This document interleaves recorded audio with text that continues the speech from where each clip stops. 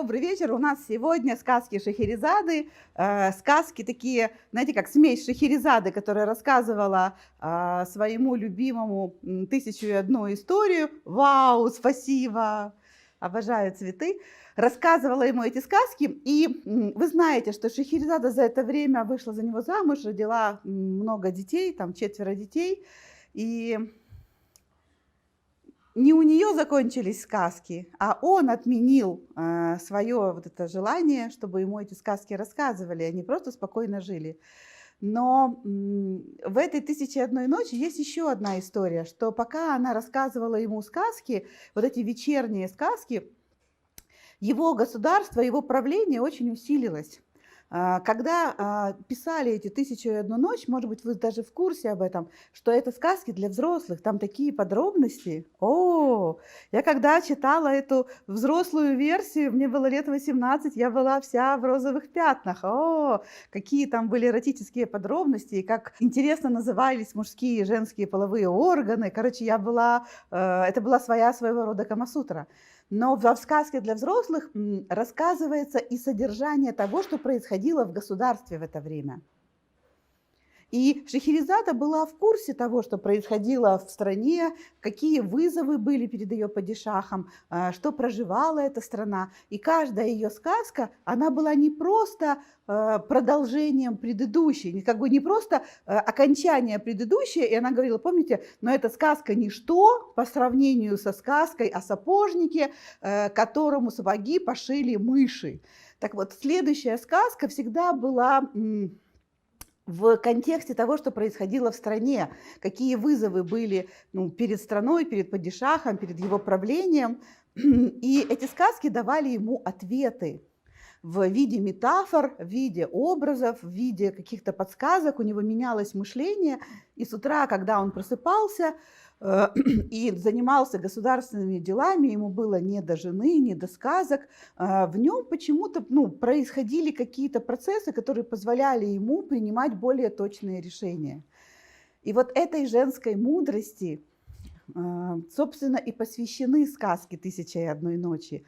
Но когда эти сказки адаптировали для детей, вот эту главную историю, главное содержание было утеряно, и остались сами сказки, которые сами по себе тоже очень интересны. В них есть завязка, в них есть история, в них есть некий вызов, некий вывод. И эта сказка служит развитию нашего мышления. Но сегодня я вспомнила об этих сказках «Тысяча и одной ночи», потому что то, что мы будем рассуждать сегодня, это оно. Сегодня я буду рассказывать вам сказки, которые повлияют на ваше мышление. Они повлияют на то, как вы воспринимаете мир, воспринимаете себя в мире. И поскольку мы будем брать только один аспект денег, они будут заточены только на одну тему, вашим домашним заданием будет додумать эти сказки до своих логических окончаний, увидеть, как это изменит вашу реальность, как это ответит на те вызовы, которые сегодня есть в вашей жизни. И когда это с вами произойдет, переложить эту сказку на моем языке, экстраполировать эту сказку на другие сферы своей жизни и увидеть, что эта же схема работает и в сфере партнерских отношений, и, может быть, девчонки, работает в сфере построения. И я буду вместе с вами рассказывая эту историю, я тоже доведу ее внутри себя до логического конца и переложу например, на свою стройность. У меня уже есть очень интересные результаты в вопросе с телом, и они так, как я хотела, происходят. Я хотела добраться до тех корней психологических, глубоких, которые делают меня такой полной. Я не хотела идти в спортзал, я не хотела идти на диету. Я все это пробовала в своей жизни, и результат был всегда минус, а потом в 2 раза больше плюс. Я хотела добраться до того внутри меня, что держит это. И я нашла. И сегодня я буду говорить на более понятную мне тему, а точнее на очень понятную мне тему, на тему наших отношений с деньгами. И для того, чтобы этот рассказ начался, у меня будет как бы первый пункт. Давайте с вами посмотрим вот на что.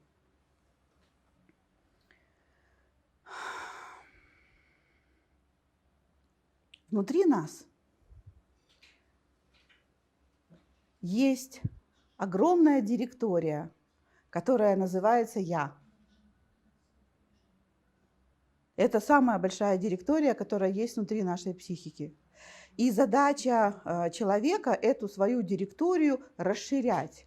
И когда мы думаем о том, ну, что такое я, там есть и я мама, и я жена, и я подруга, и я киевлянка, и я женщина, и я, не знаю, там, национальность, и я житель планеты, и я любитель, не знаю, ну как я любитель колбасы. Да, у меня в холодильнике лежит из Турции, очень вкусная. И я не любитель, не знаю, там, перловой каши, и я любитель собак, и я не любитель кошек. То есть наше «я», оно большое, потому что оно имеет отношение к очень разным объектам и субъектам. И чем больше наше «я» становится, тем взрослее мы становимся. Чем больше у нас есть каких-то отношений с разными, с разным миром.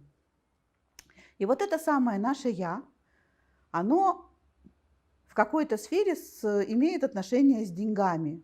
То есть деньги – это тоже директория. То есть в нашей голове это некий файл. Просто мне не хочется говорить, что это файл, потому что это больше, чем файл. Это не портфель, это реально целое облако, в котором все про деньги. Согласны с этим?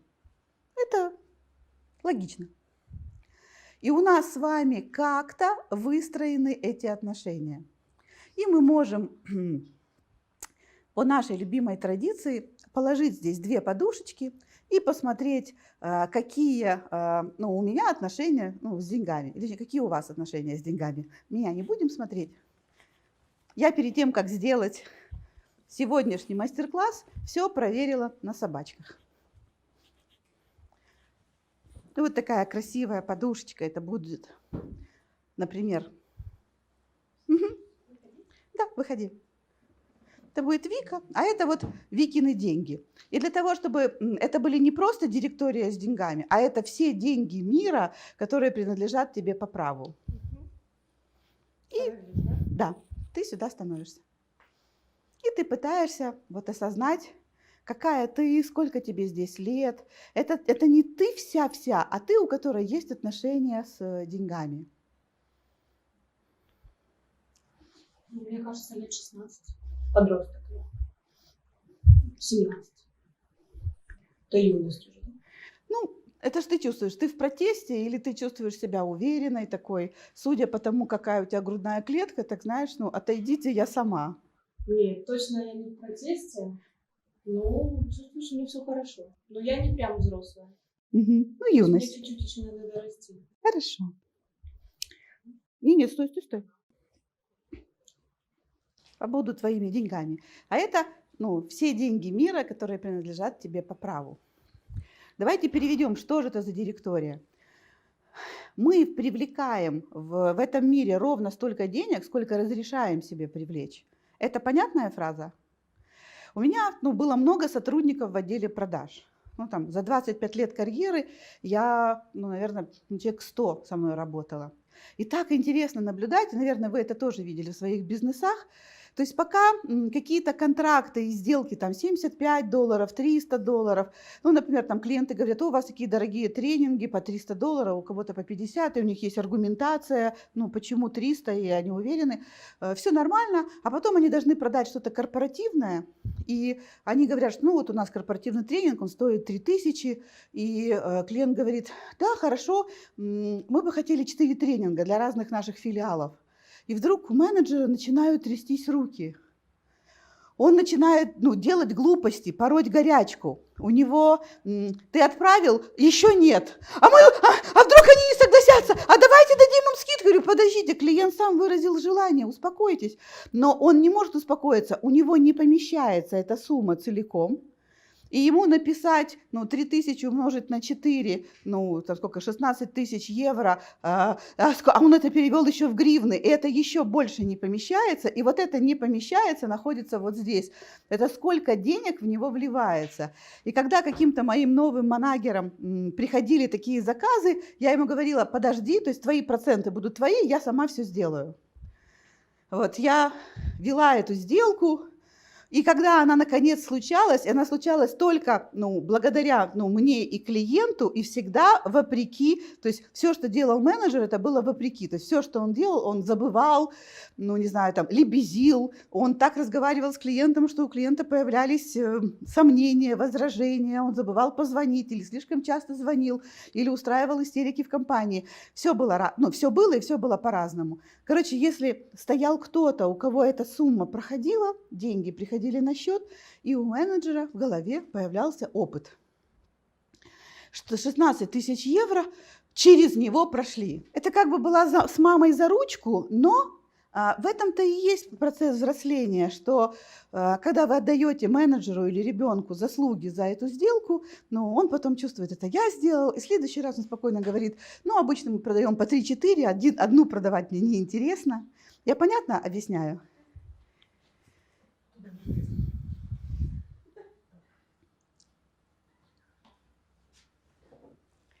Итак, для вновь прибывших, привет, девчонки.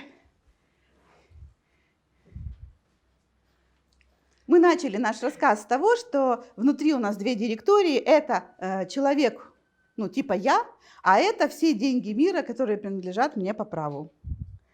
И вот я становлюсь, Викиными деньгами. И первое, что я, как деньги, хочу тебе сказать: fuck you, солнце мое, fuck you. Причем с такой любовью. Я чувствую себя папой. То есть, и я говорю: нет, родная моя, ты до больших, хороших денег не доросла, мала будешь. И теперь это то, с чем мы имеем дело. И вся психотерапия имеет с вот этим дело. То есть с невыросшим клиентом, у которого деньги заблокированы какими-то убеждениями. И мы можем с вами сейчас хорошо пообсуждать, что Вика сама виновата. Сама виновата, психотерапия не используется, и я не обвиняю ее, я просто хочу показать, что ответственность здесь. И желая иметь внутри себя контакт с папой, а контакт у тебя только через деньги, то есть в основном через деньги, понимаете, о чем говорю? Близость с отцом. Там много папиного внимания, там много папиной любви, там много папиной, заботы.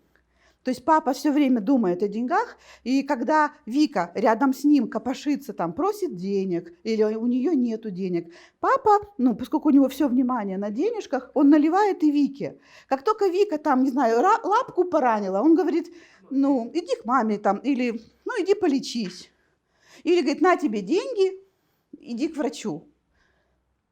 И ребенок, он прекрасно чувствует, где реальный контакт у родителя. И пока мы будем вот так вот обнаруживать Вику, которая держится за папу через то, что у нее нету столько денег, сколько ей надо, мы будем 100 лет с тобой терапевтироваться, разбирать. А теперь о чем мастер-класс? Вообще, откуда он взялся? Он взялся как следствие коучинга про гармоничные отношения. Там у людей хорошие результаты.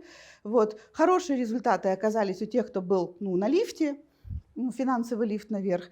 И я просто поняла, что я этим рассказывала на лифте про отношения с папой и с мамой и с родом.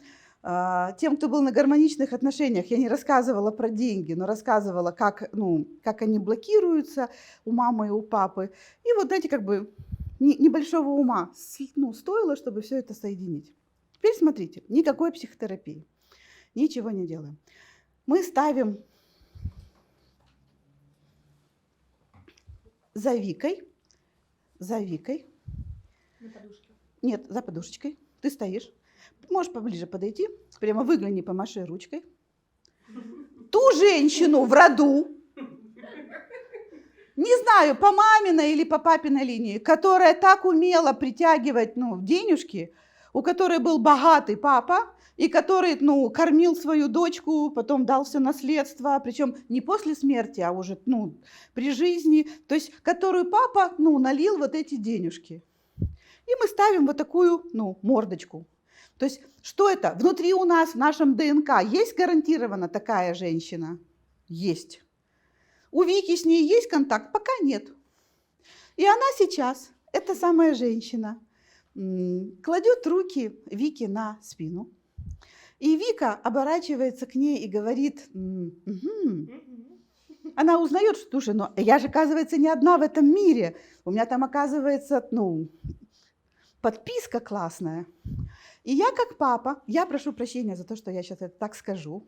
Юра, закрой вообще уши. И мне немного сыкотно становится, потому что женщина, видно, по роду старше меня, потому что я себя чувствую таким пацанюрой, который зажрался, который, знаете, сидит как Скрудж Макдак на этих деньгах, но эксплуатирует дочку. Короче, ну, меня будто бы мозги пришла женщина и промыла, знаете, такая, ну, мать или бабушка, сказала, ты чё, ну, мне такой, знаете, подзатыльник.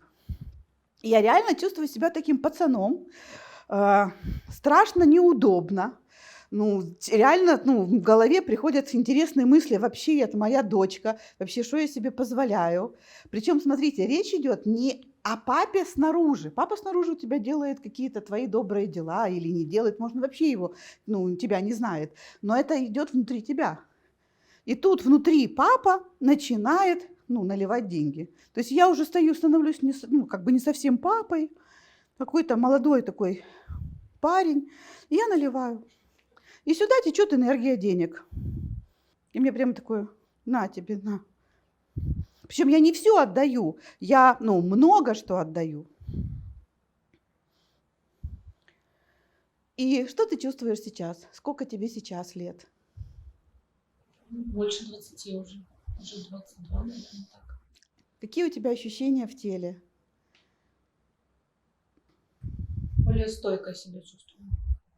Более уверенно на ногах стою, наверное, так. И, ну, просто взрослое чувствую, наверное, так.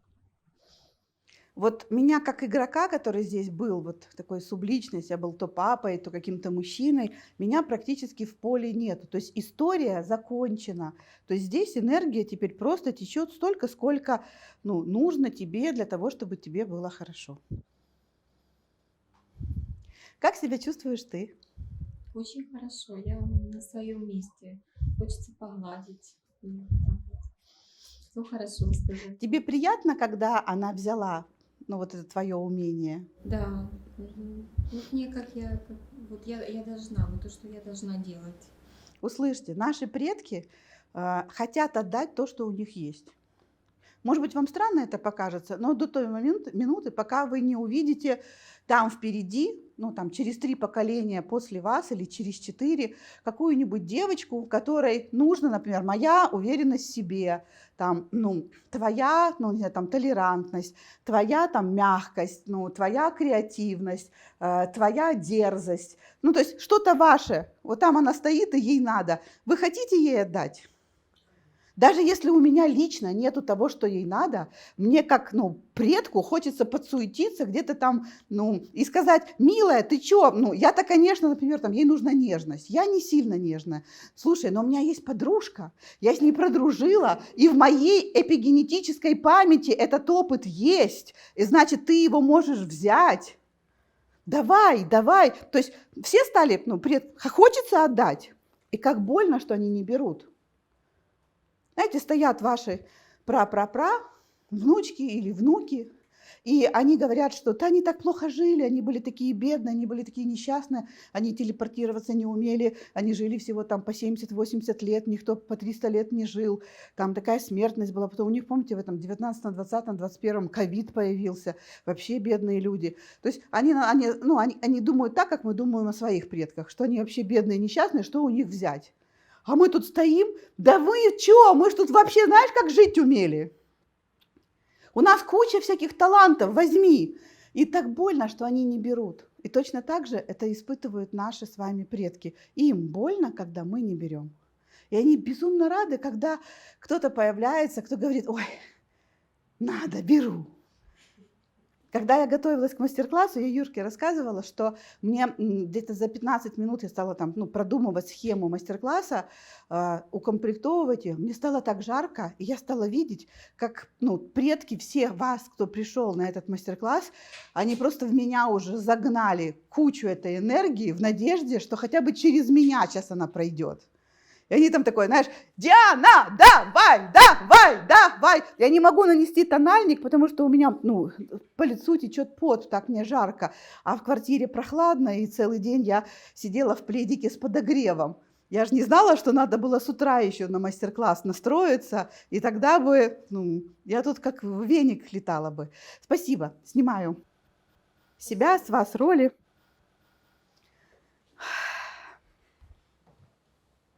Что скажете об этом?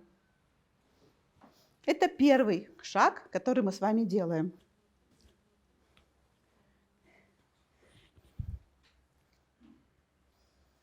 Меня интересует и тех мнения, кто в зале, и мнение тех, кто в онлайне. Пока еще никто не написал, что это запись или нет.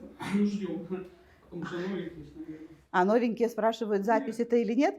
Да, Сегодня 4, да? 4 февраля 2018 года. 21-го. Так, тут девушка написала, как и что брать, и об этом знать. Здесь в работе что было? Здесь стоял клиент, здесь стоял его все деньги мира, которые принадлежат клиенту по праву. То есть здесь было все деньги мира, которые принадлежат Вике по праву. И было видно, что деньги, говорят таким голосом папы, что обойдешься, не дам, ты еще маленькая, там, тебе это будет вредно. И мы поставили ту женщину, которая умела так обращаться с папой. Вы можете, сейчас увидите там дальше, вы можете просто поставить, так называемого ресурсного предка. Зачем? Не обязательно знать. Вообще не обязательно знать. А вот зато обязательно ресурс. Я могу не понимать, в чем проблема. Например, там сегодня работала с девочкой, она говорит: я зарабатываю хорошие деньги, я могу накопить 100 тысяч, как только приближается к этой цифре, я вначале там до 80, потом до 70, потом до 60, до 50, там до 40, вот где-то там уже 30. И тогда, говорит, я прихожу в себя и говорю: хух! Причем, говорит, то, что я купила, за эти 70 тысяч, это не квартиры и не машины. Но он говорит, я там, говорит, слушай, прямо узнаю брата Колю. Я говорю, конечно, так, у меня другая схема, но тоже потом не понимаю, на что я потратила эти деньги. Она говорит, вот и я, на что-то такое приятное, что, не знаю, как-то жить было хорошо, а, имущества не осталось. И потом, снова поднимаю до 100. Я говорю, что ты хочешь? Она говорит, слушай, а можно, чтобы не до 100? Можно там будет, 300, или 500? Я говорю, а может, как-то, чтобы сберегать? Она говорит, не надо, мне нравится тратить. Я просто хочу, чтобы вот больше накапливалось. Я говорю, то есть тебе, говорю, горка такая с большим трамплином. Она говорит, вот как-то так. И мы ей ставим ресурсного предка, и вы сейчас увидите, мы будем делать это упражнение, и она получает, этот доступ. Она говорит, говорит, 300 нет, там, что-то 200, там, с хвостом у нее получилось. Там, типа 240, 250. Она говорит, вот больше прямо чувствую, что пока нет. Что вы скажете? Как вам этот опыт? Поговорите со мной или никак? Предвкушение. Я хочу предвкушать. Я же уже вот что-то сделала. Хочу узнать, ваше впечатление. Молчите, ладно. А вот на месте денег обязательно тоже кто-то из близких? Папа или мама чаще всего? Или нет? Стань. Только тебя увидит весь мир. Ну и ладно. Ну и ладно. Итак, это Таня. Это я. Да, это Таня. А это все деньги мира, которые принадлежат тебе по праву. Я буду снимать и одевать свои басалаптики. И я буду... Хорошо ассоциируешься с деньгами мира. Да я себя как дома чувствую, даже никак. Я такая женщина. Я раздвинула ноги, у меня такая горячая вагина, я занимаюсь сексом, и мне очень сладко. И мне прямо, ну, вот сладко и все, ни о чем другом, ну, не думаю. Какие-то там деньги, шми деньги, у меня все об этом не важно. Мне важно вот только мое сексуальное наслаждение, сексуальное удовлетворение. И нам не надо знать твою реальную ситуацию, нам не надо знать даже, что это за метафора. Нам даже Точно не надо знать. если я сейчас полезу узнавать, то мы полезем в очень интимные Хорошо, то есть темы. там вот в какой-то вот в таком экстазе все деньги мира мои. Да, твои деньги мира, и это то, что не дает тебе получать все То есть свои это деньги. нереальный человек даже. Это просто А, какое-то состояние. Если тебе надо, пожалуйста. Мужчина, женщина, ребенок. Это женщина, старше, младше, ровня. Это ровня, это ты. Ну, это ты, да. Это твое качество, да, быть удовлетворенной жизнью и сексом, и прямо быть вот 100% в удовлетворенности. И ты можешь себе подумать, а насколько я вообще удовлетворена, или люблю я быть удовлетворенной, или я по жизни играю в игру, что, знаешь, все хорошо, но... И такой начинается списочек. То есть ты можешь увидеть свою игру, и мы можем психотерапевтически, работая всеми лучшими методами, все это распаковать. А можем этого не делать. Понимаете, в чем? Да. А можем этого не делать, а можем поставить ресурсного предка, пойдешь, который мог вот так вот получать деньги, да. Которая наслаждалась жизнью, и к ней пришли все деньги. О, и у меня потекло вообще, не могу даже слова сказать. И у меня прямо из вагины потекли, денежки. Фух. Смотрите, получается, что мы с вами находимся в такой системе, которую можно назвать короткий путь. То есть мы не разбираем, не распаковываем травматический опыт, мы вообще им не интересуемся, мы сразу ставим тот ресурс, которого не хватало, из-за которого этот травматический опыт появился. Давайте, теория про травму. Кто-то когда-то сказал Тане, что жизнью наслаждаться на 100% нельзя. Что это типа нереально или невозможно лично для тебя, а кому-то может быть возможно. Может быть, не с нашим еврейским счастьем. Мне часто говорили, все плохо живут. Например. И вот ты взяла в это, поверила.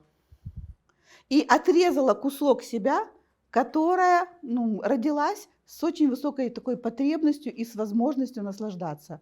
Или, как говорят астрологи, с сильной Венерой. Это факт. И вот эту сильную Венеру ты так дрынь, отрезаешь, и она тебе все время стучится, то есть эта часть психики стучится. Из-за того, что ты ее не принимаешь, у тебя не хватает столько денег, сколько принадлежат тебе по праву. Мы только что с помощью предка вернули тебе твою недостающую часть, и из меня уже, собственно, все вытекло. Здесь нету никакой наслаждающейся женщины. То есть, если там совсем про расстановки, то я уже сюда так тынц втекла.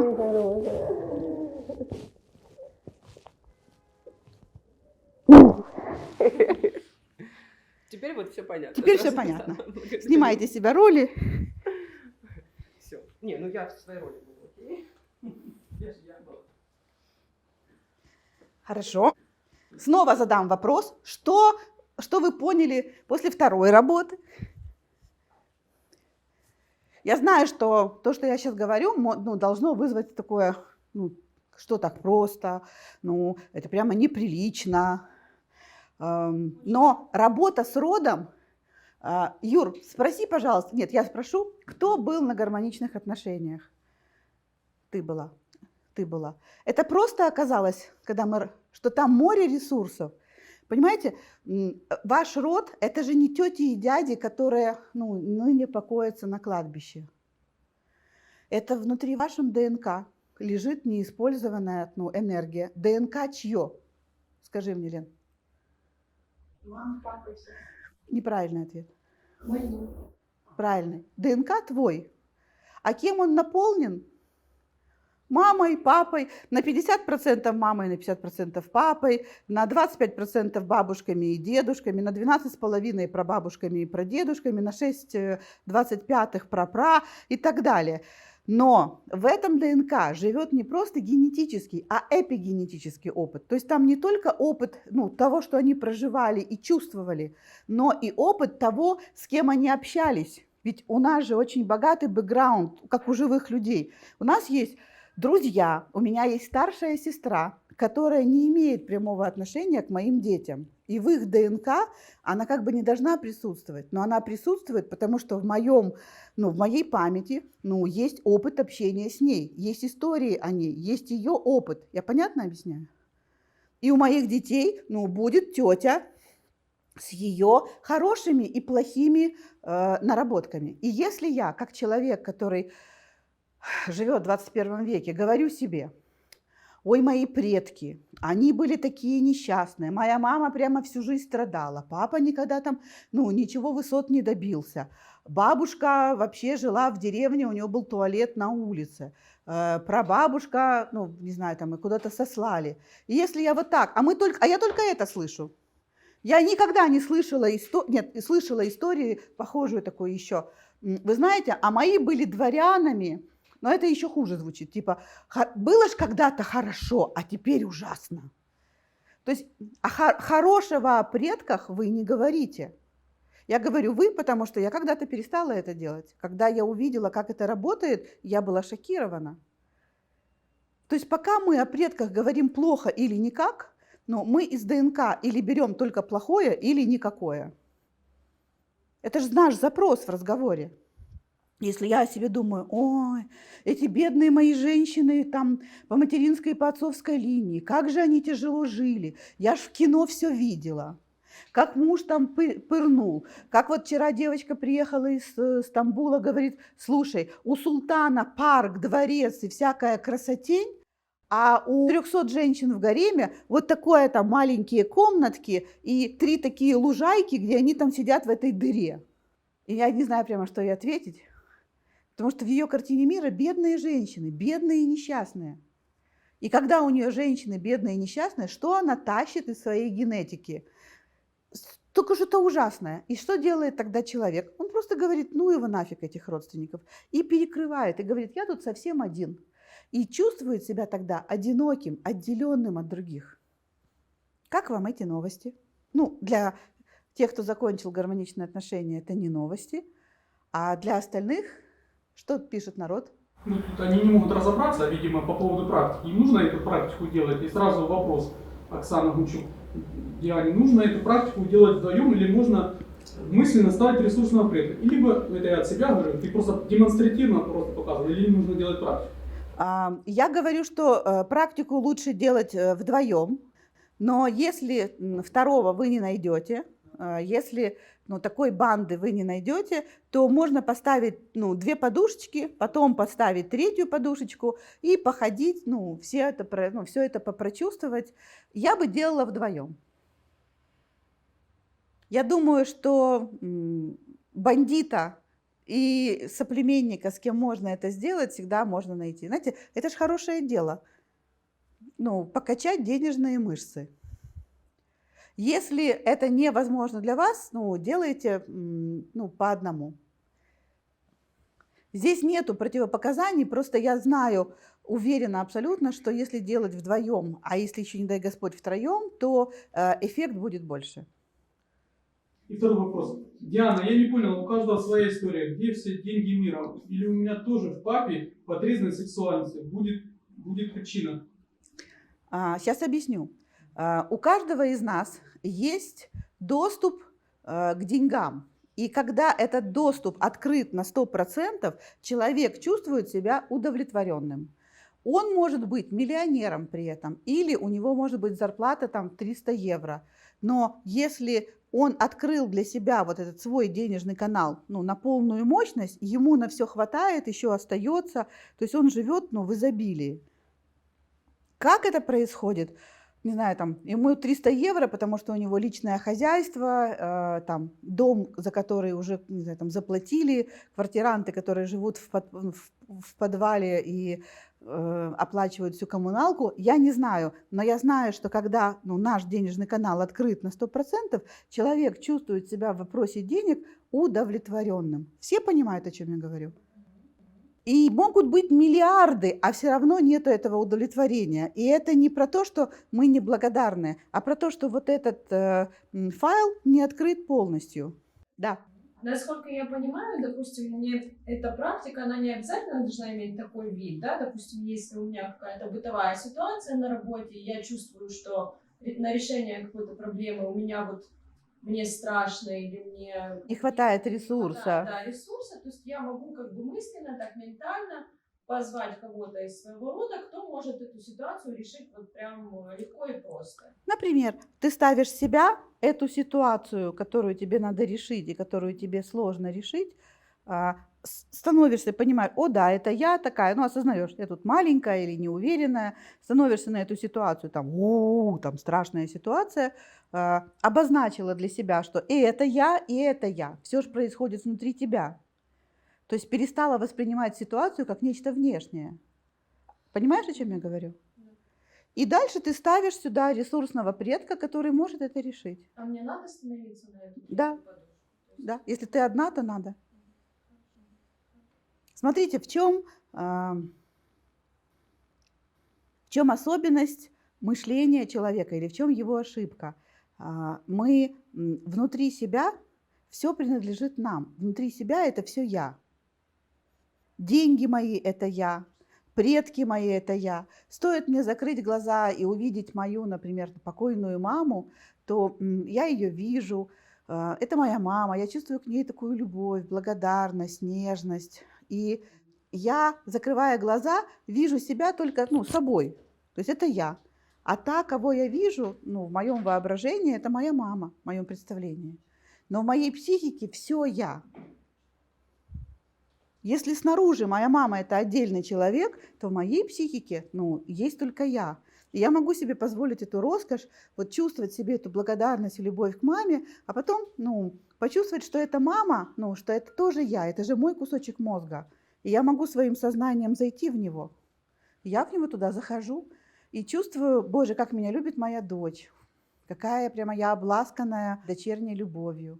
И мне как маме очень приятно. И я защищаю свою девочку, я ее оберегаю, я даю ей советы, я прямо трясусь над ней, прямо моя принцессочка, моя красавица, даже не принцесса, у меня королева, потому что она у меня там взрослая. И тот процесс, и тот файл находятся внутри меня. И что я сделала? Я посмотрела, какие между ними связи. И там идеальная связь. Но не все у меня внутри идеально связано. Есть у меня участки мозга, где нету контакта, где нету вот этих соединений, аксонов. И то, что мы делаем здесь, мы соединили этот участок мозга, который называется «я», с участком мозга, который отвечает за то, чтобы в мою жизнь привлекались деньги. Кому непонятно, пусть спросят, что конкретно, чтобы я могла рассказать. Хорошо, может быть, тут есть добавились люди с фестиваля, те, которые новые. Я не вижу, что новеньким не совсем все понятно быстро. То есть что-то. Тут наши девочки не помогают, но все-таки. Давай. То есть, там девушка одна спрашивала, Дарья, то есть, если через раскрытие сексуальности можно увеличить финансовый поток? Конечно. Можно через раскрытие сексуальности увеличить финансовый поток. Но сегодня мастер-класс про другое. Хотя результат будет тот же, просто больше энергии жизни. Можно поднять эту энергию через сексуальные практики. И если кто-то из вас хоть что-то смыслит в сексуальности, то... А кто, кстати, был? Вот были же на коучинге по сексуальности здесь. Мы с вами что делаем? Мы поднимаем сексуальную энергию по позвоночному столбу наверх вот сюда. Когда мы это делаем в физическом плане, в тонком плане, в энергетическом, мы открываем каждую чакру. 1, 2, 6, 7. 7 поколений предков, о которых говорит современная генетика, что у человека есть в активном доступе контакт с 7 поколениями предков до него. Они просто открытые книги лежат. Это 276 человек. Эти 7 поколений составляют нашу семью. это наше 7 «я», 7 наших энергетических тел.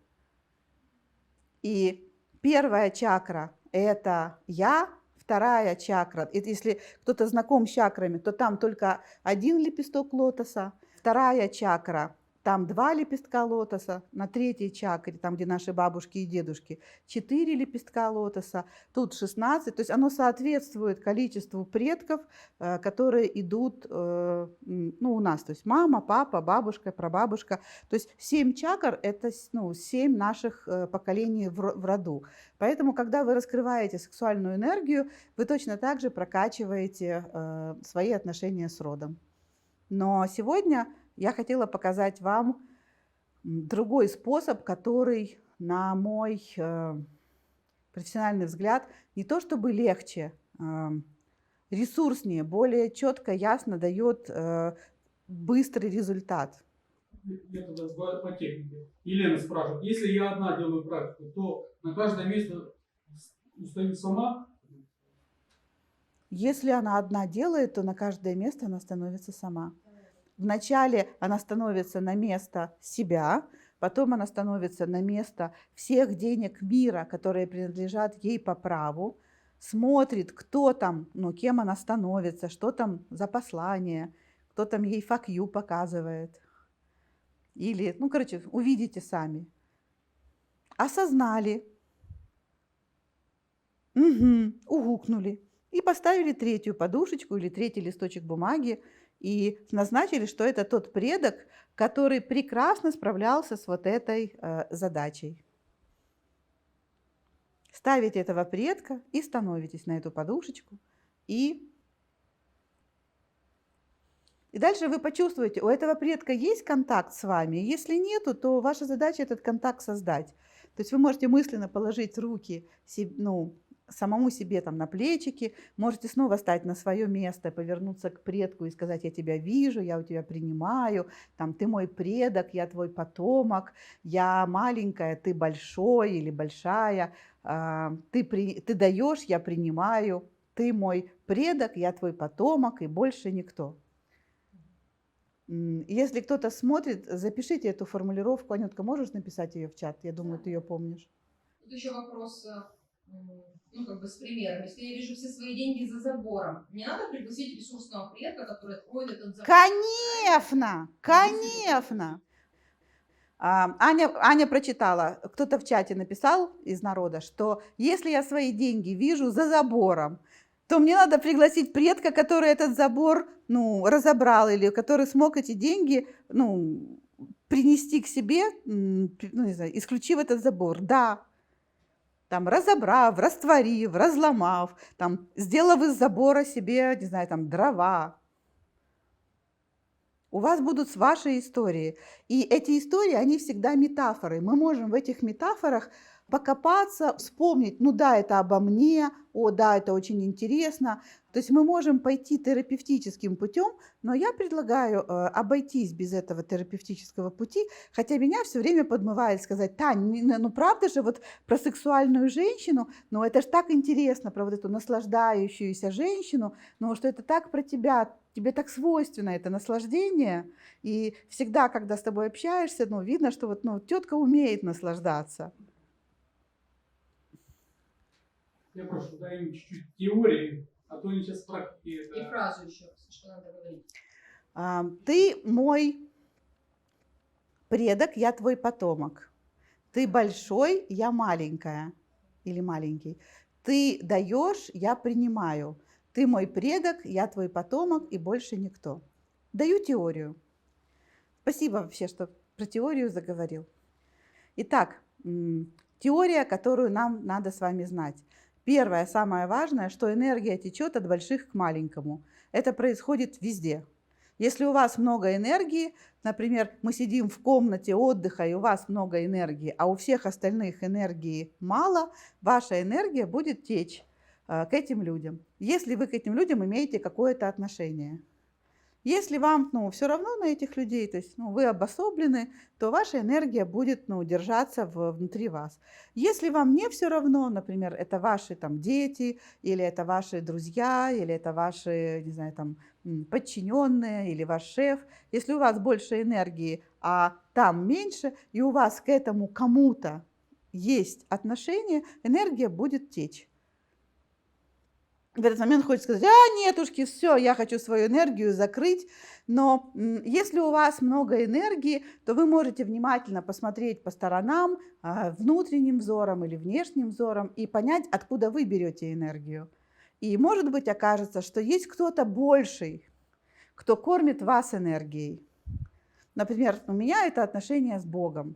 То есть у меня есть внутри вера в Бога, она настоящая, это не из головы, то есть не ментальная конструкция, а нечто сердечное. Для меня Бог – это нечто большое, сильное, любящее, влюбленное в меня, помогающее мне. И это нечто очень живое или некто очень живой.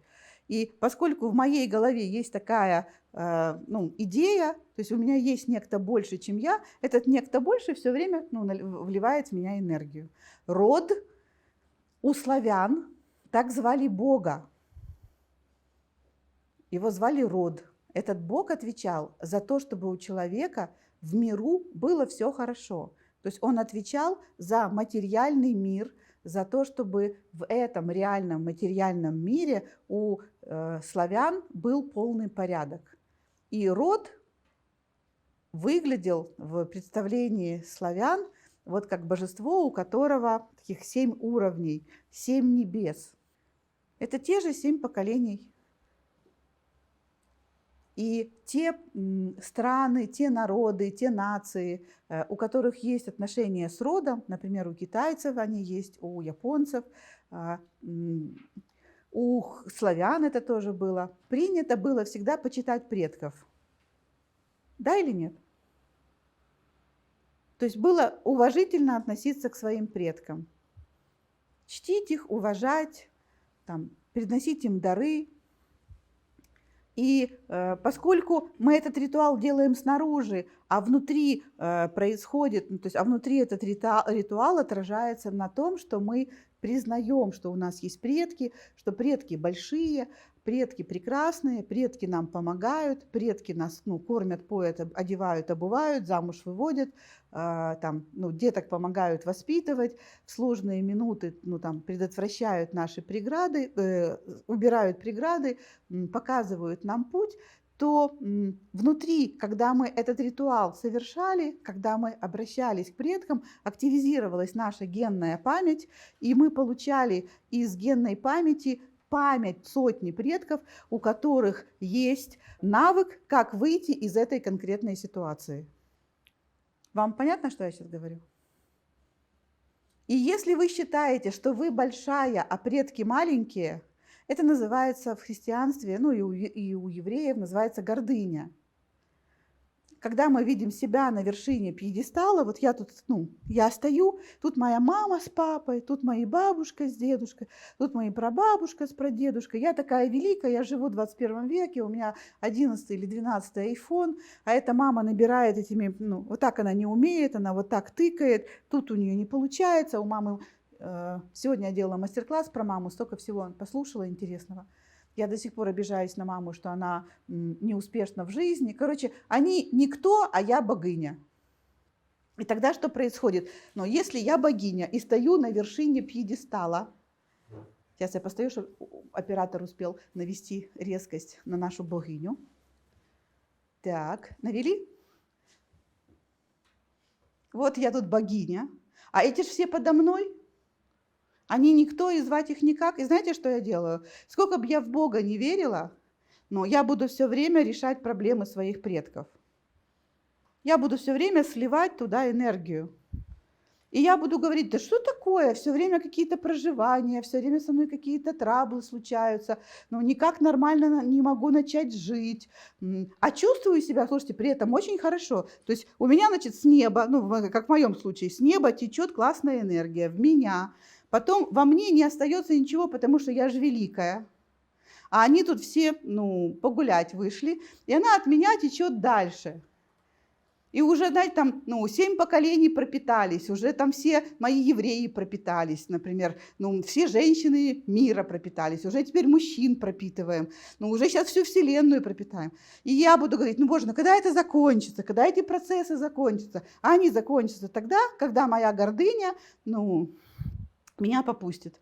Или когда я пойму, что я, чувствую, что я великая, а они все никто. Муж никто, мама никто, папа никто, клиенты никто. У меня есть школа тренеров, и я учу моих мастеров, тренеров, что когда мы работаем с клиентами, я вот такая, клиент вот такой, а тот Бог, с которым у клиента надо выстроить отношения, это огромная вселенная. Только тогда я могу помочь клиенту. Если я чувствую, что я великая, а эта вот шмакодявка ко мне приползла, заплатила мне деньги, и сейчас я со своего величия помогу клиенту, у него будет тоже бесконечный процесс. Он будет снова чувствовать себя маленьким, что только кто-то другой может его спасти, у него может эта ситуация разрешиться, у него поднимется вторая ситуация. Он никак не вырос, он снова остался в переплетении, он снова маленький, и только великая Ма его может спасти. И мы кормим, его ничтожность и мою гордыню. И мы так, пока у него деньги не закончатся. Причем я такая великая, я его спасаю, у него что-то улучшается, а изменений ни у меня, ни у него нет. То есть процесс не заканчивается. Пока я мама или пока я великая, а он маленький. Вот вам про гордыню. А на самом деле...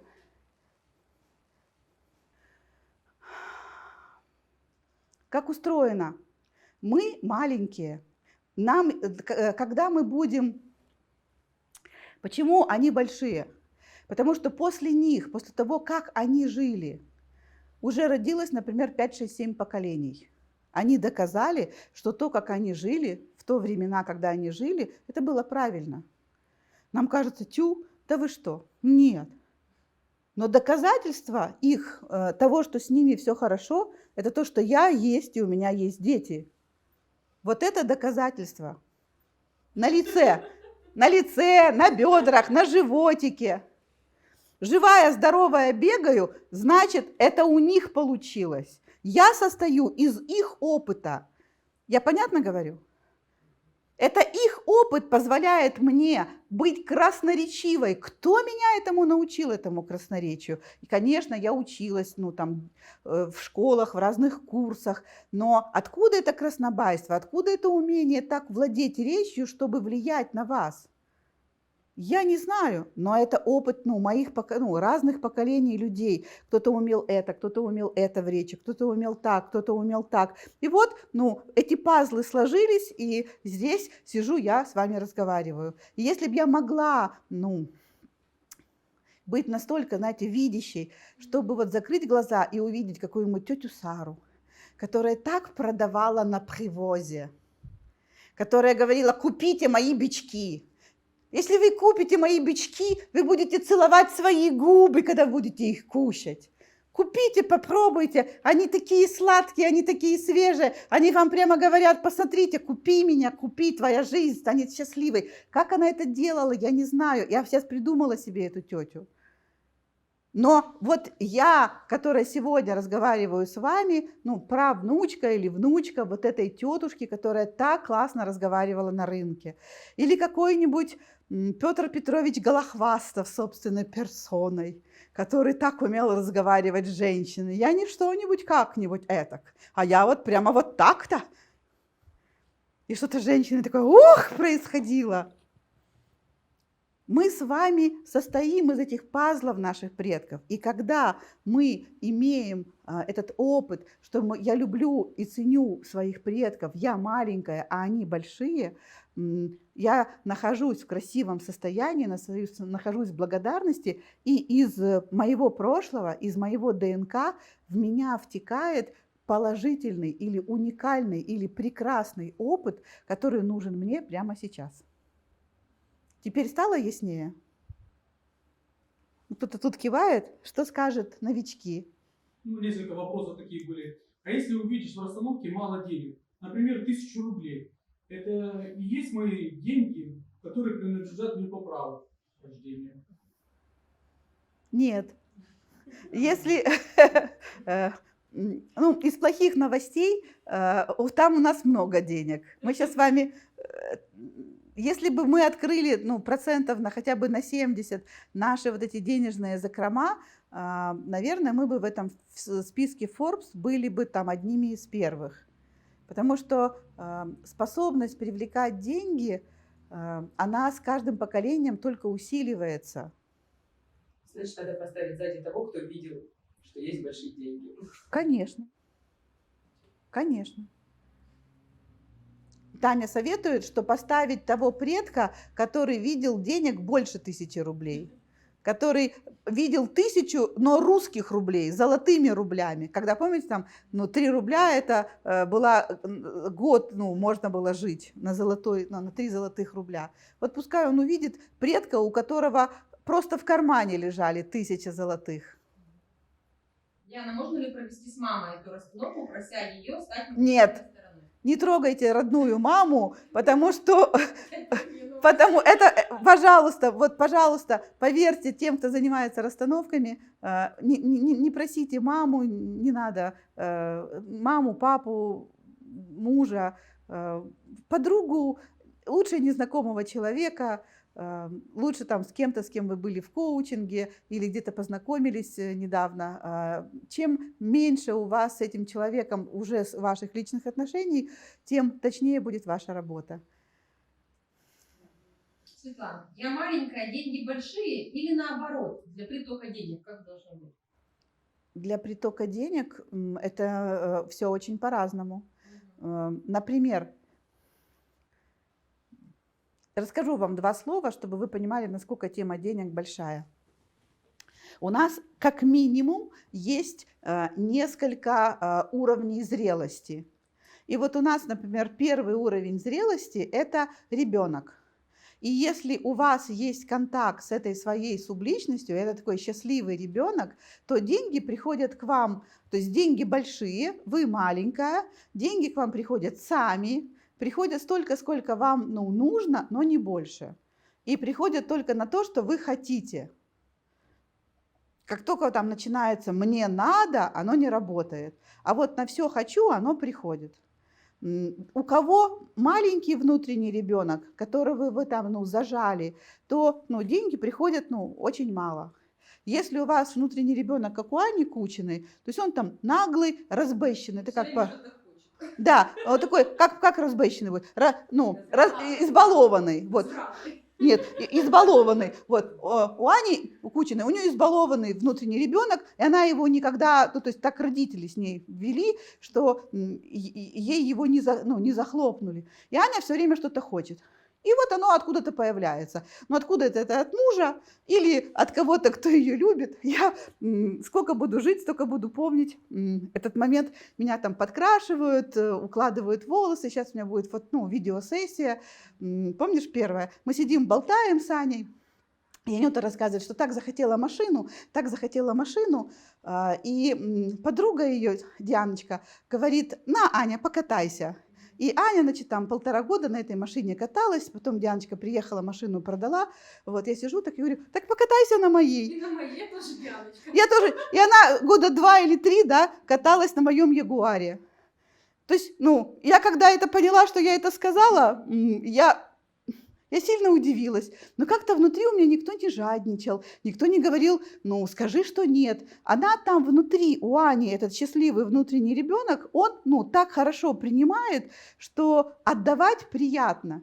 И человеку приятно отдавать, и миру, и Богу. Я понятно? И потом откуда-то появилась уже собственная машина, она как бы типа Юрина, но Юра работает возле дома, и почему-то, машина теперь на ней катается Аня. Я правильно понимаю историю? Юра сказал: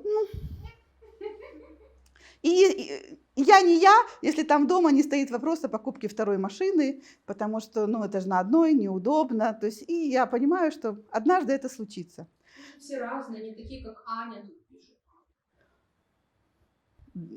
Мы все разные, не такие, как Аня. И что? Я рассказываю вам, как работает, как приходят деньги, когда у вас есть внутренний ребенок.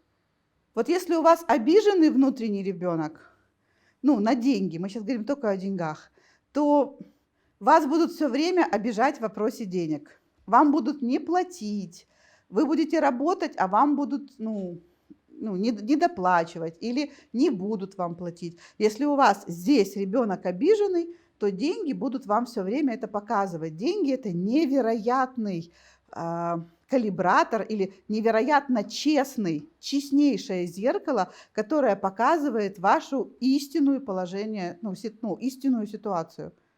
Это самое, мне кажется, честное из всех материальных энергий во Вселенной. Вот они всегда скажут все как есть.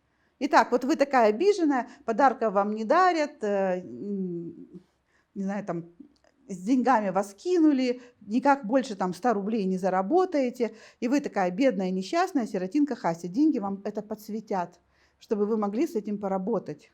Не чтобы вы могли в этом сидеть и плакать, а чтобы вы могли с этим поработать. И у вас есть травмированная часть, внутренний ребенок, да, и есть счастливая часть. Вот у счастливой части, если вы ее увеличиваете, если вы ее, над ней работаете, ее там расцветаете, нормальное слово. И на коучинге про гармоничные отношения у нас есть, один день, где про отношения с собой, там всегда про внутреннего ребенка. Как исцелить внутреннего ребенка, как помочь внутреннему ребенку? Да-да-да, смотрите, это не тема этого мастер-класса. Кстати, на следующую неделю в четверг у нас будет про отношения с самим собой, это будет про отношения с внутренним ребенком. Будет бесплатный мастер-класс в четверг на моем YouTube-канале. Можете заглянуть в эту тему. Эта тема не на 5 минут. Эта тема, самая важная. Для того, чтобы сделать ваше понимание очень ясным, я хочу сказать, что 80% психики человека – это внутренний ребенок. 80% ваших решений в своей жизни, ваших отношений к жизни, к миру, ваших ценностей, сценариев мы сформировали до 7 лет. 80%. У многих людей это 100%, те, которые, знаете, потом вообще не развивались. Такие люди тоже есть.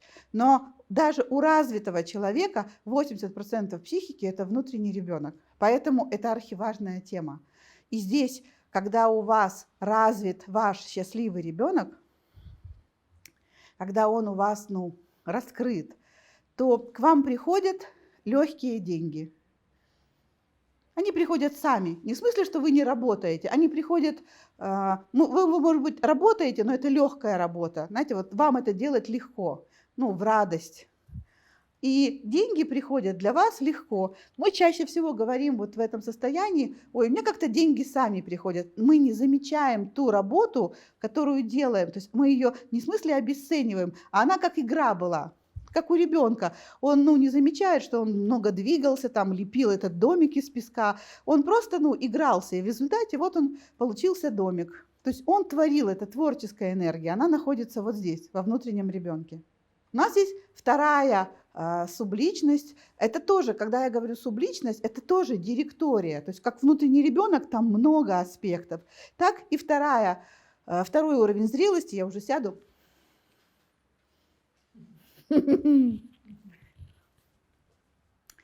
Это подросток. Это та наша часть, которая думает, что я очень классный, а вы все не очень классные. Это тот, кто борется за свои права, тот, кто доказывает, что я не я на рубль дороже. Те, кто чувствует, что весь мир против меня, но я вообще ни разу не сдамся, нет такого во мне места, чтобы сдаться. Многие из вас переживали этот подростковый период, но внутри нас этот подросток, он всегда живет. И он отвечает за то, чтобы держать удар, чтобы идти туда, куда я хочу, чтобы двигаться туда, куда другие говорят, не нужно идти. И истоки лидерства, вот лидер как некое явление, они находятся здесь. Потому что здесь зарождается возможность и потребность слышать, что я хочу, и держать это внимание на себе, даже когда весь мир против. И если ваш подросток у вас жив-здоров, то на такого подростка приходят деньги, которые в борьбе рождаются. Мы напряглись, мы собрались силами, мы всех победили, мы команда, мы банда, у нас есть конкурент Вася, Петя и Жора, и мы всех их победили, мы первые. Ничего, что Вася, Петя и Жора об этом не в курсе. Это мы внутри нашей компании знали, что они наши прямо злейшие враги, мы с ними конкурировали. Это энергия очень быстрого роста. И на такую энергию, на такое поведение приходят быстрые деньги. Вот то были легкие, а это быстрые, когда нам нужен большой рост, когда нам нужно быстро вырасти. В бизнесе мы называем это V-образной кривой, это второй этап развития бизнеса, когда нам нужно вертикально вверх. Рост продаж, рост рынка, захватить рынок, расширить рынок. Вот это все на подростковой энергии делается. Но если ваш подросток раненый, например, он просто воюет со всеми. Я знаю одну женщину, она просто со всеми воюет. Я читаю ее очень часто на Фейсбуке. Вот. Да, и я просто кайфую. Она просто в войне. То есть в войне с бывшим, в войне с мамой, в войне с миром, в войне со всеми. Вот. И она миру говорит, ну, fuck you, fuck you, fuck you. Ну, и мир говорит, ну да, ну мы пошли, ну мы пошли. И пока она не увидит, что это ее раненая, ну, девочка, ну, что она требует от тебя, а не от мира, чтобы, ну, ты заметила, чему она верна, что она всегда за тебя, и что ты ее сдаешь. И вот когда ты это у себя, ну, увидишь, ну, тебе становится очень интересно, ну, а в чем она верна? А я, ну, как я знаю, вот, ну, в чем она верна всегда? Она очень честная, она говорит то, что видит. Но сегодня она говорит то, что видит другим, знаешь, она других обвиняет. А если она скажет тебе то, что она видит о тебе, тебе не понравится. И поэтому ты не хочешь с ней, ну, пообщаться. А она очень классная, очень классная. И если мне понадобится, например, в жизни, чтобы кто-то пошел на баррикады, я знаю, кого мне подговорить.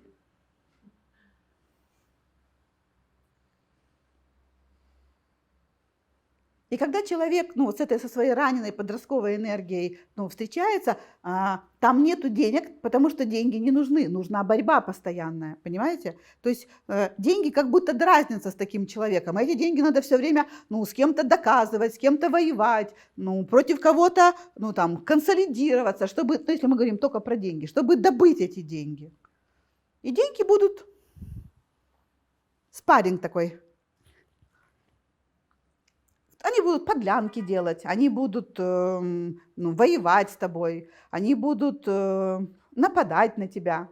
Ну, деньги как энергия или как явление в твоей жизни. Вот это подростковая энергия. Юность – это такой уровень зрелости, когда мы наконец поняли, что все в жизни зависит от нас. И это время такой обособленности от других людей, когда мы знаем, что хочешь сделать хорошо, сделай все сам или сама. И в этом есть своя прелесть, когда мы понимаем, что лучше меня этого никто не сделает. Вот если я буду фотографировать, ну вот это будет прекрасная фотография. У меня есть приятельница, которая смотрит мои фотосессии и говорит, ну вот смотри, хорошая же фотосессия, но вообще, а я тебя тогда на iPhone просто снимала, и вот это фотки. Вот когда я тебя снимаю, я говорю, ну, понимаешь, у тебя любви много в глазах. Но она говорит, ну да, ну тут, понимаешь, профессионализм не пропьешь. То есть, когда мы переходим в эту юность, то деньги к нам приходят на уровень нашей уверенности в себе, на уровень нашего профессионализма. Чем больше мы уверены в себе как в профи, или как в человеке, или как в женщине, тем больше к нам приходит денег. Простая математика. Высшая уверенность в себе, а это такой очень левополушарной уверенность, это некие факты.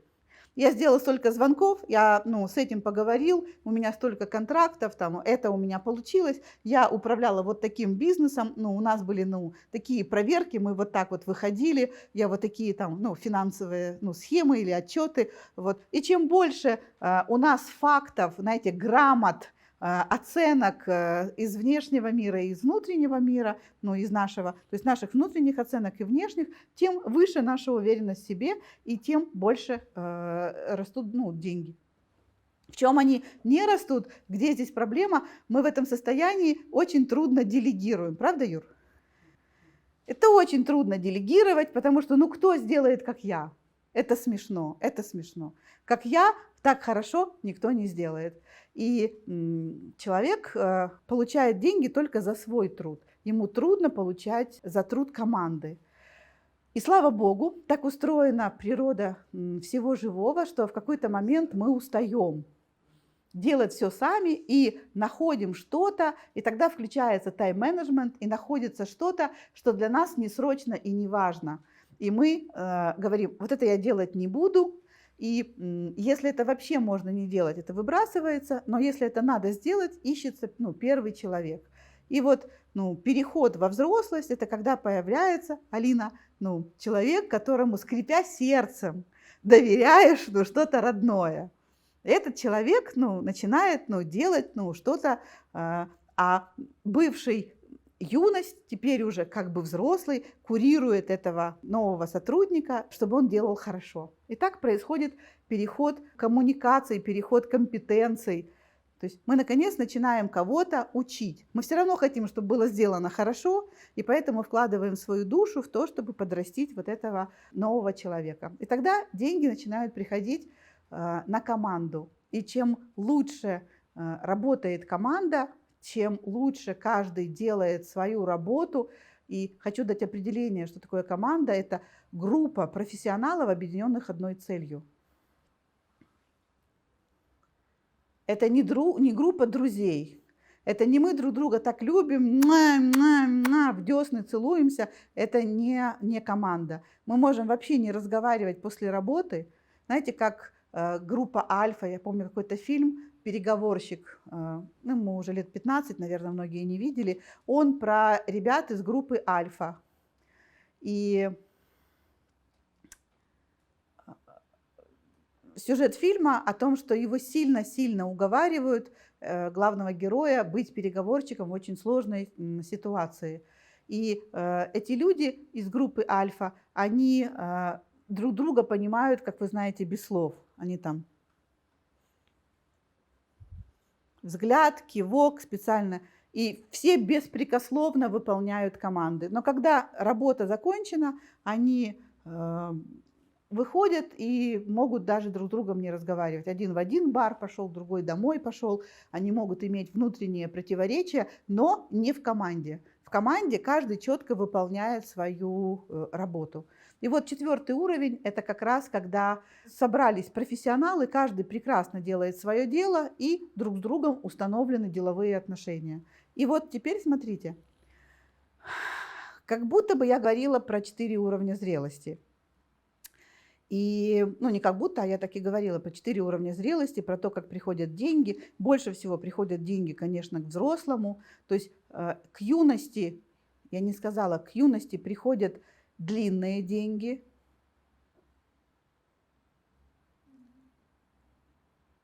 А ко взрослому приходят большие деньги. И количество денег растет в геометрической прогрессии. Если вы ребенок, у вас денег X, а если у вас, если вы взрослый, то это X в 3-й степени. Нет, 4-й, да, X в 4-й степени, то есть растет по экспоненте. Поэтому наша задача, если мы говорим о деньгах, наша задача вырасти. Вырасти невозможно, пока вы ощущаете себя одиноким. То есть большинство людей на Земле чувствуют, что я тут один, мне никто не поможет. Это вообще 0 контакта с миром других людей. когда вы начинаете строить отношения со своими предками, у вас внутри рождается ощущение безопасности. Вы физически начинаете ощущать, что вы не один, что о вас заботятся, что о вас пекутся, вас любят, вам помогают. Добавлю еще теории, которая может вас сильно встряхнуть. В совершенно другой науке, в социологии, было обнаружено, что количество контактов, которые есть у обыкновенного среднестатистического человека, это там до 300 человек. Тоже было где-то 276. И как было интересно, эти люди заинтересовались. Странно, эту цифру мы уже где-то слышали. И эта цифра – это 7 поколений людей, которые идут назад. И когда психологи, это в первую очередь расстановщики, стали это изучать, они с удивлением обнаружили, что те люди, с кем мы общаемся во внешнем мире, наша психика совершает так называемый перенос, и с кем бы ваша психика не разговаривала, то есть во внешнем мире я понимаю, что это женщина, я понимаю, что у нее есть дочь, у нее есть муж, она владеет прекрасным агентством туристическим, я знаю, как ее зовут, я знаю ее даже фамилию, но моя психика на это плюет с высокой горки, она быстренько, перетасовала колоду и сказала: так, ее зовут Лена, надо отношения с Ленкой тоже подровнять, и пусть это будет твоя сеструха. И причем не просто моя сеструха, она у меня старшая, но я много лет относилась к ней как к младшей. И вот я сижу, разговариваю с тобой, и только, обратив внимание на то, как я тебя воспринимаю, я понимаю, что я чувствую, что я старшая, ты младшая, ты моя родная сестра, и тебе нужно, еще помогать и помогать, растить тебя и растить. И я могу, узнать это в себе. И вот так наша психика делает со всеми людьми. И сколько мы эти переносы, мы их снимаем все время регулярно, и она соглашается, исцеляет какие-то отношения, и потом достает новые. У нее в колоде много интересных историй. Все, что не исцелено, психика будет пытаться исцелить. И те, кто вам в этой жизни будут помогать и мешать, это будет ваш род. И если у вас с родом хорошие отношения, то эти 300 человек, с которыми вы общаетесь во внешнем мире, эти 300 человек будут вам исключительно помогать. То есть они будут доброжелательны к вам, помогающие, и вы будете говорить, как наша Вика говорит последние полгода: Боже, меня все любят, все мне помогают, все происходит само, по каким-то причинам ее все любят, с ней все таскаются, приглашают на всякие вечеринки, все любят с ней общаться. Почему это происходит именно с ней? У нее начался процесс исцеления отношений с предками. Как вам эти новости? Да, с предками по женской линии. У тебя пока с предками по женской линии, да. Потому что у тебя исключительно, тебя прямо квохчут над тобой куча женщин. Что скажете? Спрашивали, кстати, как заканчивать это упражнение. Хороший вопрос. Сюда потекло, мы увидели, сюда потекла энергия, я это чувствую, как мне хорошо стало. Сбегали сюда, проверили, да, точно, отсюда туда течет, классно, отсюда сюда тоже течет, классно. И когда вы поняли, что процесс уже завершился, уже все, больше не течет энергия, вы тут постояли, поблагодарили всех, сказали, что работа закончена, постучали по 3 подушечкам, сказали, что вы просто подушечки, вы не мои предки, вы не я, вы не мои деньги, вы просто подушечки. Все, работа завершена. И я призываю божественное присутствие, чтобы исцелился чат. На полном серьезе. Изначально там давно был вопрос, я помню его. А если я не знала своих предков?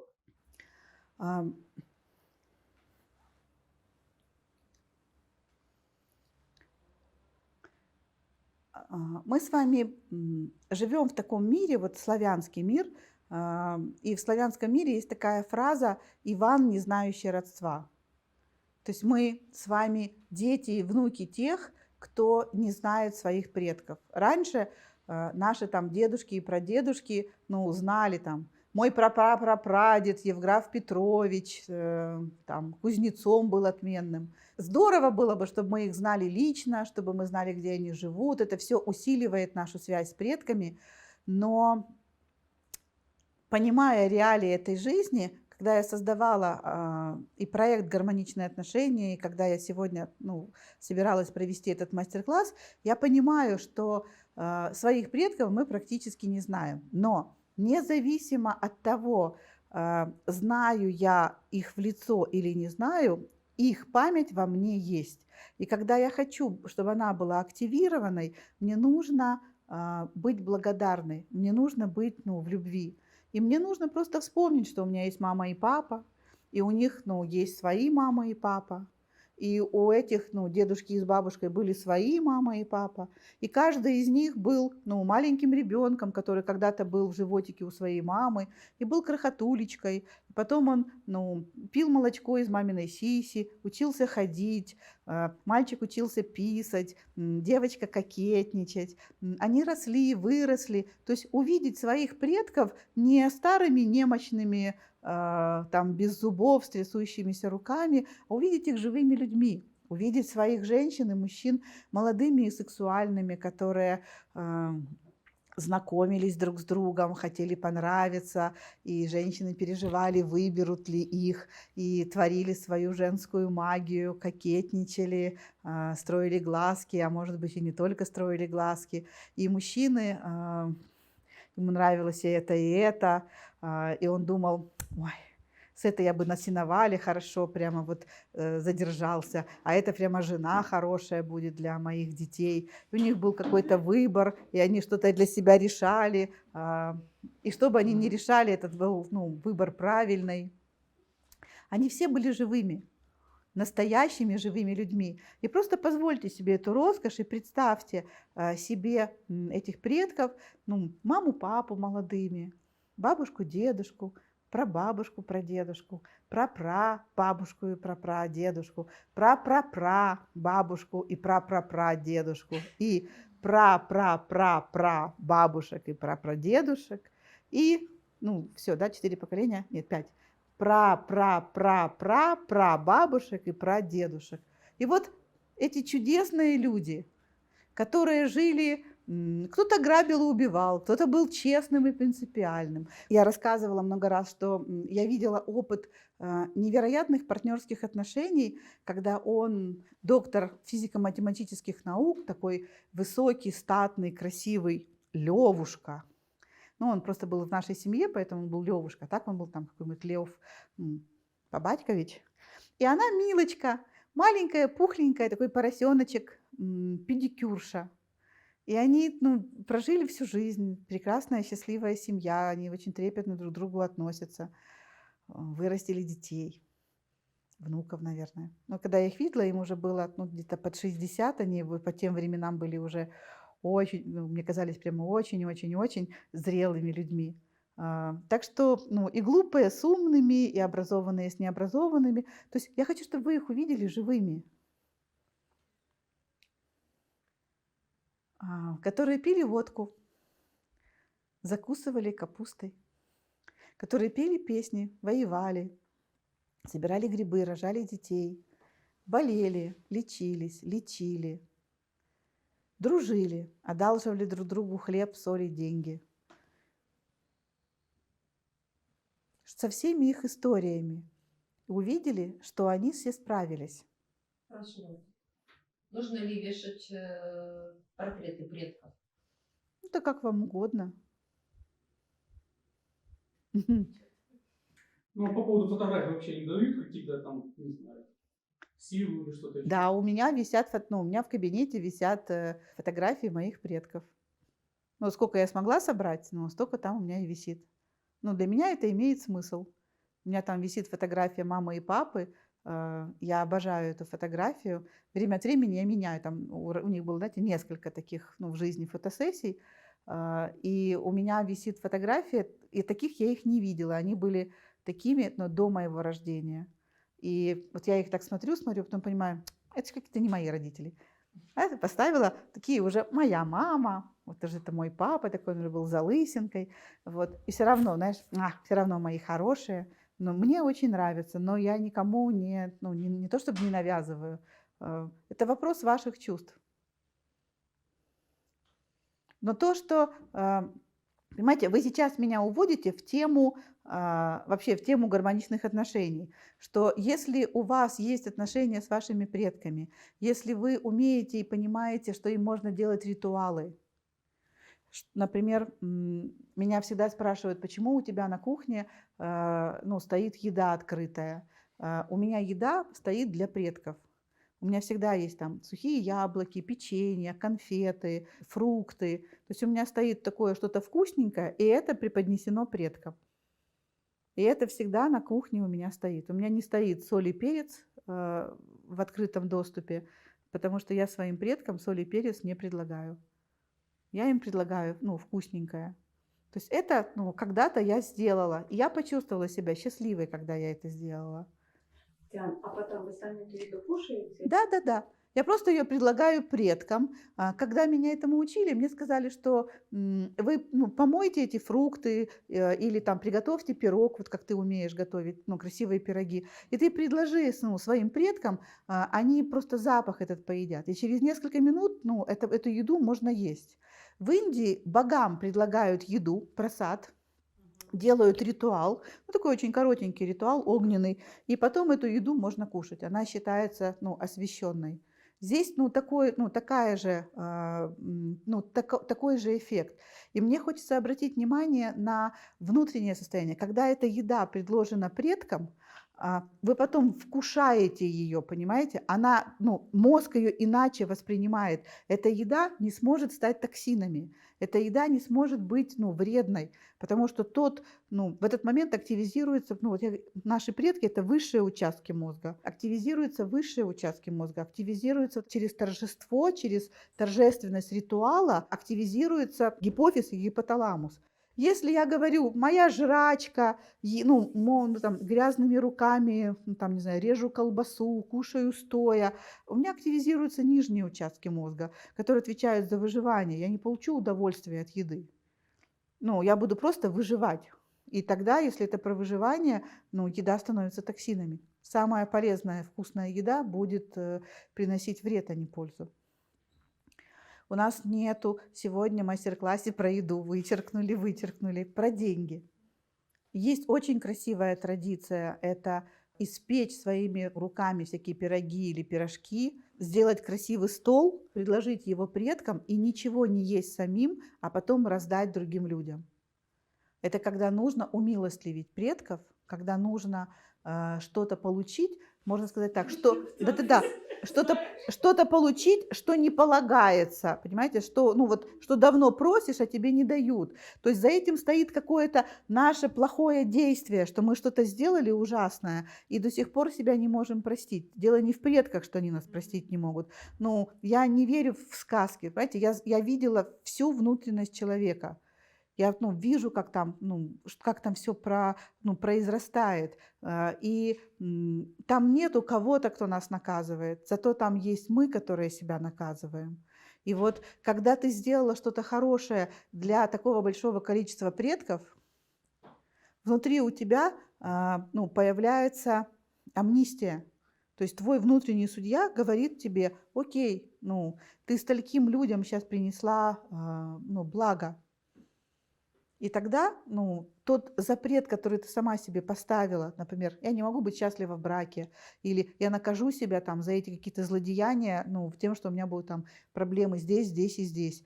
И когда ты с этим намерением исцелить эти проблемы сделала подношение роду, то внутри у тебя появляется ощущение, иногда это ощущение, что этого недостаточно на 100%, но что-то исцелилось. Иногда это: о, да, я полностью исцелила эти отношения. И все добрые дела, они, собственно, так и делаются. Но когда вы понимаете, что когда ты делаешь это осознанно, то сознание усиливает влияние этого процесса в 1008 раз. То есть если ты просто нас кормишь едой, а ты это делаешь, покупаешь, готовишь всякие вкуснятины, приносишь нам в гости, и мы это пробуем, и нам нравится, и мы, ну, счастливы, и мы тебя за это благодарим, ты уже делаешь, ну, хорошо. Но если ты вначале этот пирог, который ты в прошлый раз, ну, спекла, ну, преподнесешь своим предкам и почувствуешь, то есть, ну, это и касается не только тебя, Лен, это касается любого. Вы через несколько минут почувствуете внутри себя, что поменялась атмосфера в комнате.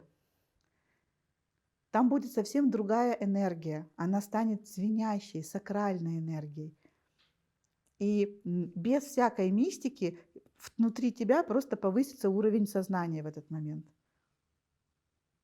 То есть если верить в мистику, то ты увидишь, как предки приходят и кушают твою еду, или слетаются, ну, энергии, они впитывают этот запах. А если просто вот совсем без мистики, просто как работает мозг, а мне вот нравится, как работает мозг, твое сознание, уровень твоего сознания, ну, повысится. И ты это, ну, будешь воспринимать как звенящую пустоту и тишину в мозгу. То есть заканчивается болтовня ума. Вопросы? Это стол жертва. Этот стол что? Жертва. Жертва... Приношение. Жертвоприношение, в смысле? Наверное, я так поняла.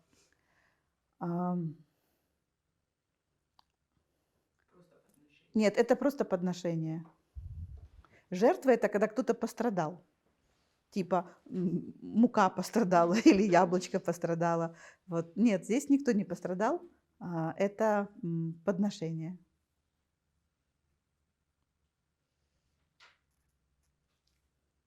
Спросите меня, народ. Вы не спрашиваете, я могу идти дальше. Ну, не по теме, ну давай. Я не обещаю, что я отвечу. Когда человек умер и проходит ровно год после его смерти, вот в день его смерти, откуда вот эта традиция? Это отсюда же, да?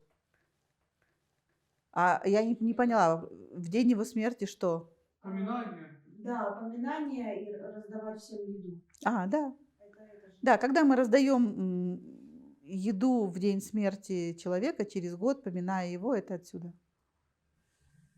Ну, а нормально, например, вот ты там испек пирог, родственников пригласил, поблагодарил, там, поклонился, а потом пошел и этот пирог принес там друзьям поесть. Да, вот именно Так что. и должно Это и есть просад, это освященная еда. быть. То есть ты друзьям принес освященную еду. Вот. Потому что они поели и сказали, ну и благословили, сказали спасибо, благодарю, и ты эту благодарность не себе забрала. То есть А надо раздал. именно не самой потом есть, а надо Да. приглашать дальше. Да, то есть самый простой вариант, вот как у меня, я помыла, ну, какую-то там фрукты, ну, поднесла предкам, и потом мы это едим всей семьей. Но если я хочу, ну, вот именно умилостливить предков, то я могу приготовить что-то вкусненькое и преподнести это вам. Ну, например, у нас это блины. Тут вопрос. Нужно ли просить прощения у умерших предков за свое поведение перед ними? Да, это всегда полезно. То есть вообще нет ничего лучше, чем попросить прощения. То есть попросить прощения и поблагодарить, и простить, вот три вещи. Попросить прощения, простить и поблагодарить. В духовности это только три инструмента. Ну вот три инструмента, которые, ну, искупают нашу карму. Можно ли у Дианы спросить, что значит для меня самоубийство предков? Как к этому относиться? Хороший вопрос, я расскажу. Только не сейчас. Я хочу сейчас получить ответы и сделать следующий шаг, потому что следующий шаг как раз будет о предках, которые погибли, когда они шли за деньгами. То есть у них были деньги, например, их ограбили, они из этого пострадали. Может, подушечку под ноги? Танюшка, кинь человеку подушечку.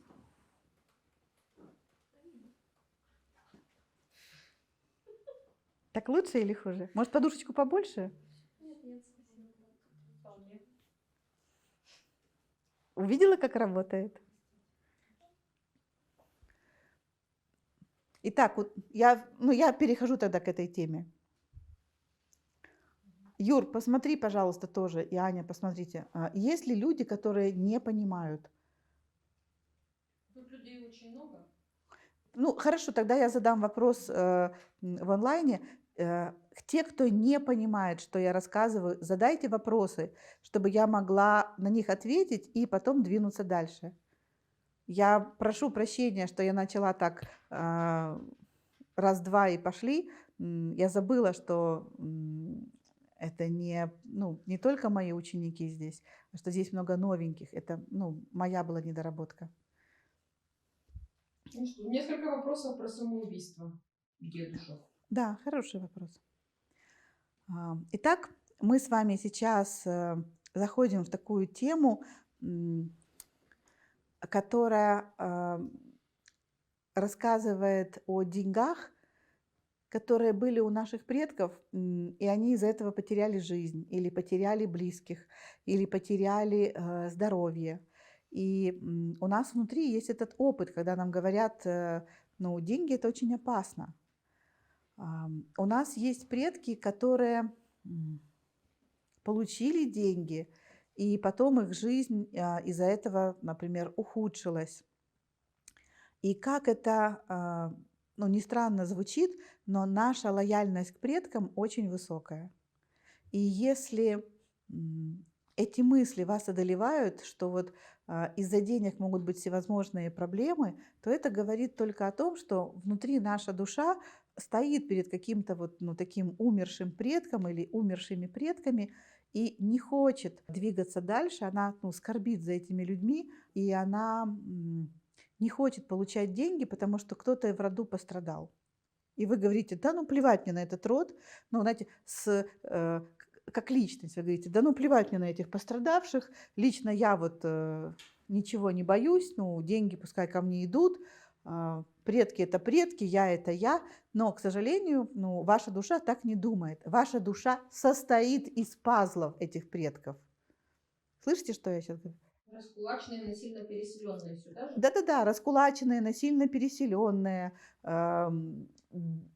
У него был дворец целый, или я помню историю у моего друга, его прадед был известнейшим человеком, который был одним из победителей Севастопольского сражения или Севастопольской войны. Он много сделал для России, он был генералом, у него был собственный дом здесь, в Киеве. И когда пришла советская власть, их с женой оставили жить в коптерке.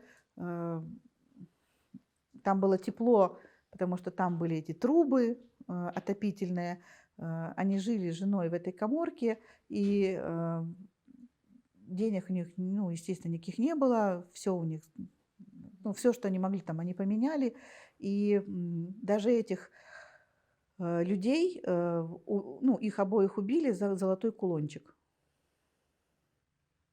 Или за золотой браслетик. За какую-то память, которую они за которую они держались. Люди так пострадали. И эта память живет внутри нас, потому что мы и есть эта память. Мы состоим из этих пазлов. Мы не можем их выкинуть, но мы можем к этому отнестись с любовью. И здесь нам поможет эта мудрость, что деньги нужны живым. И чем больше внутри у вас жизни, тем и желание жить, тем больше у вас денег. То есть это сентенция или мудрость «деньги нужны живым» здесь, в этом рассказе о предках, которые пострадали, поможет нам нашу часть души или те части нашей души, которые до сих пор оплакивают погибших предков, помогут им встать с колен, перейти из мира, где они оплакивают мертвых, в мир живых и просто ради этих мертвых жить. Готовы? Мне хочется показать вам это как расстановку, и если у кого-то будет такая возможность, ее сделать, вы можете это сделать. Но мы с вами это будем сделать в виде медитации, в виде практики. Но все равно хочу показать вам, как это на самом деле выглядит в нашей душе.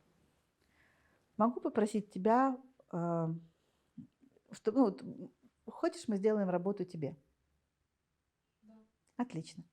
Выбери, пожалуйста, кто будет твоим заместителем. Заместителя кого-то определенного или... Заместителем тебя, вот, у которой там есть задача увеличить свои денежные потоки. Вот. Выбери, пожалуйста, заместителя того, кто будет твоими умершими предками. То есть это будет один человек, который будет замещать тех предков, которые пострадали, умерли из-за денег. То есть не все умершие предки, а те, кто погибли, пострадав из-за денег. Хорошо.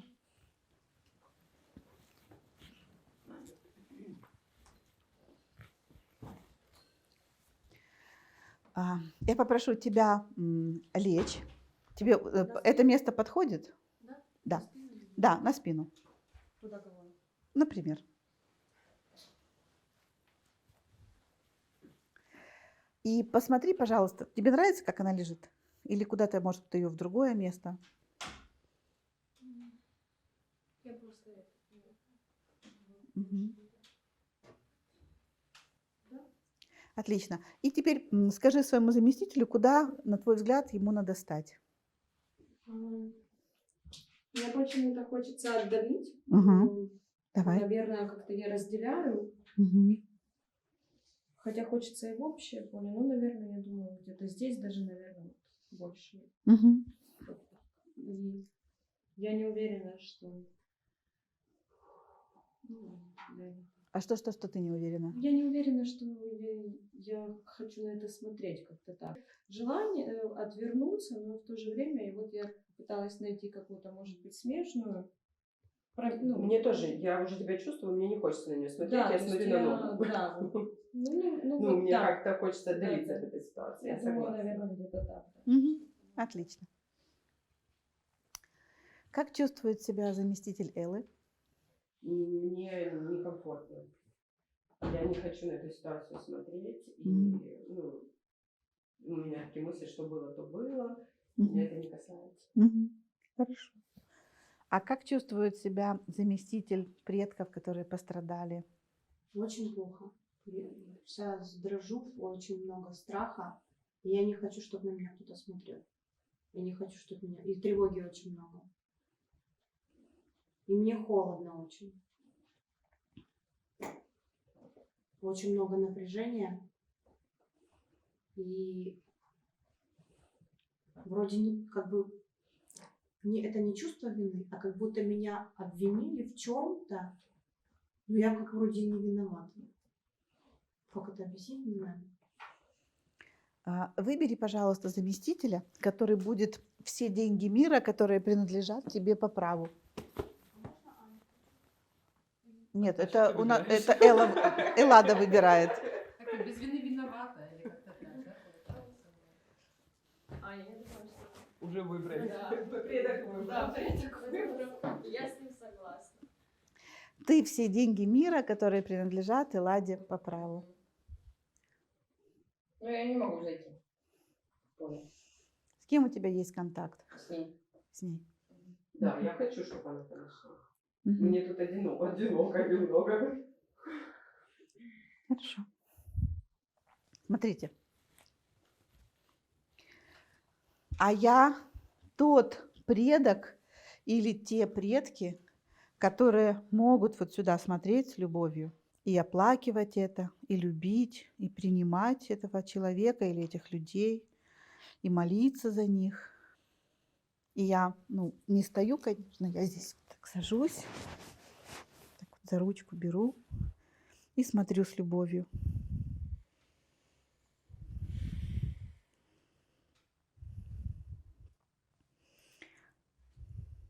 И что происходит в этот момент в поле?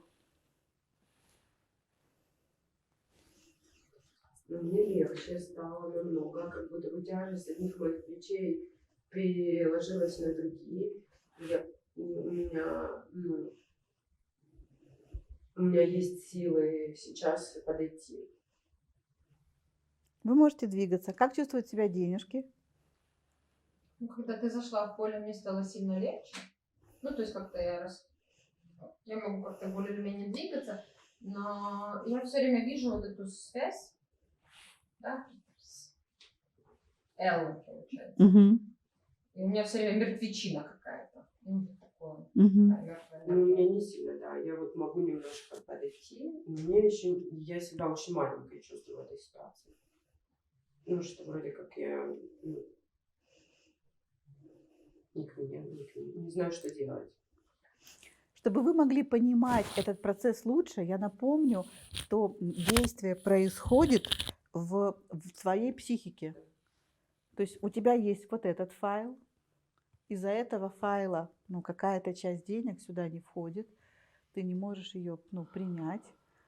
И вот эта часть, это как бы нету такой у тебя части, или на нашем сегодняшнем языке, ты не пригласила такого предка, который может сюда смотреть. Потому что я как предок, я здесь очень много женщин и мужчин, и мы здесь оплакиваем. Тут реально вот процесс оплакивания. И вот этот, на кого ты нас оставил, и Господи помилуй, и Господи упокой твою душу, и кучу ритуалов мы делаем, и молимся, молимся, молимся. Вот как раньше, помните, были плакальщицы, которые приходили вот и искренне, от всего сердца оплакивали человека. Вот, здесь мы такие же плакальщики, только мы из твоего рода. То есть мы не какие-то профессиональные, а мы просто, скорбим и сожалеем. И просим, чтобы этим людям, которые погибли, чтобы там на небе им было хорошо, чтобы Бог их взял в свое сердце, чтобы они попали в рай, чтобы там Богородица их, прямо очень много христианских и нехристианских. Тут какие-то и другие, какие-то такие языческие песнопения, мусульманские, я слышу. Видно, у тебя в роду и мусульмане были. Короче, здесь разная речь, разные молитвы, но мы молимся, молимся. И я вижу, что это все становится более легким. Как ты себя чувствуешь? Ну, мне легче. Как только ты подошла, за руку взяла, и чувствую, что я любовью наполняю, что вообще меня увидели.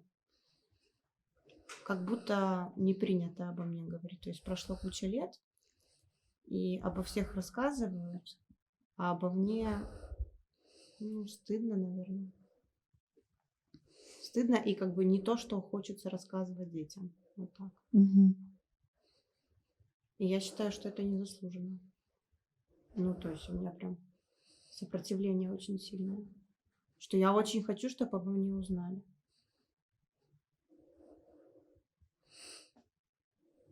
Мне кажется, тут мужчин много во мне. Что сейчас с вами происходит?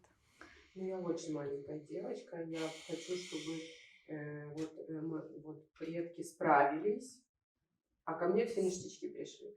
То есть вот я максимально верю предкам, давайте справляйтесь. Но посыла, что я могу справиться, у меня нет, я маленькая очень. Вот у меня, как у предка, такая, знаешь, а тебе и не надо, иди гуляй, мы тут сами разберемся. Вот, как мне легче стало. Мне не хочется ходить. Мне просто ответственность меня сняли, и мне легче стало. Почему на меня не смотрят? Вы там все такие серьезные. Берем. От столько жизни и всего такого хорошего. На меня никто не смотрит. Но мне легче и легче становится.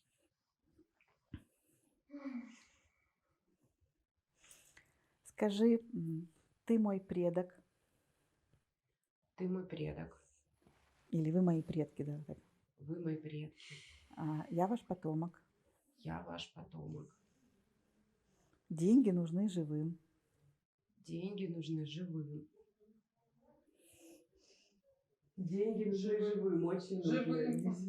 Я живая. И скажи им, я живая. Я живая. Мне очень нужны деньги. И знаешь, что сделай? Переступи, пожалуйста, вот через предка этого, вот через них. Прямо встань и переступи. Мне прямо хочется... Сейчас, подожди. Как дань какую-то отдать, что я тебя вижу, сказать. Скажи, я тебя вижу. Я тебя вижу. Я тебя вижу, и я тебя принимаю. В моем сердце есть место для тебя. Ты в моей ДНК. Я тебе все хочу отдать. Вот тебе он все хочет отдать. Ну, мне сейчас покажешь. У меня вся левая сторона, левая нога вся в мурашках. Мне уже уходить не хочется. Мне очень жаль, что у тебя... Мне очень жаль, что у тебя так получилось. Я все равно тебя очень сильно люблю и уважаю. А я хочу попросить, чтобы ты обо мне своим детям рассказала. И внукам, и правнукам. Я обязательно это сделаю.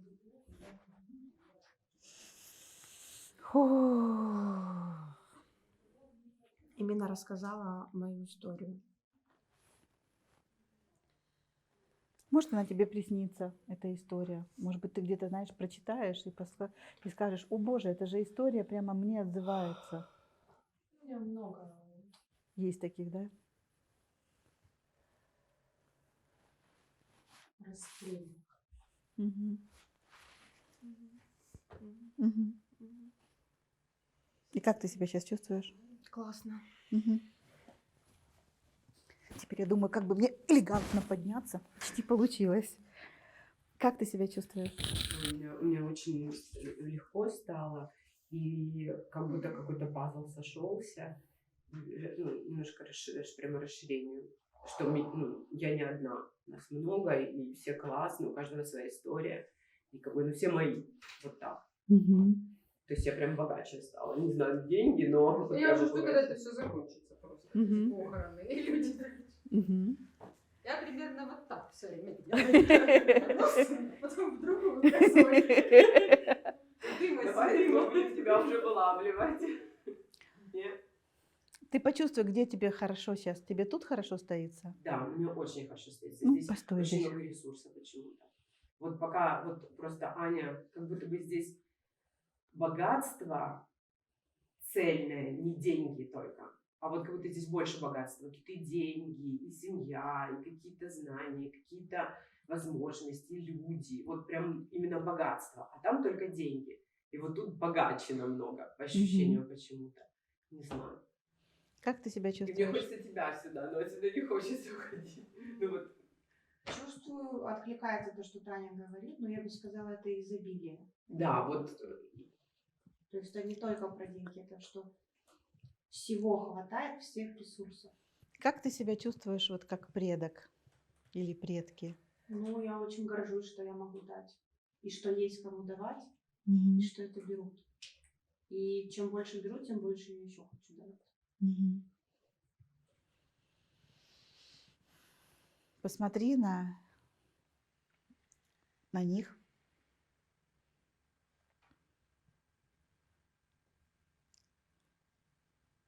И скажи, что я готова все брать. Спасибо за жизнь. Я готова все брать. Спасибо, благодарю за жизнь.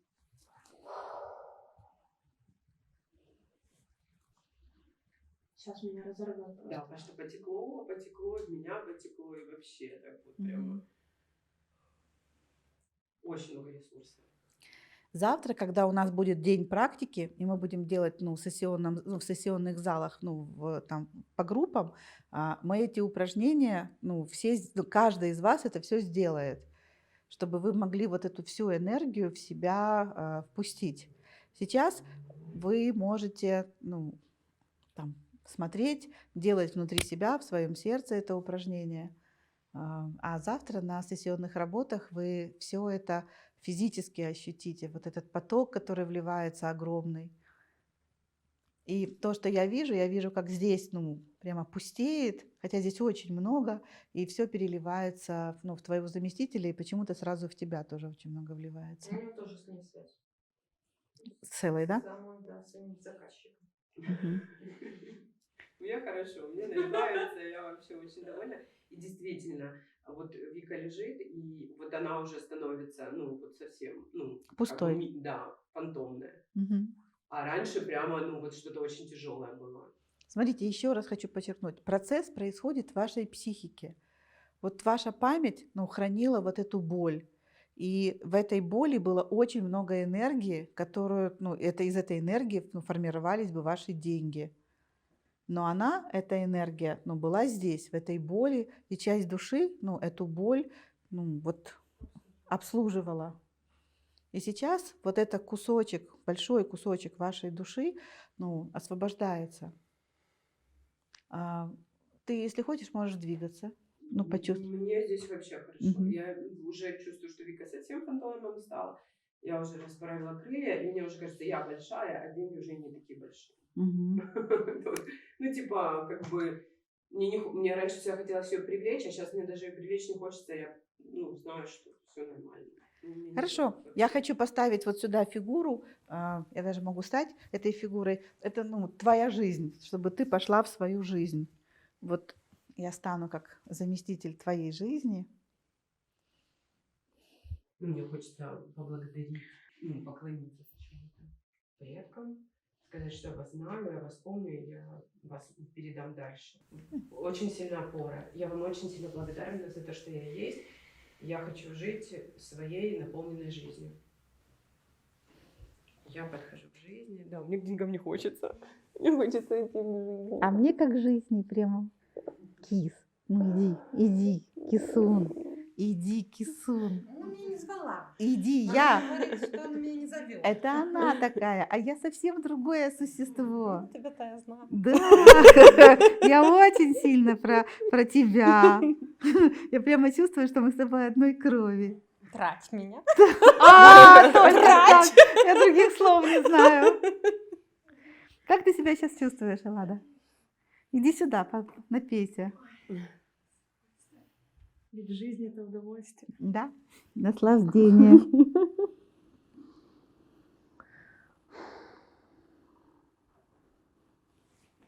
Ой.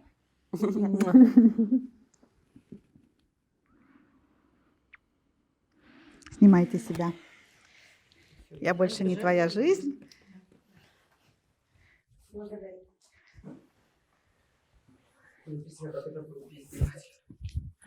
Просят прорезюмировать, потому что многим было не слышно. И я сейчас все прорезюмирую. Итак, мы выбрали заместителя клиента, мы выбрали заместителя тех предков, которые пострадали из-за денег. И как вы сегодня, сейчас увидели, что эти предки, которые пострадали из-за денег, и там могут быть и невинно убиенные, и те, кто сам грабил и их убили. То есть там могут быть как и палачи, так и жертвы. И здесь вот были предки, которые пострадали из-за денег. И мы пригласили фигуру денег, и она была такой тестовой фигурой. И что мы увидели? Мы увидели, что сам наш клиент не хочет смотреть на эту историю, для нее это слишком.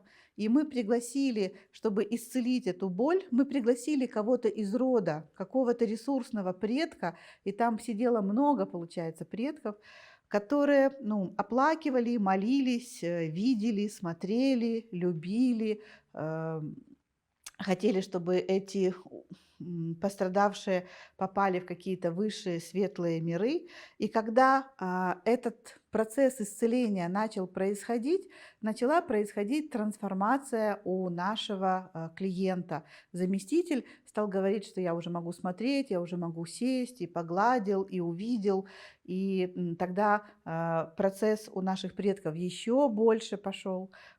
И когда предок узнал, что о нем расскажут, что его историю передадут, что он не будет забыт, в нашего заместителя начало литься очень много энергии изобилия в разных его аспектах, и клиент там стоял, наполнялся. Напоминаю, что процесс происходит внутри нас. То есть это наше внутреннее пространство, где у нас есть вот этот кусочек души, вот этот кусочек души, вот этот кусочек души, там это я, это мои погибшие предки, это мои деньги. И здесь у этих погибших предков было очень много заблокировано жизненной силы. И эта жизненная сила попала, наконец, к клиенту. Как это повторить? Из большого количества участников. Смотри, завтра, когда у нас будет в сессионных залах вы будете делать, вы это повторите, там будут 4 человека. А сейчас мы с вами сделаем практику, и вы эту практику можете делать всегда. Можно еще уточнить? Можно.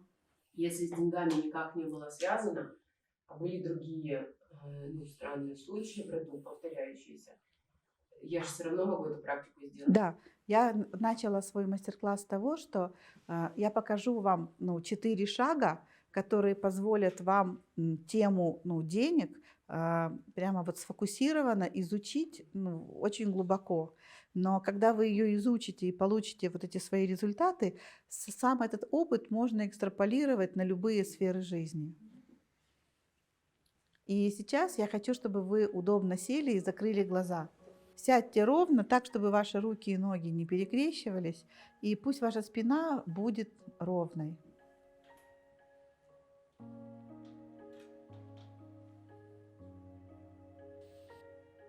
Позвольте себе почувствовать свое дыхание. Понаблюдайте за своим дыханием. Ваши вдохи, выдохи, крохотная пауза, которая есть между вдохом и выдохом.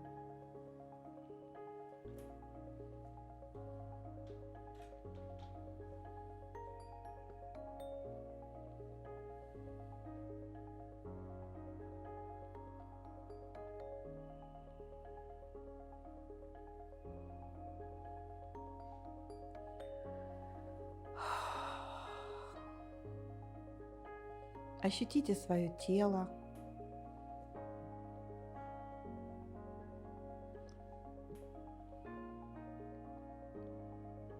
Ощутите, что у вас есть руки, ладошки.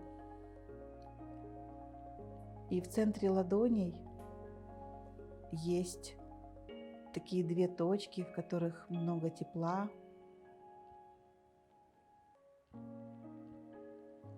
Вы слышите мой голос.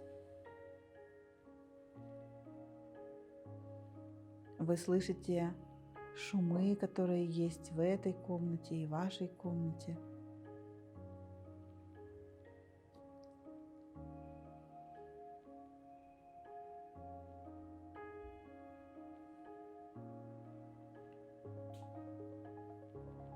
Может быть, в вашей голове мелькают какие-то мысли, а может быть, там целый поток этих мыслей.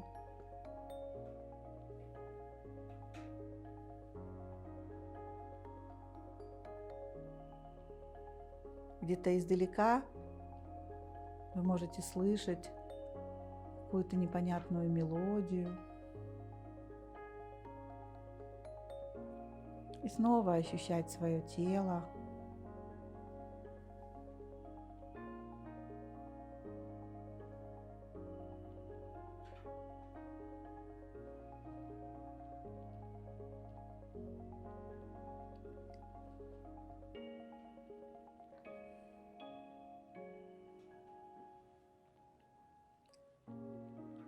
И сейчас позвольте себе в своем внутреннем пространстве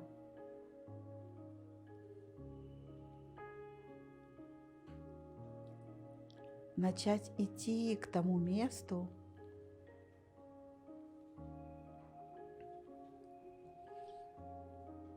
где находятся ваши предки, которые пострадали из-за денег. Я не знаю, как вы их увидите.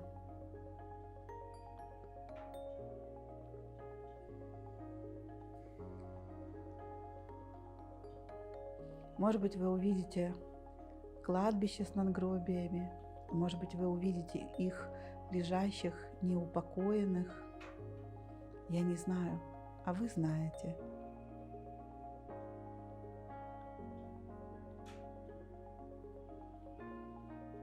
И, может быть, вам в этом путешествии будет страшно приближаться к этим людям, которые погибли.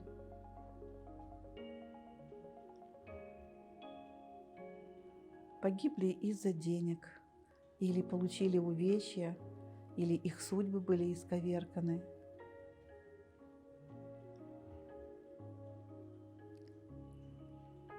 Может быть, вы чувствуете себя неуверенно, может быть, вы чувствуете себя маленькой или маленьким. Я не знаю, но я точно знаю, что рядом с вами идет сотня и тысяча предков, которые могут посмотреть на тех, кто пострадал, которые могут любить, молиться, просить у Бога, чтобы эти души попали в самые высокие миры. Позволь себе оглянуться и увидеть, почувствовать, ощутить их прикосновение и ощутить, какие это смелые, бесстрашные, любящие люди. Среди них есть и мужчины, и женщины. И только ты знаешь, сколько их идет рядом с тобой. Сотня, десяток, тысяча или миллион.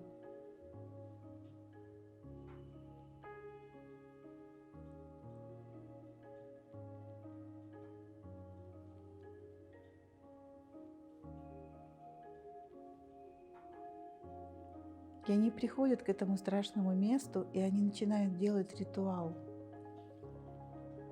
И они говорят тебе: если тебе страшно, просто смотри, мы сами. И я не знаю, что это за ритуал. Но благодаря их молитвам, благодаря этому прекрасному ритуалу сюда, в это место скорби и боли, приходит очень много божественного присутствия. Приходит очень много поддержки, исцеления. И на каждого твоего предка, кто погиб, чья судьба и жизнь была искалечена, у кого пострадали близкие,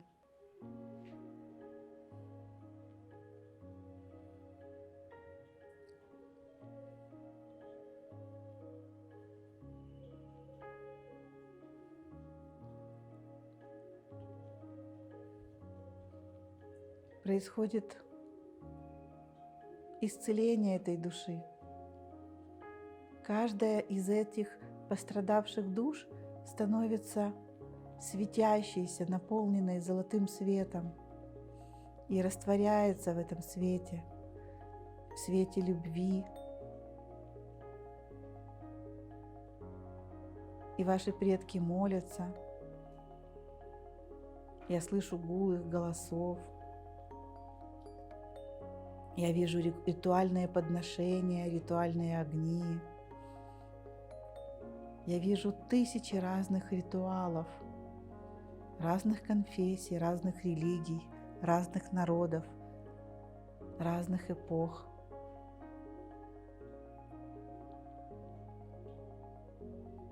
И за каждым их действием так много внимания, так много почтения, так много любви к тем, кто страдал, погиб.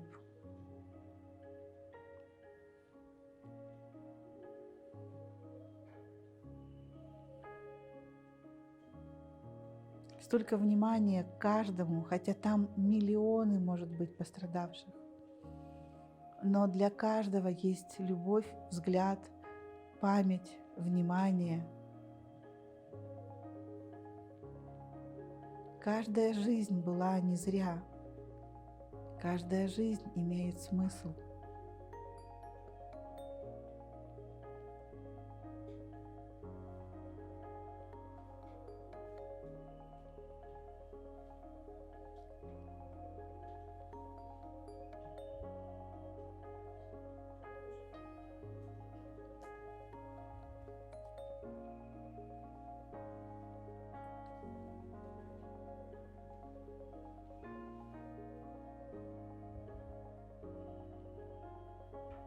И это очень красивая молитва.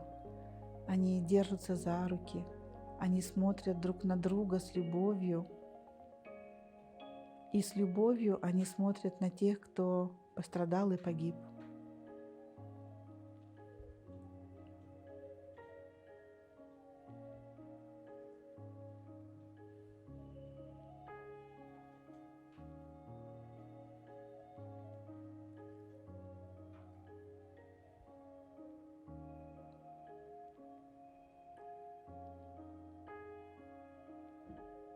И в моем поле я вижу белые цветы.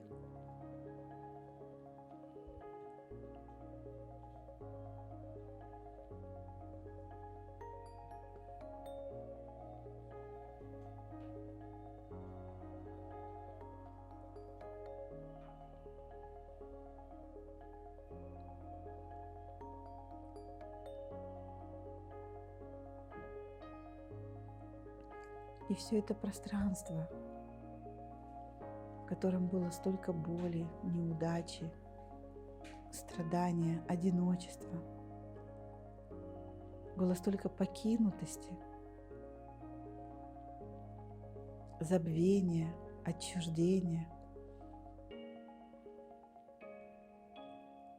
Эти предки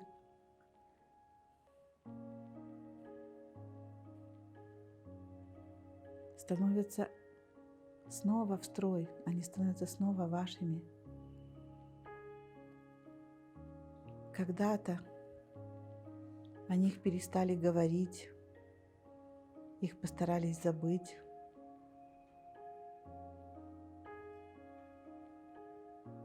И сейчас они становятся частью нашего рода.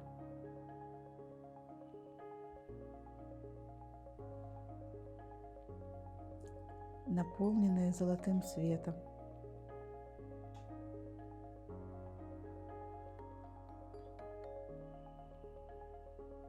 Преступники и жертвы,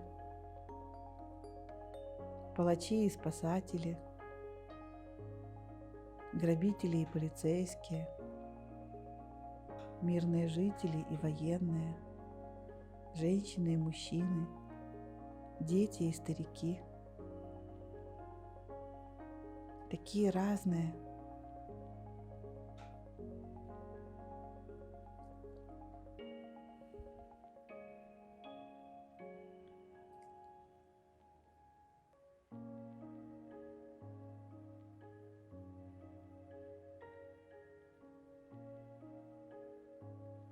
И сейчас они становятся в строй, они становятся частью нашей родовой системы.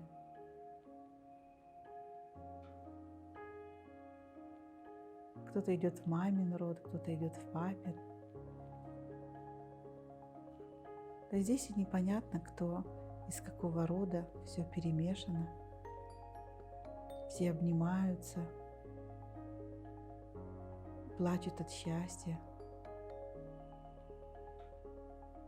пожимают друг другу руки, хлопают по плечу.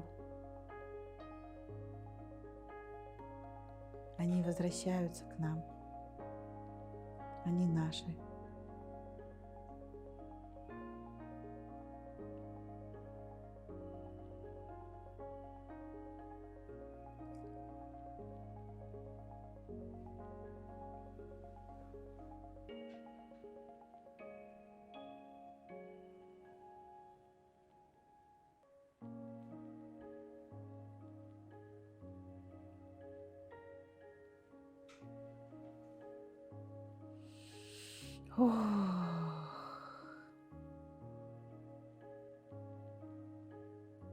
Здесь много обиды, боли, чувства вины и стыда. И каждый из нас нес в себе эту не нашу боль, не наш стыд, не нашу вину.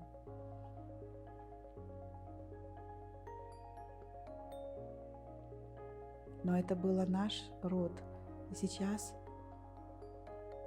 здесь очень мягко и очень глубоко происходит это исцеление.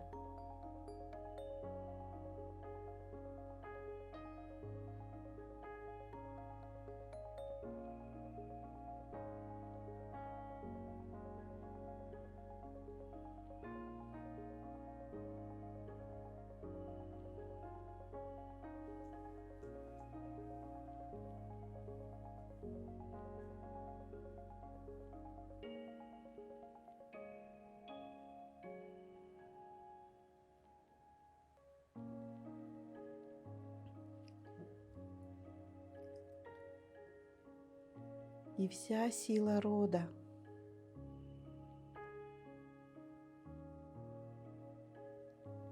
с огромной любовью, нежностью, заботой и восторгом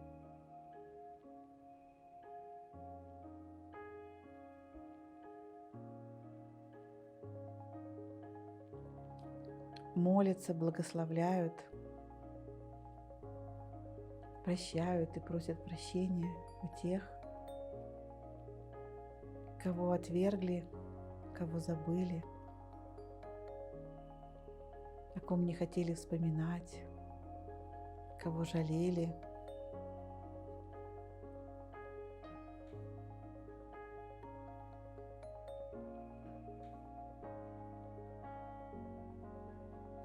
И сейчас такой ветер прошелся по нашему залу.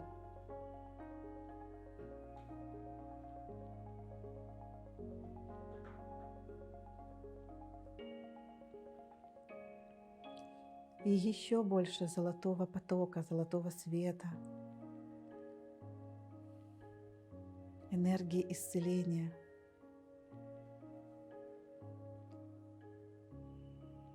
Исцеление ваших отношений с деньгами.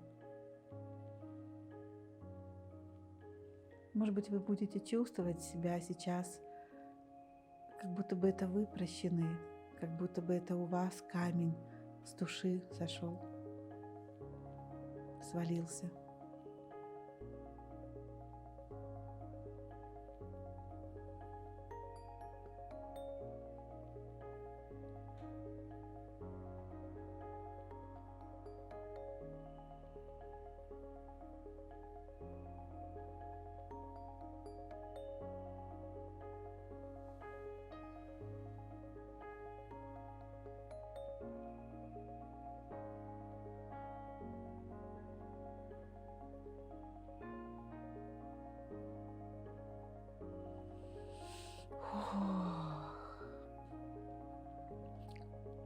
Процесс почти закончился, осталось буквально несколько минут.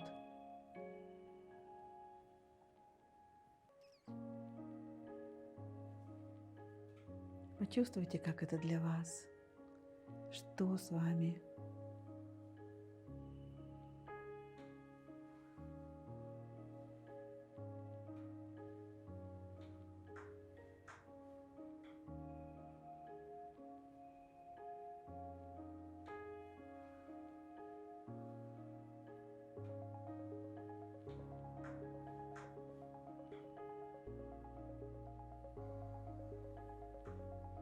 И сейчас сложите руки на груди и поблагодарите ваш род, благодарите ваших предков за то, что у них есть столько любви, столько силы, столько ресурсов исцелить всю ту боль, которая есть в роду.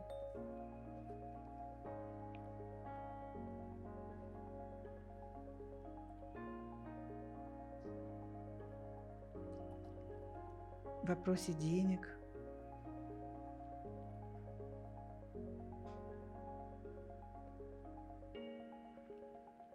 Поблагодарите своих предков.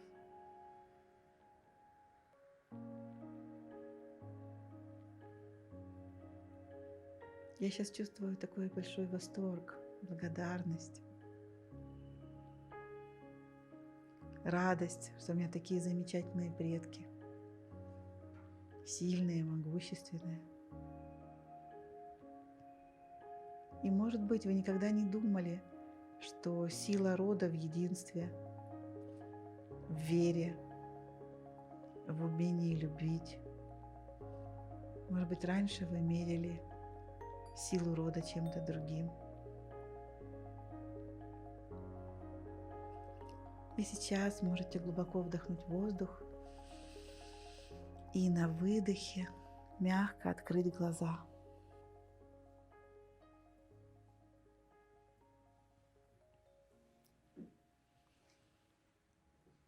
Почувствуйте, как вам сейчас, что с вашими сердцами, с телами, с сознанием.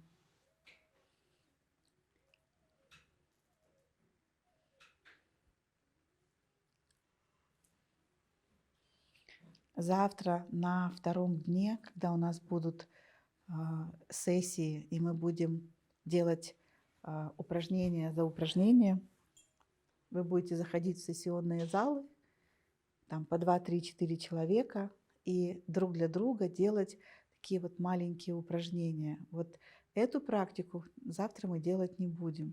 То есть, если вам захочется ее повторить, то вы можете посмотреть в записи и вот точно так же сесть, расслабиться, и вы увидите, что второй раз процесс будет идти совершенно иначе. Что вот эта история, как сегодня мы ее видели, ее уже невозможно повторить. Может быть, что-то еще глубже поднимется, но этот пласт огромный. Я видела процентов 70 мы справились. Расскажите, как вы себя чувствуете, что с вами, как ваши дела. Ну, если со мной кто-то разговаривает, а то у меня сегодня такая группа. Мы еще разговаривать с тобой Я могу будем. рассказать. Расскажи. Очень странный был заход у меня. Очень странный, потому что я знаю, что у меня в роду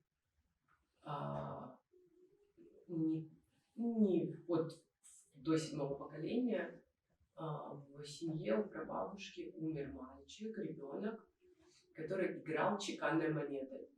Она просто от стены отрикошетила ему в висок, и он умер. Это про деньги. Тут же мое сознание мне показало, что почему я не очень люблю наличку, всегда везде плачу телефоном. То есть это правда. И это только что вылезло. Я никогда об этом о себе такого не знала. Но я всегда стараюсь, просто даже ее с собой не носить. Я везде все плачу. И меня очень сильно расстраивает, когда в смысле я не могу заплатить карточкой. И вот этот вот, типа касание денег, вот именно вот тут момент болезненный оказался. И когда пошел вот этот весь процесс, там вылезла боль не этого мальчика, с ним все хорошо, там много Бога, а мамы, которая его оплакивает все время, и при жизни она не прошла этот путь. И, вот стоит, молится, а она ничего, с ней ничего не происходит. И уже другие мамы там, и другие дети, которые когда-либо умирали, потому что какой-то такой пошел. И только когда мое сознание поняло, что они уже соединились, это когда было, сразу так легче стало. То есть, как не стали вместе, все хорошо. И все, сразу попустила. И получается, и мама, и этот мальчик, они уже в роду там сзади. И они все радостные, довольные. И мама очень спокойная, прямо такая, как Дева Мария, вообще там ее очень сильно облегчилось все это. И я подхожу к мальчику и даю ему монету. И он спокойно, радостно берет ее, кладет в карман, довольный. Никакого страха ни у мамы в глазах, ни у него в глазах, все хорошо. И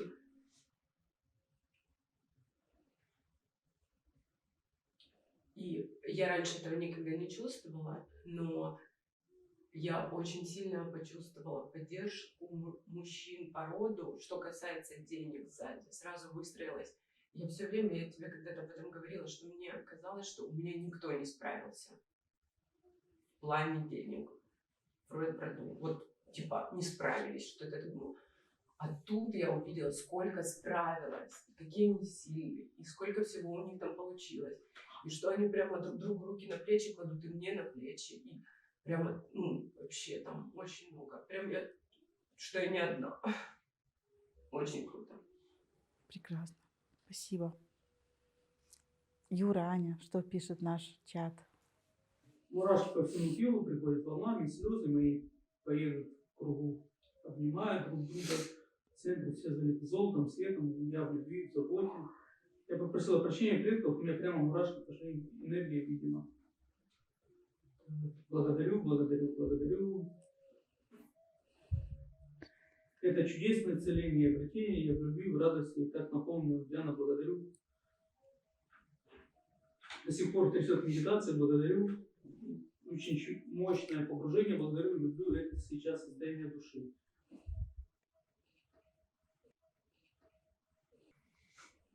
Еще Оксана Гучук. Я чувствовал тысячи моих предков. Ну, смотрите, ветер как поднялся, да? Пришли все наши. Огромная армия, чувствовала их поддержку, такой силы еще не испытывала. Я такой, Как камень с души свалился, стало легче. Покой исцеляющий, да. Можно доделать или переделать практику, если на середине пришлось выйти из неё? Конечно, эту практику обязательно, то есть это практика, которую имеет смысл делать, делать и делать. Вы просто поверьте пока на слово, что процесс, когда вы призвали предков, которые помолятся за тех, кто пострадал, в конце концов у вас там, вы будете в эту практику заходить, и вы будете видеть только белый свет. То есть когда я много раз эту практику делала, сегодня там нечего делать. То есть, а я еврейка из Киева, у меня Баби-Яр, представляете? Там погибло сколько, которым вырывали зубы, потому что там были золотые коронки. У меня все концлагеря, это все было мои предки. И сегодня я когда захожу туда, там кроме белого света ничего нету. То есть там столько исцеления произошло, но это не было сразу. Просто это почти невозможно сделать сразу и не нужно. Знаете, это такие дозы, их нужно усваивать, потому что высвобождается столько энергии, которую нужно куда-то направить. Это в нашей психике было заблокированные кусочки мозга. И это все было про деньги, понимаете? То есть, и я делала эту практику, и что-то начинала видеть. Например, поскольку у меня есть дети, я видела очень часто, что я делаю такую практику, и что-то случается прямо в жизни у сына. То есть я сделала практику, и он мне там на следующий день с ним сидим, разговариваем, он говорит, кстати. И он говорит, не о том, что там какие-то консультации, он не зарабатывает на консультациях, даже на коучинге не зарабатывает, они там большие проекты делают. И он говорит, кстати, у нас вот такой проект, прямо давно к нам там мылился, общался с нами, мы с ним так хорошо дружим. И говорит, знаешь, говорит, позвонил вчера и говорит, ребята, и называет, говорит, такую сумму, и называет такой заказ, и, не знаю, там на 3 года работы, надо набирать людей, брать большую команду. То есть вот это может случаться так, что в вашей личной жизни еще ничего не случилось, а в жизни тех, кого вы очень любите, те, кто ваши, это будет происходить. Вот у меня, я очень люблю своих деток, и с удивлением наблюдаю, как какой-то процесс у меня здесь или в Индии случается, и я только хочу ему сыну там, или, с дочкой я такое не обсуждаю, с сыном. Я хочу ему что-то рассказать, о Боже, с нами такое было. Мы вчера ездили там в храм, и вот мы это прожили, мы исцелили отношения с предками, и вот тут прямо, и все деньги мира. Короче, вот я ему хочу рассказать, созваниваюсь, и он говорит, мама, я хочу тебе такое рассказать, я такое понял, у меня такое произошло. И он мне рассказывает это, знаете, с другой стороны. То есть он говорит, я это увидел, я это понял, это со мной такое случилось, то есть какие-то его инсайты или его какие-то материальные вещи. Поэтому эту практику имеет смысл делать столько, сколько вам нужно. Вы будете чувствовать в своем сердце, что вам сладко. Есть это вот ощущение сладости, такого, знаете, освобождения, как будто вы больше не наказаны. То есть мы это несли, эту боль на себе, и мы чувствовали себя ответственными за то, чтобы эта боль была исцелена. Я не буду рассказывать, как мы ее взяли на себя, это сейчас не важно. Важно, что сейчас такое вот это вот, как Лена написала, камень с души упал, правда, на сердце легче. И обратите внимание, сколько бы мы, если мы будем думать только о себе, что вот я здесь есть одна, и я, Господи, пожалуйста, меня лично исцели. И Бог говорит, пожалуйста, я тебя уже исцелил.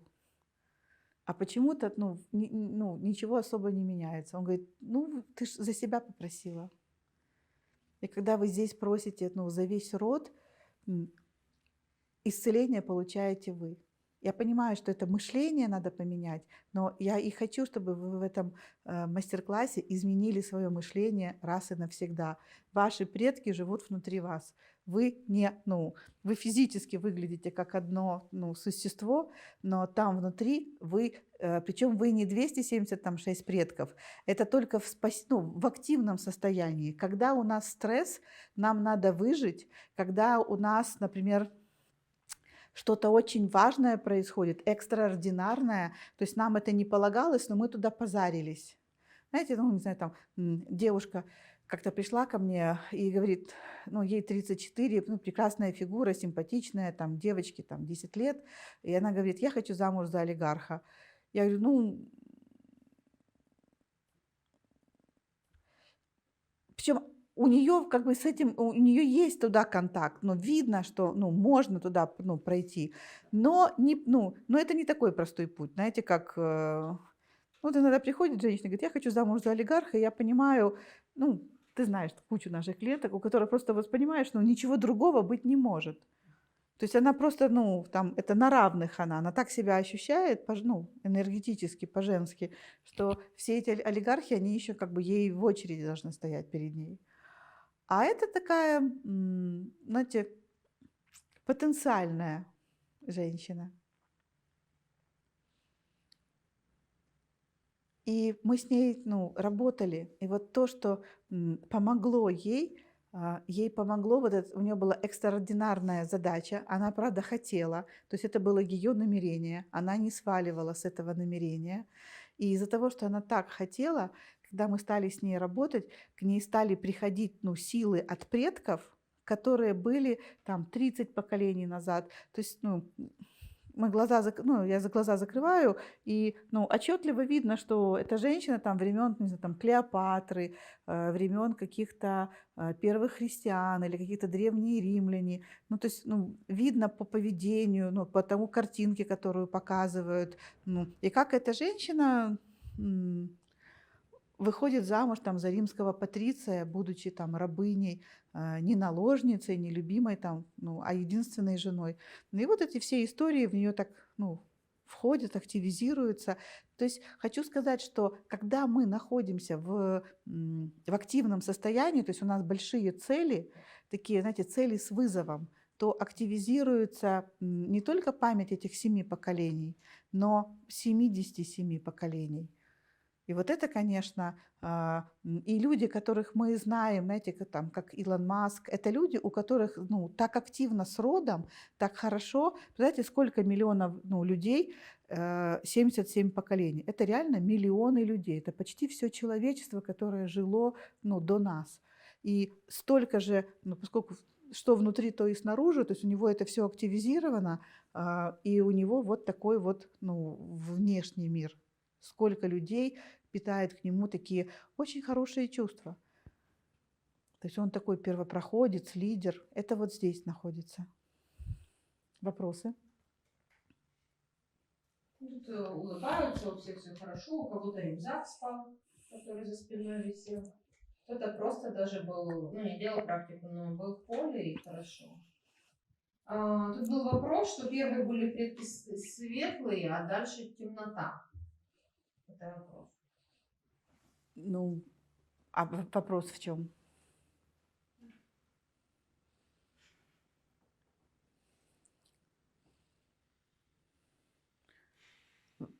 Пожалуйста, те, кто пишут вопросы, пишите вопрос развернуто, потому что мне бы хотелось, ну, ответить и понять. Есть ли у вас вопросы или чем-то вы хотите поделиться, те, кто сидит в зале? Да, можно я спрошу? Да. Я не знаю, я или спала, я как будто слушала все сквозь сон.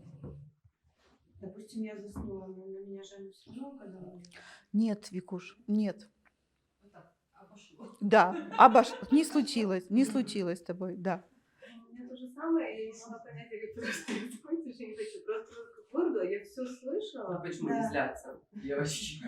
Слышите, они очень злятся. Значит, переделать. Нет, это еще, я просто говорю, я хочу туда, пожалуйста, пустите меня, потому что мне какой-то сначала, мне казалось, что, ну, не пускают, мне страшно, потом говорю, нет, я хочу, ля-ля-ля-ля-ля. То есть это все прошло так, как нужно. Но чувство облегчения, вообще легкость, У просто меня фантастическое. Я хочу напомнить тем, кто делает эти практики, ну вообще практики регулярно, единица измерения – это не то, как шла практика.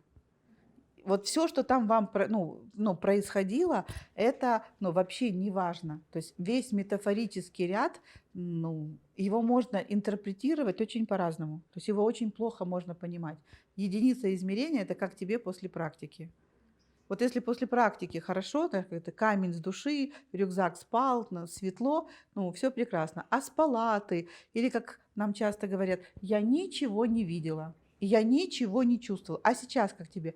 Сейчас хорошо, конечно, но ничего не видела. Я говорю, нет задачи увидеть, нет задачи услышать. У каждого из вас свой метафорический ряд внутри, своя психика, она по-своему работает. У людей там с дискретным складом ума, таких у очень ярых логиков, визуализации могут не случаться никогда. То есть их способ исцеления или трансформации другой. То есть у него накапливается энергия в одной точке, а потом выстреливает в другую. То есть у него инсайт. То есть у него было так, а теперь стало вот так.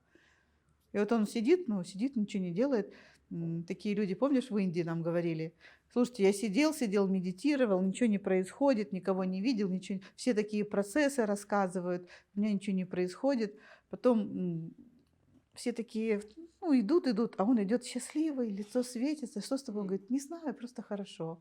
А практика прошла, он говорит, я же говорил, говорит, ничего, просто сидел, вот это ручки сложил, ничего не происходило. А как тебе? А говорит, очень хорошо. Так что у дискретов, у них трансформация сознания происходит,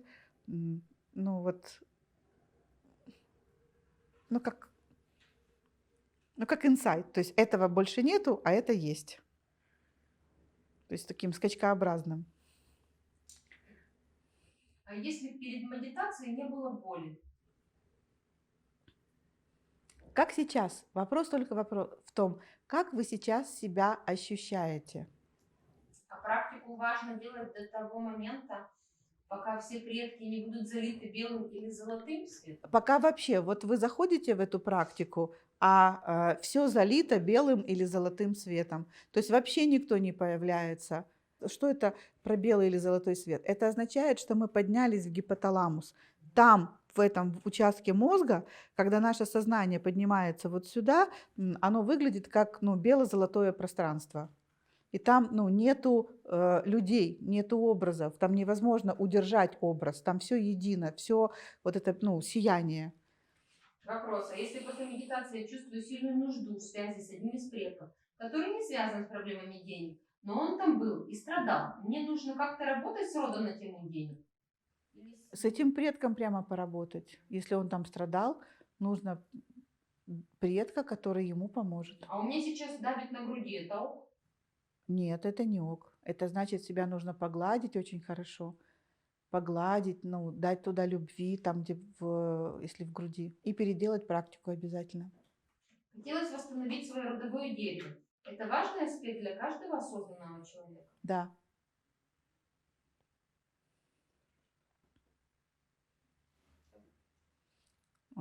Дерево, мы сейчас его будем создавать. Мы идем дальше? А я хотела поделиться. Да, пожалуйста. И у меня просто как раз дерево тоже возникло, и корни. Да. И получается, как бы вот, не было вот этой вот энергии, да, которая вот, а потом как пошли вот вроде как исцеляться вот какие-то вот там часть, получается, звенья, да, вот, и пошла вот в конце энергия. Но потом я еще увидела, были вот у меня почему-то показались какие-то, вот они рядом, но они не части вот этих вот корней, да, моих, но почему-то они вот рядом были. И они были вот темными, для меня они были темными. Я так вот не могла понять, почему. Хотя я вот почувствовала, уже энергия пошла, да, вот через мои корни, через моих предков. Ее вначале вот не было, она потом пошла. А вот потом я вот увидела вот эти черные части, я не поняла, что это такое. Но они меня, как бы вот сейчас я понимаю, они меня беспокоят. Прекрасно. Я могу только предположить, то есть я не знаю, что, ну, что было у тебя, я могу только предположить, что когда-то поведение твоих предков повлияло на тех, кто не был вашим, частью вашего рода. И повлияло, но, может быть, они твои не отдали долг, и кто-то пострадал. Или, может быть, твои, то есть каким-то образом пострадали те, кто рядом. И когда ты будешь делать практику еще раз, ты увидишь, то есть мне хочется вам сказать только поверьте, что в следующей практике вы будете исцелять кого-то другого. Если вы что-то видели и понимали, это был какой-то вот образ, это будет в следующий раз будет другая метафора.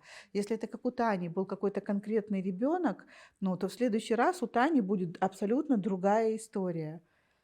То есть это настолько такой, знаете, это очень правдивый процесс. То есть сама метафора – это метафора, потому что бессознательное пытается нам объяснить что-то, чтобы мы могли это понять. У кого-то, бессознательное там работает, вот какой Эллады. Оно у нее такое честно говорит, это было так-то, так-то и так-то. И она, говорит, она точно знает, что она сама себе не врет. Это не придумка, не фантазия. То есть у нее такое, внутреннее видение работает, знаете, четко и слышно все истории, все понятно. И из-за этого так много напряжения и страданий, знаешь, как будто, что ты проживаешь там 10 жизней одновременно. Это, твоя способность, но она пока не развита, она пока только направлена на тебя, это, конечно, мучительно все это проживать. А когда ты поймешь, на что ее нужно направить, что это не себя все время там исцелять, а что это можно поучиться и стать целителем, и заняться другими людьми, и помочь тысячи нам, тогда ты, я не знаю, в твоем случае ты прекрасно пишешь, и можно просто писать эти рассказы, романы, и, это целительные, потому что там идет этот целительный процесс. И тогда ты выгружаешь содержимое своего бессознательного, рождаешь вот эти образные рассказы, в которых понятно, что такие вот, что любой талантливый рассказ – это погружение в бессознательное, то есть он объемный, там есть очень много энергии. Вот это у тебя и форма каких-то вот таких рассказов, повестей. Даже скорее вот так, не просто. Хотя если бы мы к тебе пришли на прием, ты бы лечила нас сказками, как я вот вначале рассказывала Шахерезада, но ты бы рассказывала, ты смотрела бы на человека и рассказывала бы ему какую-то историю. И эта история была бы для него целительной. Но если ты будешь писать рассказы и повести, ты сможешь помочь, не одному там, а тысячам людей.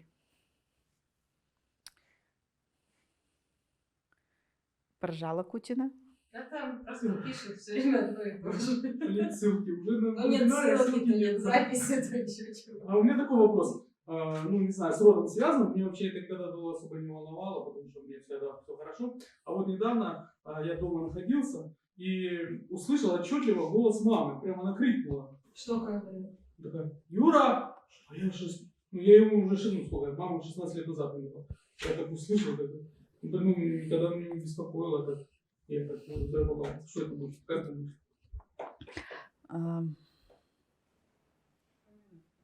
Я думаю, как тебе... Ни раньше не было ни разу такого. Какого это было числа? Какого было числа? На этой неделе. Ага. Понедельник, вторник, не знаю. И как твою маму зовут? Лена. Лена.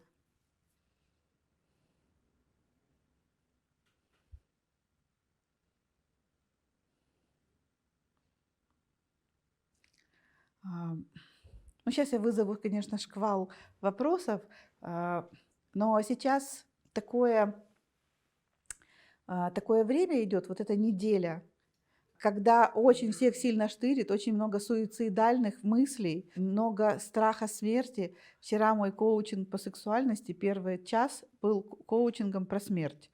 То есть группа, реально энергия смерти, группа говорит про смерть, и энергия такая, энергия вот умирать. То есть если бы у меня был коучинг про тонатотерапию, и я бы дала задание соединиться со своим страхом смерти и добилась бы вот этого эффекта, что у меня был вчера на коучинге по сексуальности, я бы считала, что я супермастер. Но поскольку у меня была тема сексуальность, а у меня группа была в минусе, в невероятном, я не считала, что это мой успех. Меня просто успокоило, что я видела и знаю, у меня сейчас очень много работ, консультаций, и много людей пишут, которые не хотят покупать консультацию, а хотят просто пожаловаться или спросить совета. Много пишут именно об этом. Нету сил жить, очень сильные суицидальные мысли, много страха смерти, много контакта. То есть мир мертвых стал очень проявлен внутри нас. С чем это связано? С тем, что энергия жизни, которая льется на планету, она стала такой высокой, такой требовательной. Она уже не такая мягкая, знаешь, как раньше шла, материнская, типа зая, пуся, котик, и мы ее впускали, куда она там входила. Она стала мужской, отцовской. И там сейчас такой, или как энергия Дурги, если кому-то больше нравится. И она стала такой, не хочешь, захочешь. Закон этой вселенной такой, что воля человека, первична. И сейчас, где вот это мы чувствуем, Юрка, это пока не история о тебе. Я просто подвожу, чтобы все поняли, где это, чтобы все с этим опытом встретились. И сейчас эта энергия, которая, она прямо нас очень сильно освободила. То есть, если там неделю тому назад я очень много работала с грехами, с нечистой силой, с какими-то представлениями о дьяволе, о карме, то есть вот поднимались и выходили такие пласты, то на этой неделе, вот послушайте, мы добрались до места, где мы упорствуем. В том месте, где я сказал, знаешь, хочешь, не хочешь, я все равно сдохну. Я понятно сейчас объясняю? То есть у каждого есть такое место, где мы сказали, я буду неудачником, у меня ничего не получится, а я ничтожество. И мы с этим очень глубоко согласились. И так как мы сегодня вот работали с Викой, она согласилась с тем, что деньги у папы. Это не смертельная тема, но у нас есть много тем, которые смертельные. То есть много такого согласия, где мы согласились никогда не вырасти, но это тоже не самое страшное, а когда мы согласились именно умереть. Мы в расстановках знаем, да, мама, я умру вместо тебя. Когда ребенок стоит на месте кого-то, например, мать потеряла старшего ребенка или там носила, была беременна и не доносила, сердце ее осталось с этим ребенком, рождается второй ребенок, а мать все в сердце своем плачет по первому, и ребенок становится на место умершего папы, на место умершего мужа, на место умершего ребенка, на место умершего дедушки, и какая-то часть нашей души, готова умереть, чтобы получить мамину любовь. Мамину, папину, чтобы получать эту любовь. И вот здесь, поскольку здесь есть наша воля, мы сказали, что будет так, здесь идет сейчас, то есть, прямо война, то есть вот эта энергия, которая штурмует, сейчас нашу планету, она, реально безжалостная. То есть это уже не мамская нежная любовь, это реально безжалостная божественная любовь. То есть высокочастотные вибрации, самые высокочастотные вибрации. И они встречаются с нашим желанием умереть. И штырит, реально, и поскольку там ваше решение, ничего кроме вашего решения здесь не поможет. Здесь молись, не молись, здесь не, понимаешь, практики не помогают. Здесь помогают. Конечно, конечно. Вот ты и говоришь, Господи, везде, где я сказала, что я жить не хочу, вот это я все отменяю, я жить хочу, я хорошая, я не исчадие ада, я там божественная сущность, вот и прямо перечисляю. Но перечислять ты будешь 40 минут, потому что вот так вот начнешь и не сможешь, как я сейчас начинаю говорить, и не сможешь остановиться, потому что там контракты, вот эти, клятвы, они все равно полезут. Я же помню, что Богу идти легко. И теперь, Юра, тебе отвечаю. Мы сейчас очень сильно слышим свою связь с теми, кто ушел. кого мы очень любим, о ком до сих пор там плачем или кого до сих пор ждем. И вот эта связь с умершими, она сейчас очень-очень тоненькая и очень слышна. И поэтому там из того мира твоя мама может спокойно с тобой разговаривать. И вообще не удивлюсь, если она тебе вечерком скажет: киса, я так тобой горжусь. Я очень часто, когда смотрю на тебя, вы будете смеяться, я смотрю на Юрка, особенно в очках, и говорю себе: боже, ну какой же он красивый. И потом думаю: боже, кто это говорит? Я понимаю, это Юркина мама. То есть я думаю: боже, ну я каждый ты гарнесенька, ну такой же красивый, такой же... Да. То есть, видишь, твоя мама очень болтливая, она через твою жену... Короче, Николаю девочки.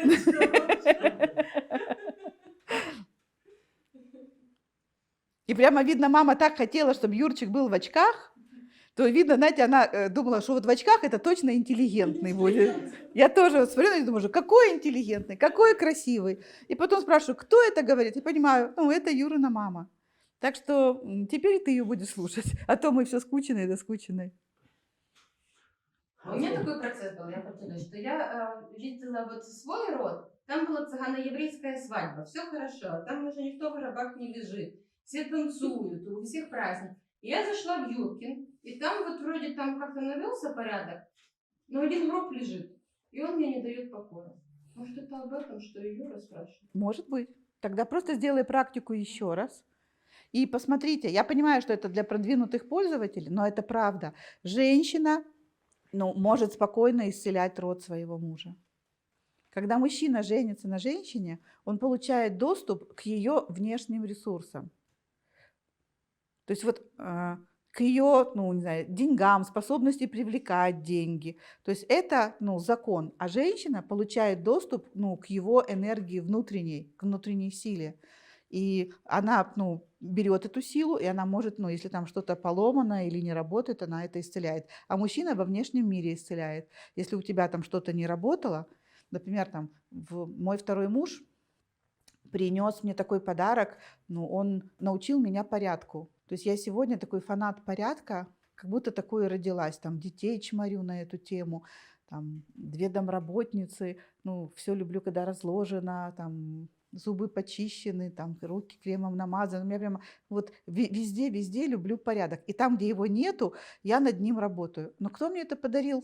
Кто мне это исцелил? Это вот был мой второй муж. Вот он пришел в мою жизнь и стал наводить в ней порядок.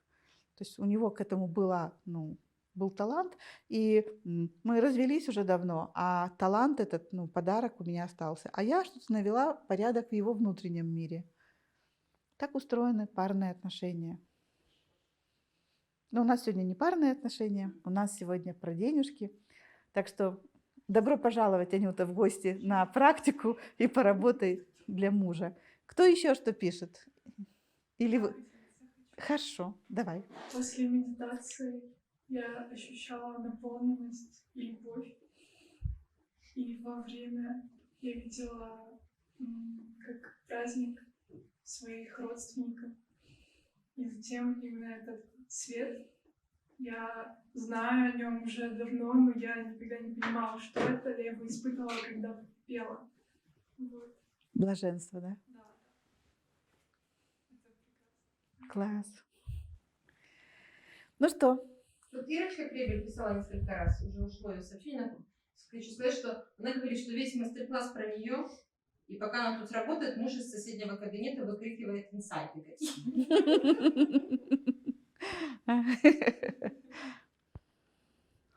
Хорошо. Делаем еще один шаг.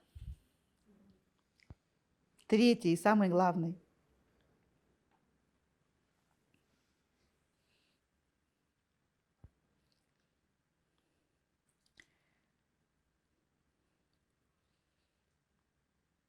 Завтра, когда вы придете на 2-й день, принесите, пожалуйста, с собой генограмму. Это, не пугайтесь этого слова. Это такое изображение, где есть вы, потом от вас идет мама и папа, у них там есть свои мамы и папы, у тех свои, и так хотя бы 7 поколений. То есть это прямо, знаете, можно левой рукой сделать или правой, а можно просто скачать в интернете, потому что такая генограмма, она существует, она похожа, то есть она такой, на два крыла. Два рода такие выглядят, как два крыла. То есть можете спокойно это слово генограмма и скачать в интернете и на принтере ее распечатать, потому что она нам понадобится в таком бумажном варианте. А сейчас такое пришло время праздника.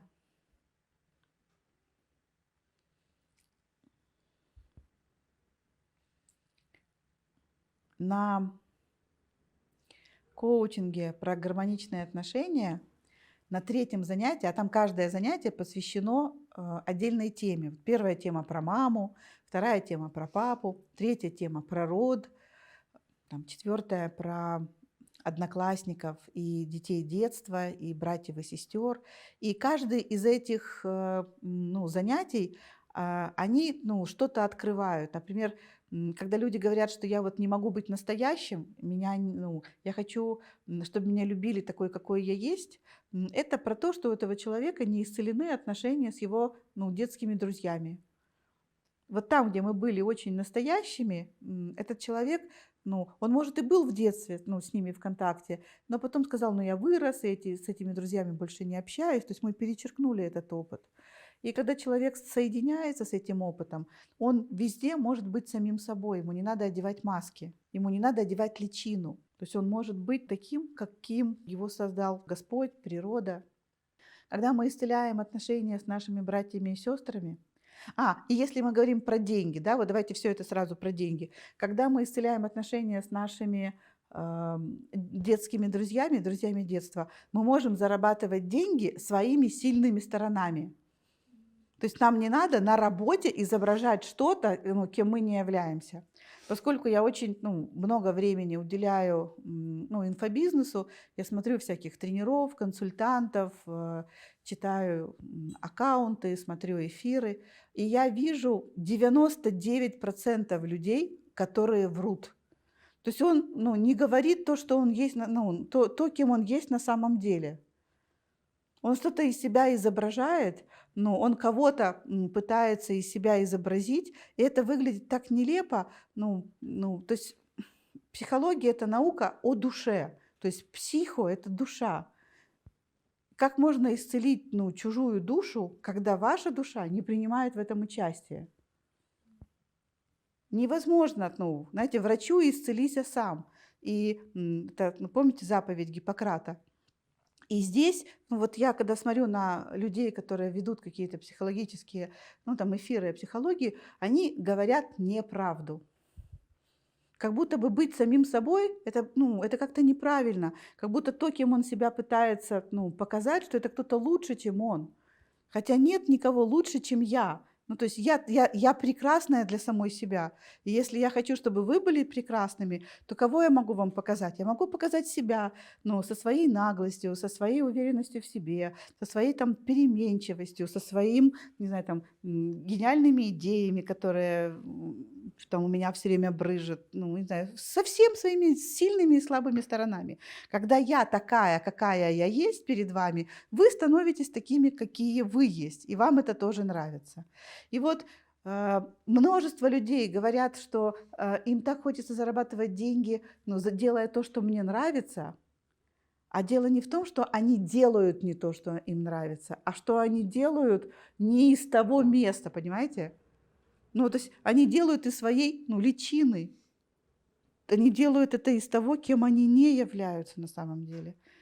И на коучинге «Гармоничные отношения» я нашла, точнее, когда я создавала этот коучинг, я нашла, что это про друзей детства. Другая история про деньги. Это тема про братьев и сестер. Это просто мега-тема.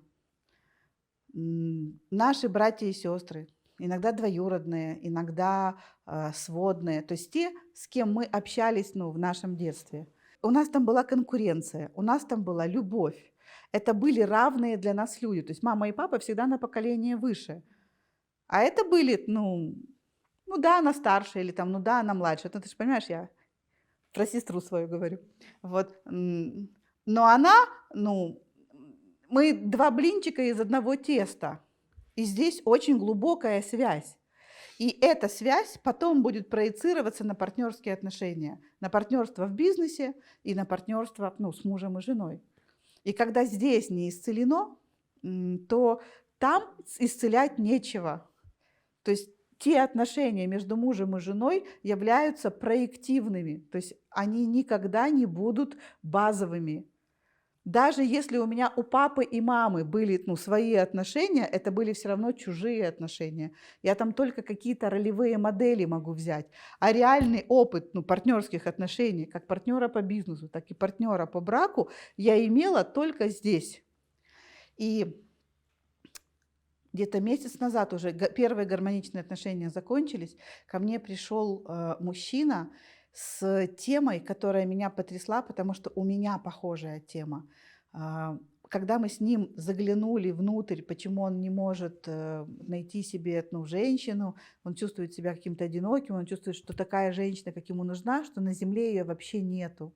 Он говорит, ну, может, Господь ее все-таки сотворил, но, говорит, у меня такое чувство, что ее, ну, нету на земле. И когда мы с ним начали работать, мы увидели, что у него, причем у него есть сестра, и мы туда сразу полезли, но там было, ну, много чего интересного, но не то. Мы нашли в работе, что у него был однояйцевый близнец, женщина, ну, девочка. И у меня тоже такой опыт есть. То есть у меня не было это, ну, в истории. Я не знаю, то есть мои родители этого никогда не видели, но у меня было много, ну, раз эти инсайты, этот опыт, когда я видела своего брата, который погиб в животике у мамы. А у него была история покруче. То есть этот однояйцевый близнец, он, ну, умер уже большим. И ему делали там, ну, на 7 месяцах делали кесарево сечение, срочно вынимали второй плод, и эта девочка умерла уже достаточно большой. И он так и рассказывает. Он говорит, я знакомлюсь с женщиной, мы начинаем с ней встречаться, и прямо кажется, что это она. Но проходит какое-то время, и я, ну, чувствую себя снова одиноким. Я понимаю, что это не она. То есть он все время проецирует вот одну и ту же историю. Это вам про то, как внутри нас связаны наши, ну, наши отношения, как оно связано все между собой. Другая история, которая вам тоже будет очень... То есть я сейчас про деньги, да, я рассказала... Это все в сознании, правильно? Да, это все бессознательно. Ну, это не в реальной жизни, например, какие-то вопросы с братом, а вот, ну, достаточно поработать с собой в сознании. Да, я иначе задам твой вопрос. Не надо работать с реальным братом. Да, то есть вот не надо ему звонить, Нет. и заставлять его что-то делать. Нет, нет, это то, как у тебя внутри, ну, сформирована эта реальность. Это делать. Я со своей сестрой пыталась выяснить отношения, ну, очень много лет. Мы с ней очень близки, и поскольку я давно занимаюсь, ну, тем, чем занимаюсь, она много лет, помнишь, она вот ходила на все мои мастер-классы, пока ей не надоело, она нашла себе новое развлечение, она создала себе театр, и там пишет пьесы, ставит спектакли, вот. А так она ходила каждый четверг, и тут, ну, хорошо проводила время. То есть Лена очень, ну, знакома с этим всем. И я много лет пыталась с ней вот тут вот, ну, поговорить и рассказать. Потом, ну, перестала. Стала вот тут, ну, делать расстановочки всевозможные, делать практики. Господи, какое счастье. Знаете, у меня другая сестра. Я живу вообще другой жизнью. Я самый счастливый человек на свете, что не надо, ну, выяснять отношения с живыми людьми. И это стало моим девизом. То есть все, кто у меня учится давно, знают мой девиз «Не трогайте живых людей». То есть не надо выяснять отношения с реальной мамой, с реальным папой. Ну, они не помнят этих историй. Я не буду рассказывать историю про пражский торт и своего сына. В этот момент у меня всегда эта история, и те, кто меня знают, говорят, о боже, не только не эту историю. Так вот, не надо выяснять отношения с реальными людьми. Они не в курсе того внутреннего процесса, ну, который штырит вас. И поэтому, когда вам кто-то говорит, я на вас сильно обижаюсь, ну, вы можете ему честно сказать, да, вы на меня, нет, ты меня сильно обидела, вы можете ему честно сказать, нет, это ты сильно обиделся. То есть вы можете не брать это его кино, его истории. И мы друг другу для того и даны, чтобы отражать эти истории. Физически вы могли вообще ничего не сказать, но для человека, то, что вы не сказали, все равно он обиделся. Поэтому вернемся к теме денег. Итак, отношения с братьями и сестрами – это про партнеров. И если у вас есть в детстве опыт, и вы его зафиксировали, что вас там сестра не помогала, не давала вам денег, или она давала деньги, вы их все время тратили, или вы воровали у сестры деньги. То есть если у вас вот этот опыт существует, вы будете этот опыт проявлять во внешнем мире в партнерских отношениях. Если у вас с мамой плохие отношения, и сегодня был мастер-класс четверговый в 12:00 на моем YouTube-канале. Если кто не видел, посмотрите, что он был как раз про маму, то на этом мастер-классе и на гармоничных отношениях, на гармоничных мы, конечно, глубже туда идем, я показала, что самое важное, это чтобы у вас с мамой были отношения. Когда вы любите маму, мама любит вас. То есть так устроены это отношения, в этом тайна этих отношений, что мама любит вас безусловно только при условии, что вы ее любите. Если вы не любите свою маму, ваша мама, вот ту любовь, которую вы хотите получить, вы не получите.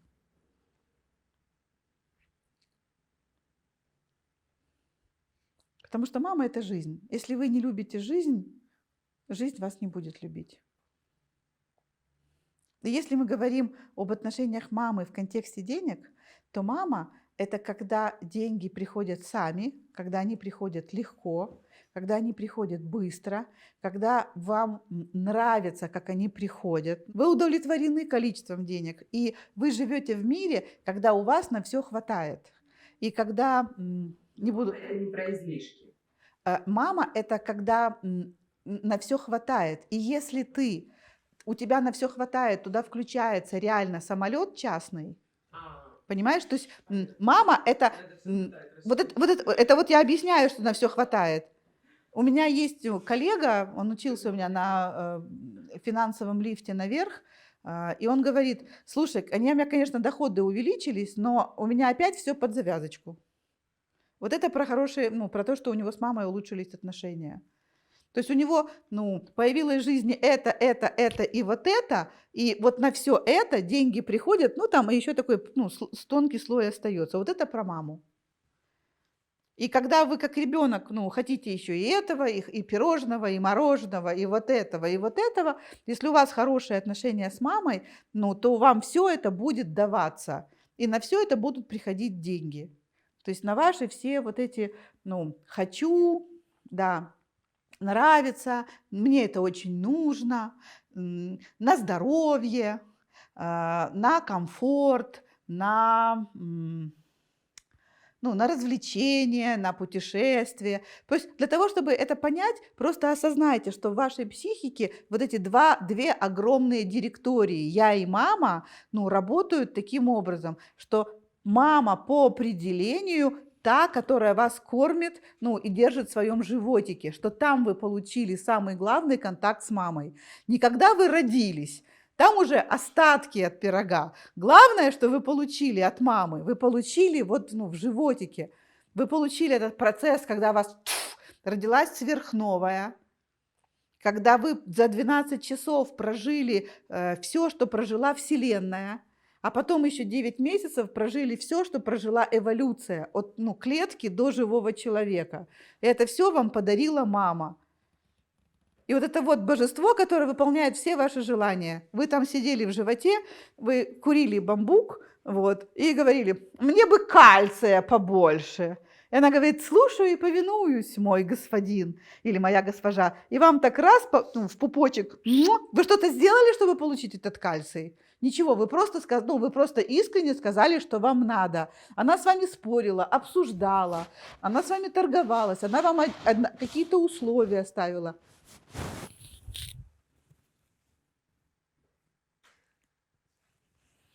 Нет, вам надо, извольте. А что делал, пупс там внутри? Он был доволен мамой. Я понятно объясняю? И мама там, все, кто был беременный, все знаете, у нее куча эндорфинов, куча кайфа, она там гладит свой животик, она впадает, у нее дофамина очень много. То есть она от ребенка получала очень много гормонов любви. И чем больше ребенок ей это выдавал, чем больше мама была в этом в эйфористическом состоянии, тем наглее была морда, тем больше она ему отдавала. А почему от ребенка? Я думала, что это тело вырабатывает автоматически. Это ребенок. Благодаря тому, что он в ней есть. Когда он там в ней есть, у нее, она попадает в эту эйфорию. Он и тело одно целое тогда. Понятно?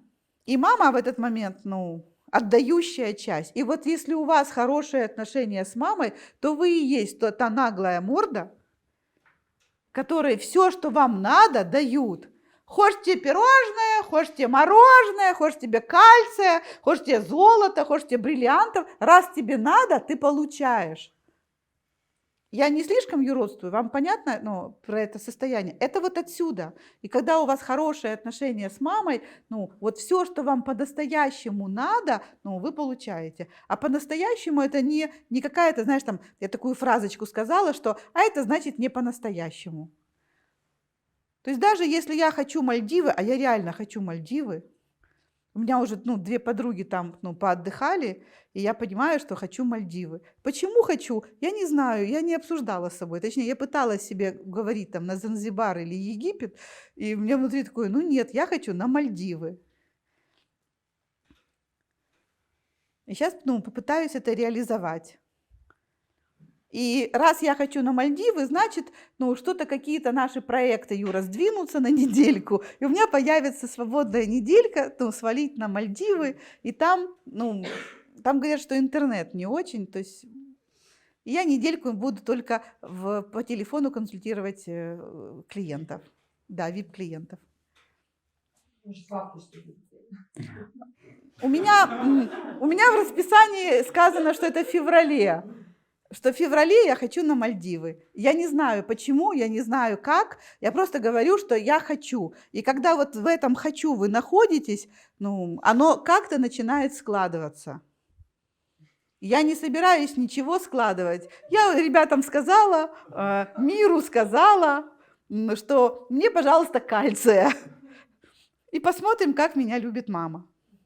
Вот это про маму внутри вас, понимаете? Это не процесс сознания. Сознание, как вы помните, занимает всего от 5 до 15% психики. Это процесс бессознательный. И у нас, у всех, и у мальчиков, и у девочек бессознательно вот такие эйфористические отношения с мамой. А все претензии, обиды и все, что вы ей сказали, вы там ей предъявляете, вы можете представить, это укус блохи, то есть она вам принесла много вреда, да, но вот знаете, она вам вообще-то вот это организовала. И вот на фоне того, что она вам организовала, то, что она вам там не купила, не сказала и обозвала там, мерзкой сволочью, да, это, очень ранит, но на фоне вот этого, этих подарков, несравнимо. И вот когда вы позволяете себе эту роскошь любить маму, у вас всегда будет в деньгах изобилие. В жизни изобилие, но сейчас мы говорим про деньги. Теперь папа. Это другая история. С папой все похуже и посложнее. Если, чтобы получить мамину любовь, достаточно было маму любить, то с папой это не проходит. Папа, еще раз, как вы поняли, я говорю с вами не о тем внешнем. Внешне это может быть алкаш, который обрюхатил вашу маму и жил в соседнем доме со своей женой, и на маму вашу смотреть не хотел, вам в жизни яблочко не подарил. То есть во внешнем мире это может быть совершенно страшный человек.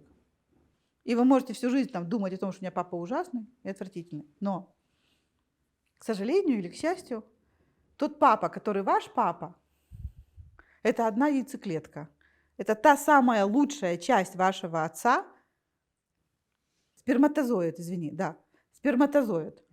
самая лучшая часть вашего отца, самая успешная победительница. И в этом сперматозоиде, ну, не буду сейчас рассказывать, как он побеждает, это очень интересная тема, но как-нибудь в другой раз, благодаря чему он быстрее, чем другие, заходит в яйцеклетку, и почему его яйцеклетка впускает, если в яйцеклетку, может быть, одновременно атакует десяток сперматозоидов, а впустит она только этот, это мы потом как-нибудь я расскажу. Я прочитала или там увидела недавно в медицинском журнале и поняла, что ну вот к этой теме, что мы реально дети победителя, это прямо, ну, вот в тему. А сейчас просто, ну, вернемся к тому, что мы самое лучшее, что есть в нашем отце. И теперь смотрите, в тот момент, когда сперматозоид заходит в яйцеклетку, он наполнен, как вы помните, информацией. И он становится центром, ядром этой яйцеклетки. И в этой яйцеклетке хранится информация о том, куда вам двигаться наверх, чтобы вы развивались. То есть там зашита ваша программа.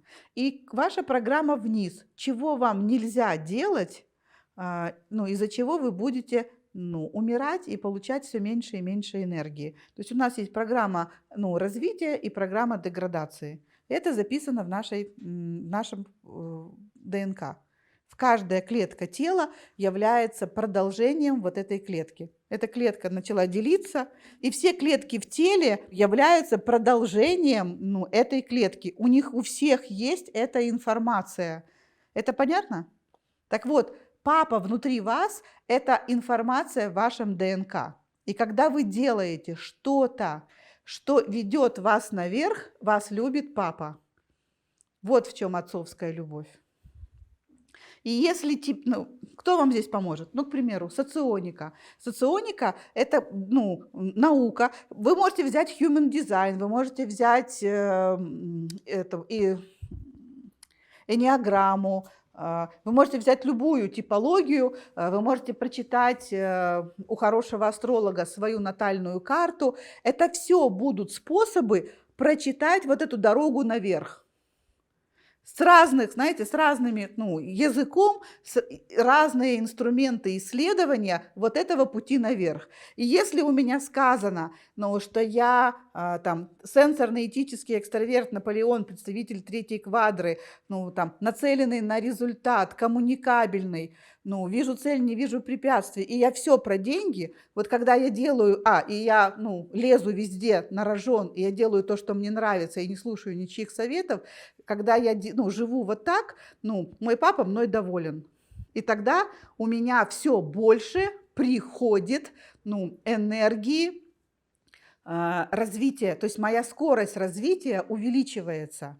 Так понятно? То есть количество дофамина у меня растет в геометрической прогрессии. Какой бы язык вы ни взяли, то есть соционика или натальная карта, и вам астролог говорит, в этом году у вас там период Венеры, под период Сатурна, сделайте это и я так делаю, например. Каждый год, кроме вот этого года, я приезжала к астрологу, в начале года привозила группу в Индии, он рассказывал, что делать в этом году, чему посвящен этот год лично для меня, каким божествам, какие божества, какие силы, какие планеты управляют этим годом. И я с группой посещала храмы, и мы делали там пуджи, вы уже поняли силу ритуала, и я активизировала или ублажала силу, и у меня внутри меня, в моем мозгу активизировался положительный аспект того, о чем говорил астролог. Еще раз, астролог называет планеты, а я, как ученый, понимаю, о чем мы говорим. Что сейчас в моем развитии активизируются вот эти навыки. Если у меня там Венера под период, Юпитера, а Юпитер – это про учение, то есть быть гуру, давать людям знания, быть точной, честной, помогать людям в развитии. И я и так этим занимаюсь, но я это активизирую, когда у меня под период гуру. Так понятно? И тогда что я чувствую? Я чувствую очень много энергии, что моя скорость развития превышает скорость, которая у меня была здесь запланирована. То есть я чувствую, что мой папа мной доволен. То есть я чувствую удовлетворение жизнью. Ну, то есть про папу это метафора, да, но физически мы испытываем удовлетворение жизнью. То есть мое время, ну, не течет зря. И если я делаю что-то, что меня убивает, то мой папа мной недоволен. И я чувствую, ну, сильную неудовлетворенность. У меня в этом вопросе, там, где у нас папа, очень много наказания включается. Ну, то, не знаю, там люди ноги ломают, машины ломают, не знаю, там тараканы в доме появляются. То есть появляется что-то, ну, что мы можем однозначно трактовать как вот, ну, вот это потому, что я это сделал. И мы говорим, что это папа, но это наши программы. Как вам про папу? И если мы сейчас говорим о деньгах, ну, то отец – это про очень быстрый рост, про быстрое развитие, про успех. И когда у вас хорошие отношения с отцом, это кроме того, что вы цените и уважаете своего отца, ну, то есть во внешнем мире, за его успехи. И ваш папа может быть, ну, никем и звать его никак. Но если вы сможете увидеть его силу, его развитие, его шаги вперед, его попытки, его усилия и быть этому, ну, благодарны. Я понятно объясняю? Приведу один пример. Девочка мне говорит: слушай, ну вот я тебя там, ну, послушала, но знаешь, ну вот, ну, мой папа в жизни, ну, не блистал. Ну, хороший, ну, не знаю, там, ну, талантливый, не знаю, ну, хороший семьянин. Ну, вот вообще, ну, ничего такого вот, ну, в жизни хорошего, ну, он не сделал. Я говорю: ну, я тебя услышала, а что там, ну, а дедушка? Она говорит: ну, а дедушка, ну, на войне погиб. Я говорю: то есть твой папа не погиб? Он говорит: нет, он жив до сих пор. Я говорю: то есть у него погиб папа, а этот не погиб? Она говорит: да, и что? Я говорю: то есть он не, по-твоему ничего не сделал? Он не пошел по следам своего отца, он не повторил его карму, он остался жить и жив до сих пор? И вся его, говорю, усилия направлены на то, чтобы остаться жив, потому что его тянет в смерть. У него папа умер. Я говорю: просто представь себе, что тебе там, сколько было папе? Она говорит: ну, там лет 10. Представь себе, что тебе 10, и у тебя умер папа. Тебя будет тянуть в смерть? Она говорит: да. Я говорю: а твой папа, ну, его тоже тянуло в смерть, но он остался жить. Я понятна вам? Вы хотите мерить своих отцов мерками олигархов, там, а если он олигарх, а у меня есть такие клиенты, у кого даже, ну, папа олигарх, очень успешный человек, у него столько же претензий к папе, сколько если бы папа был алкоголиком. То есть вот, ну, количество, ну, претензий такое же. Так вот, мы пытаемся мерить наших отцов какими-то, ну, внешними мерками, а мерить нужно, ну, мерками того контекста, в котором находился ваш отец. И то это очень мало, ну, может быть, вам поможет. Ну, просто уважайте и цените вашего папу, ну, каким бы он ни был. Вот мне хочется так сказать, знаете, чтобы долго, ну, вам не объяснять. В расстановках, когда мы их делаем, мы это видели, ну, 1000 раз, что человек говорит: ой, да папа у меня вообще там, или про дедушку, у меня, ой, дедушка, он такой вообще алкаш, он потом замерз, ну, был бухой, шел домой, замерз, ну, в снегу, его потом с утра нашли. Слушайте, бабушка вздохнула с облегчением. Ну, я про него даже и говорить не хочу. Ну, послушали, делают расстановку, и стоит какая-то такая фигура, сильная, мощная, там, ну, ресурсная, в нее стекается очень много негативной энергии, и он эту всю энергию перерабатывает, но мы ставим, кто это оказывается дедушка. И он на себя взял, ну, почти всю карму рода. И мы спрашиваем: слушай, это был дедушка, а папа пил? Нет, папа не пил. На примере дедушки он говорит: папа не пил. Он говорит: мы же знаем и другие истории, что если пил, ну, дед, то пьет и отец.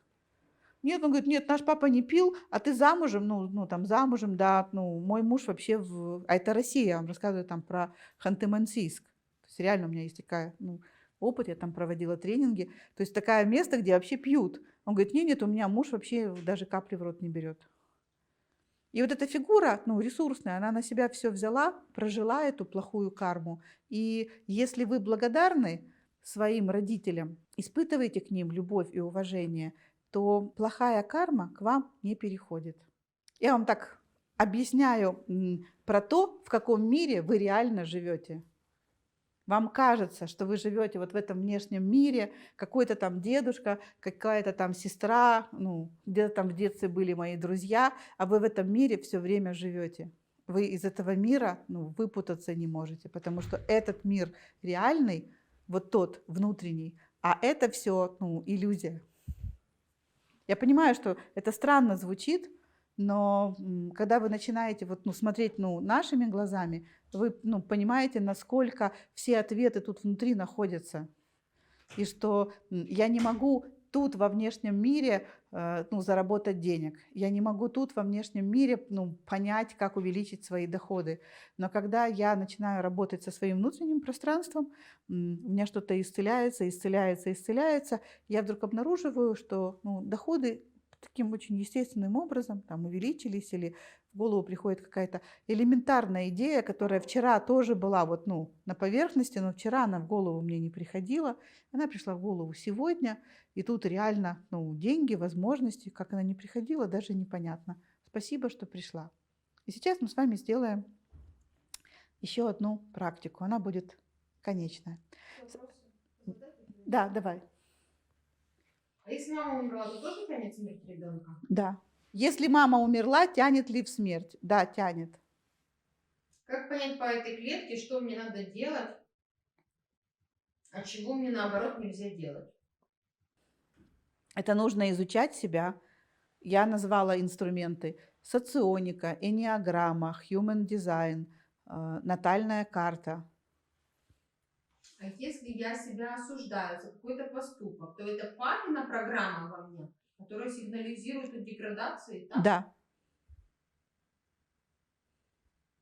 Да. Если я себя за что-то осуждаю, то это папина программа, которая говорит о деградации. Я отвечаю: да.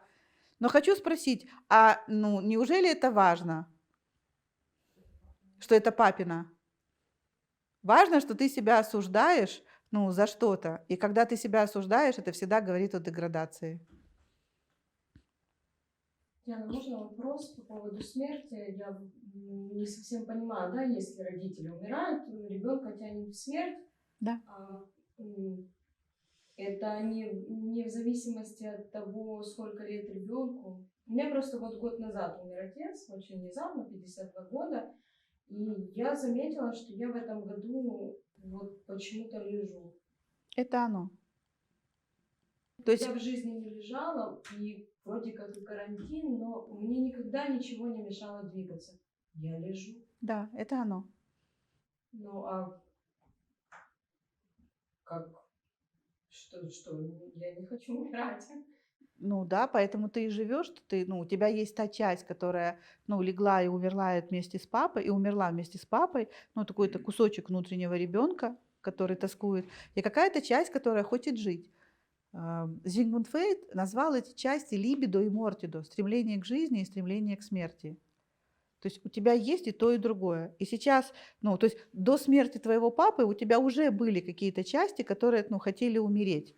Ну, какие-то предки, вот как мы сегодня видели. Но когда мы еще видим папу, ну, то там как бы чаша весов, ну, перевесилась.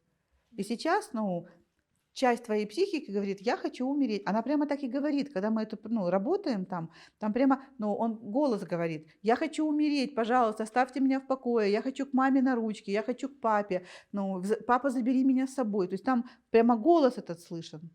Понятно, что это, ну, программа, но это твой внутренний ребенок, и, ну, с этим нужно поработать. То есть это нельзя так, ну, нет смысла это так оставлять. Почему люди стареют и, ну, их тянет к смерти? Знаешь, они так много похоронили людей уже, ну, любимых, и, ну, так много частей души ушли с ними, что там, ну, к какому-то возрасту они, знаешь, там с удовольствием читают некрологи, с удовольствием читают, а кто там заболел коронавирусом, а от чего умер. То есть их больше интересует, ну, как другие люди умирают, и прямо такие все разговоры они: слушайте, а вы знаете, там Петровна умерла, да вы что, такая же еще молодая была, а что с ней было? И они прямо задушевно так об этом говорят, потому что они, ну, то есть та часть, которая хочет умереть, она как будто бы, ну, набирает силы, чтобы они смогли, ну, спокойно умереть. И те люди, которые вот с этим работают, с этими частями души, высвобождают их, возвращают в жизнь, те люди такие, знаешь, они в душе остаются, ну, с этой большим интересом к жизни. Они тоже, ну, могут умереть, потому что, ну, тело смертно, но у них нету тяги к смерти. Я понятна или не очень? Да, я просто, ну, пойду решать этот вопрос. Да. Вопросы, Анютка? А если проблема именно с деланием? И идеи есть, и знаю, как осуществить, и когда доходит до дела, то откладывая или появляются другие дела, которые срочно надо сделать. Как это убрать? А, Другие пишут, что они то же самое. Прекрасный вопрос, прямо спасибо. Для многих это актуально. Это ваши проблемы с вашим мужским, то есть с вашим папой.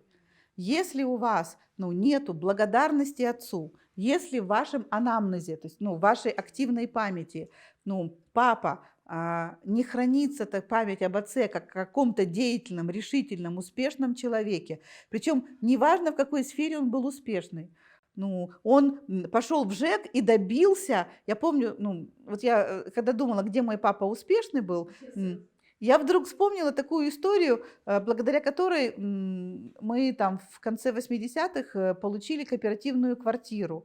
То есть мы жили в трехкомнатной квартире, и какие-то были, знаете, нормы жилья. И вот уже моя сестра там живет, ее муж, и рождается у них ребеночек. И вот мой папа где-то вычитывает, что по нормам жилья, если бы у нас было на 50 типа сантиметров меньше, там, или на метр меньше, мы бы имели право, ну, встать на очередь. Ну, это Советский Союз. И он не поленился, он пошел, перемерил всю квартиру, аккуратно все записал, он все перемерил 10 раз. То есть я держала этот сантиметр, он покупал другой сантиметр, ну, то есть чтобы перепроверить. И выяснилось, что у нас меньше не на метр, а на 1,5, то есть с запасом. Ну и понятно, что он пошел в ЖЭК, точнее непонятно, а он пошел в ЖЭК, и ЖЭК сказал: извините, не выдумывайте. И папа написал жалобу на ЖЭК. Ну, то есть, ну, короче, прошло время, и все-таки кто-то пришел перемерить. И этот кто-то очень не хотел, хотя ему было все равно, но, видно, ему дали правильные инструкции, и он там, ну, по 10 сантиметров где-то там набирал, и папа ему так спокойно, ну, предположим, вот. И тот довольный, что он тут наворовал сантиметров, тут, и потом, когда он сел, посчитал этот человек, и получилось, ну, к примеру, там, ну, у вас там, не знаю, ну, я не помню, у вас там 75,5. И он говорит: подтверждаете? Он говорит: подтверждаю. И он ставит подпись, вот, и мы делим на количество, ну, папа делит на количество людей, и появляет, ну, и что, да, нам надо. И этот человек такой: вау, он же... Не надо было, блин, но он, вот это папа. И я понимаю вот эту историю. Вспоминаю, а что она у меня жила в активной памяти? Не жила она у меня в активной памяти. Но мой папа кто? Победитель. И я вспоминаю эту историю во всех подробностях. Видите, но в ней много энергии. И вот хотите, чтобы вы были успешными, и вы начали активно что-то делать, пусть в вашей памяти живут ваши предки, ну, по мужской линии, которые были активны и что-то делали, и побеждали. И неважно в чем, в турнире по шахматам, ну, или, не знаю, там, копали канаву от забора до обеда. Неважно в чем, вам нужно, чтобы ваша вот эта детская часть, ну, восхитилась отцом. И когда вы восхищаетесь отцом, ну, вы начинаете этим становиться, потому что папа – это все ваше левое полушарие мозга и вся ваша правая часть тела. И папа, левый участок мозга, он отвечает на вопрос, что делать. Там записана информация, что и как делать. И когда вы такая вся фантазийная, все придумали, ну, все... замотивировали себя прямо и ничего не делаете, это у вас, ну, правое полушарие, ну, активно работает, а левое, ну, не работает, бамбук курит. И чтобы оно заработало, вам нужно благодарность и восхищение отцу. И неважно, был он, не был, был он только в вашем воображении. Папа, ну, ушел, там мама с ним имела секс один раз, как у меня есть клиент, и папа, ну, исчез. Не в смысле, что он даже специально исчез, он просто, у него был, секс, а она забеременела и родила. Но это ваш папа, ваш. Вы от него родились, от него. Он вам эту программу соорудил. Есть чему быть благодарным? Есть. Программа классная, вы себе нравитесь, ваши мечты о вашем величии вам нравятся, это от папы. То есть вот от этой вот программы. И не важно, кто был сам отец, важно, чтобы внутри у вас про папу, было классно.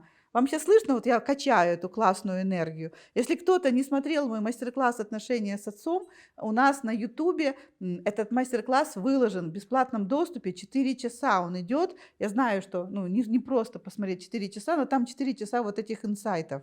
И там вот эта вот энергия. Вот слышно вам, какая энергия? Там такой пам-пам-пам-пам-пам-пам, пам-пам-пам. Это энергия отца. И когда у вас эта энергия, она всегда в доступе, это в каждой вашей клеточке тела, есть энергия для развития, для победы. Это живет внутри вас. Это не что-то, что у меня папа был алкоголик, а у этого был папа-министр. И вот тогда папа-министр. Нет, это зависит от того, насколько вы благодарны и любите своего папаню. Этого или этого значения не имеет. Понимаете, если бы только этого, тогда Абрамович бы не был бы миллиардером.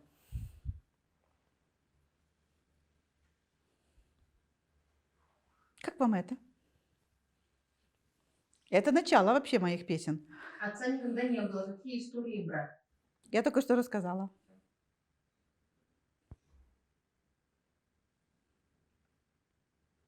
Смотрите, все, что я рассказываю вам, это наука. То есть это нейрофизиология, как работает наш мозг и наше тело.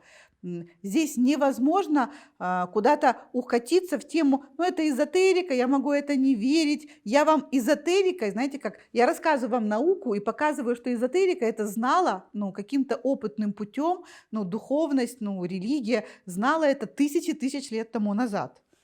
И знаете, не надо быть большого ума, то есть один человек сидел, и там благодарил своего отца за что-то, и вдруг у него пришло куча силы, куча, энергии, он, не знаю, пошел и победил, не знаю, стадо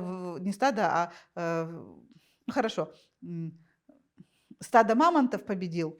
Вот. И он запомнил этот опыт, что супер, а когда я на батю полову гну, тогда ничего мне не везет. А только мне стоит про папу хорошо подумать, как мне везет. Это были просто эмпирическим путем. Люди просто физическим опытом обнаруживали, что любишь маму, будет тебе хорошая сладкая жизнь. Здравствуйте, евреи.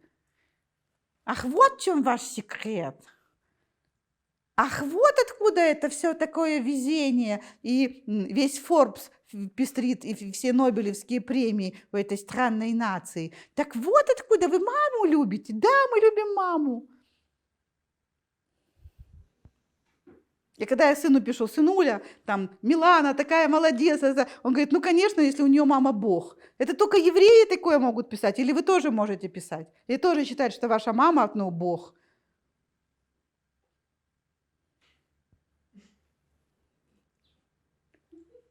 Моя мама не вела тренингов и не была Дианой Щербанской, но моя мама для меня Бог. В чем реальный Бог? Когда мне мама звонила, у меня такое внутри, знаешь, да, мамочка? Она мне говорила, как дела? И я ей прямо отчитывалась, и прямо, я как молилась перед мамой. И я знала, что если моя мама будет заниматься здоровьем моего сына, или моя мама что-то будет делать, то это все будет сделано. Потому что моя мама, это же моя мама. Это национальная еврейская черта. Говорю, моя мама была очень простым человеком. Она не вела тренинги, она не сидела перед публикой. А если бы она даже сидела в компании с вами, она бы 3 слов не могла связать. Она была не очень разговорчивым человеком, она не умела выражать свои мысли. Такое красноречие у меня от папы. Но я молюсь на свою маму и молилась всю жизнь. Так что, это только евреи могут делать? Или у вас тоже есть такие разрешения? Народ такой, ах, вот где собака порылась. Я об этом так много рассказываю на коучинге. Про маму, что вот она, вот ответы. Любите маму? Пожалуйста. Любите и цените папу? Ну, получите. Тут вопрос, Диана. Да. Как побороть вот эту тягу к смерти после смерти родителей? Это нужно, начать какие-то консультации. Да, это пойти надо с этим делать, пойти в терапию. Это не что-то сложное, поверьте. Там, маленький ребенок, который хочет, то есть он идет в смерть к маме, потому что там любовь, правда, Лен? Мама меня любит. И ребенок говорит, пусть я умру, то есть это фигня, но мне главное, чтобы не потерять мамину любовь. Но когда человек осознает, что любовь мамину потерять невозможно, что та мама, которая меня любит внутри меня, и она никуда не делась и не умерла, в этот момент приходит облегчение. Ту маму, которую мы хотим, чтобы она нас любила, она находится внутри нас. Этот источник жизни, он находится внутри нас. Она не живет на улице Герцена, и мы ее не похоронили. Эта мама внутри нас, бессмертна. И папа там тоже бессмертный. И все предки там бессмертны. И только наш ум говорит, она же умерла. И тогда мы говорим, все, я тогда этим не могу пользоваться. И мы закрываемся, понимаете? Не мама умерла внутри нас, а мы закрываемся от этого потока. Или мы говорим, эти предки, они же пострадали, значит, у них нельзя брать, это как будто заразиться, у них нельзя брать поток денежной энергии. Им же было плохо, а как вы видели, ничего подобного, там прекрасная энергия. Я понятно сейчас говорю? Наш ум превращает наш опыт в хороший и плохой, а там нету хорошего и плохого опыта, там бесконечный источник энергии.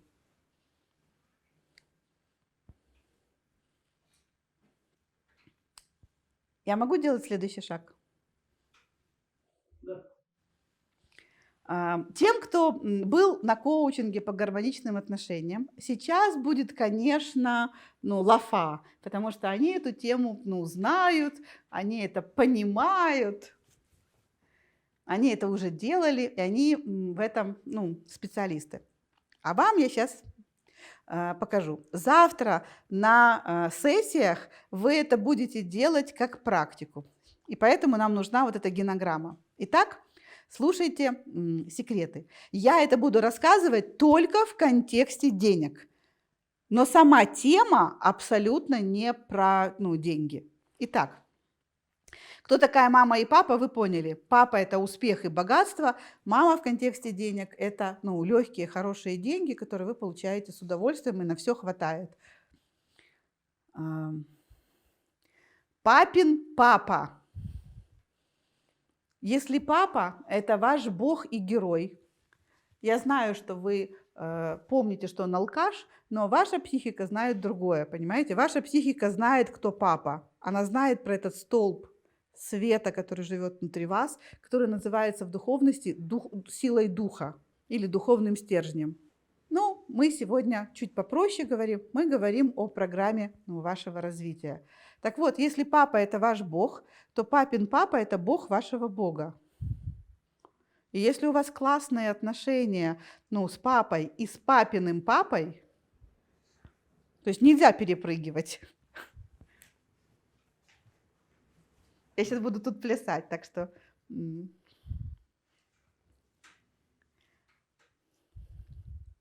Есть?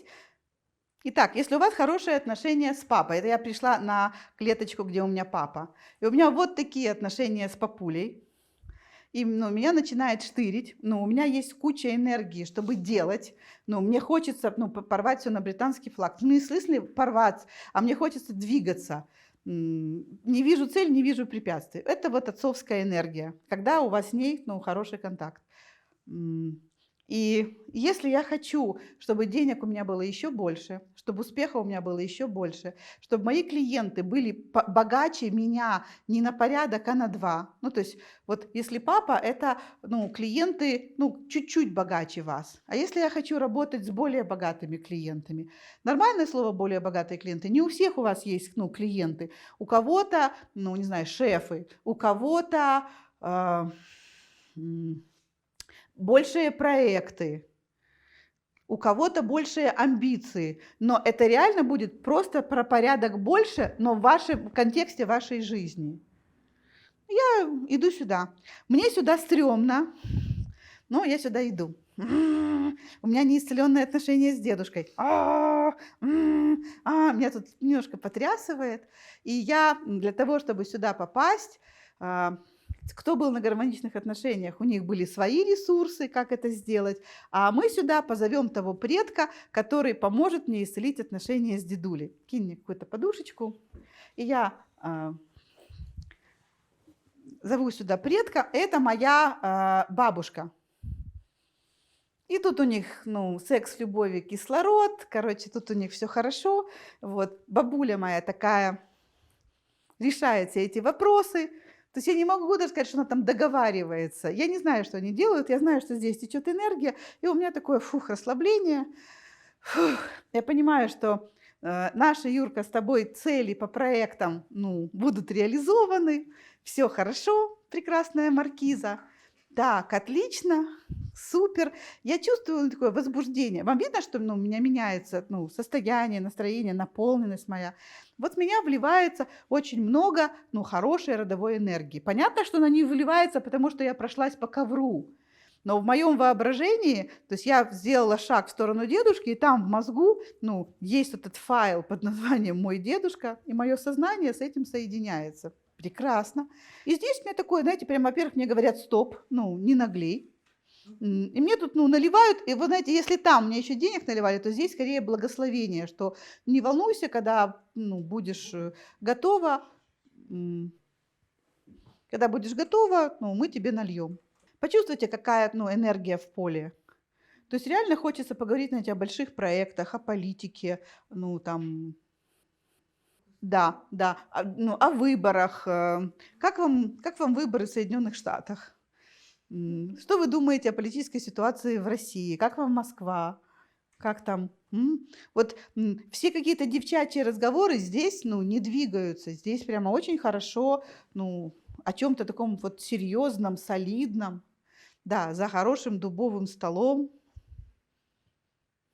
Там дальше вообще какое-то царское совершенно. Да, и чем дальше вы уходите, тем более тем больше богатства вы получаете. Вот у них это, они просто делали эту практику неделю друг с другом.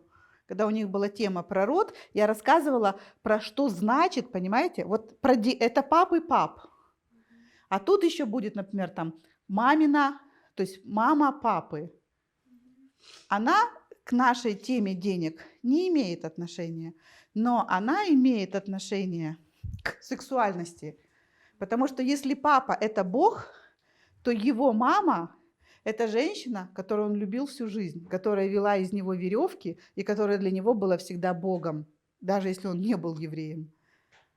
И когда у вас есть отношения с бабушкой, то есть с папиной мамой, когда у вас здесь есть контакт, тут такое так, я не понял.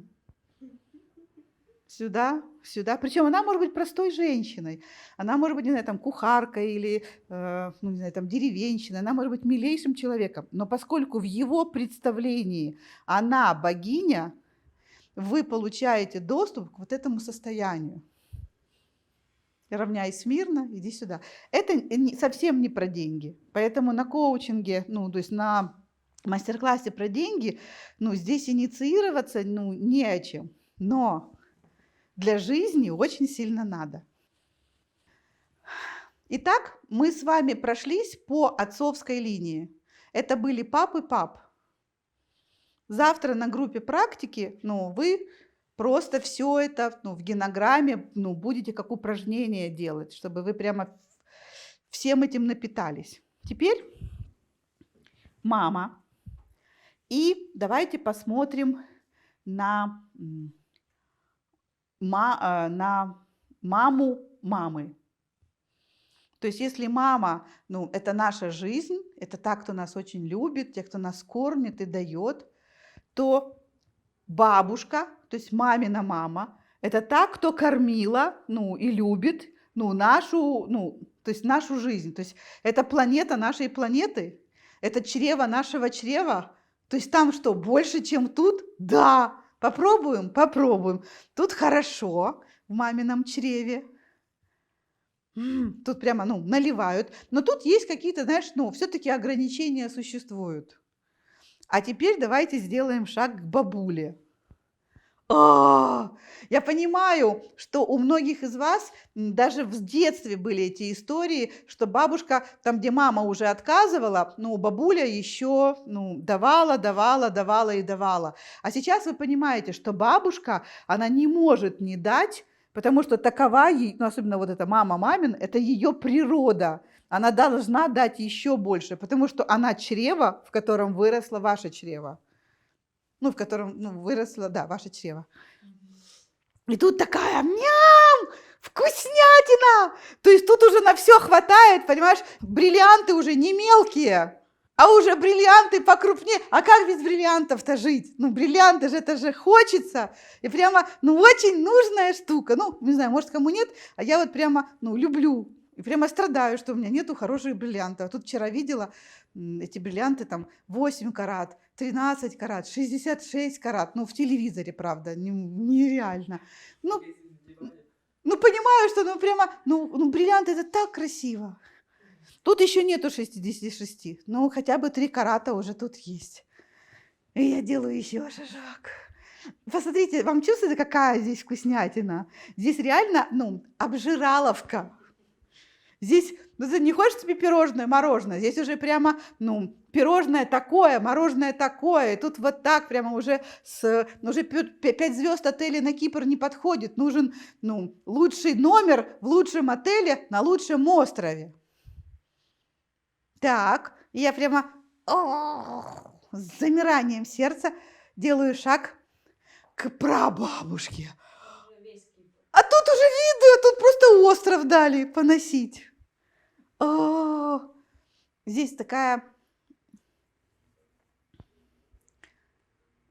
ну, здесь изобилие, знаете, когда уже в деталях, когда каждый день свежие цветы, когда второе платье, в котором было на балу, уже не оденешь.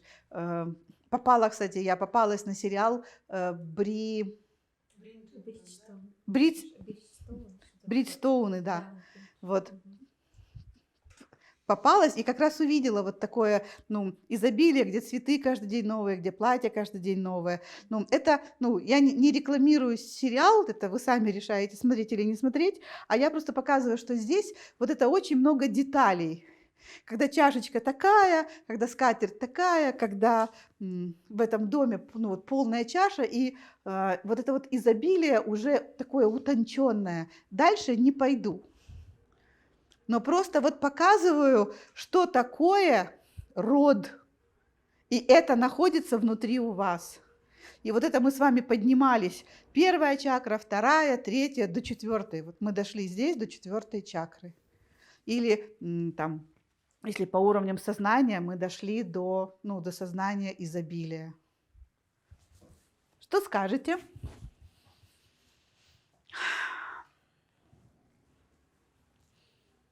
Вы потрясены, вы ничего не поняли. Почему вы молчите? Те, кто был на гармоничных отношениях, они, ну, прошли всех предков, потому что вот это мамы мам, а это папы пап. А если мы возьмем папу нашей мамы, то мама это было наше чрево, то есть вот такая, ну, была наша планета, а это был, ну, мамин секс-символ. И когда вы ищете себе мужа, и когда вы ищете себе хорошего мужа, вы ищете себе, ну, маминого отца. И все.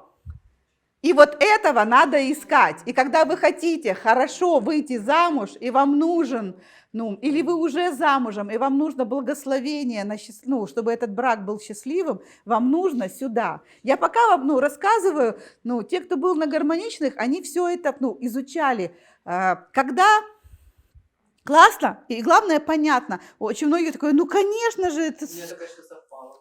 Не все, что мы как папу выбираем, как папу. У меня вообще не как папа, а дедушка вообще точно. И он меня баловал просто каждый день, подарки привозил. И все, кто тебя так любит, он тебя так любит. И вот я прям, у меня про дедушку.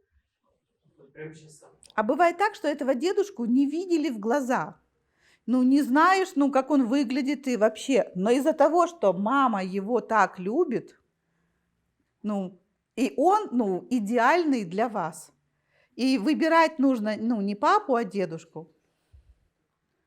То есть папа там всегда будет требование расти. Папа всегда будет говорить, ну, помните, ну, стань еще лучше, и еще лучше, и еще лучше. А дедушка говорит, ну, да ты моя богиня. Почему? Потому что, ну, когда у этого мужика родилась дочка, даже если она там третья дочка, это родилась его внутренняя женщина, и он таял, как сливочное масло. И когда у этого тающего, как сливочное масло, когда у этой родилась ее дочка, это сливочное масло стало просто шкварчать на сковородке. Ну, то есть это... Да, это стало масло ги, спасибо, да. Понимаете, то есть так любовь движется. И вот когда вы это знаете и понимаете, и вы получаете благословение женщины, вы получаете благословение от папы своей матери, ну, вы становитесь вот той вот, ну, балованная Галя.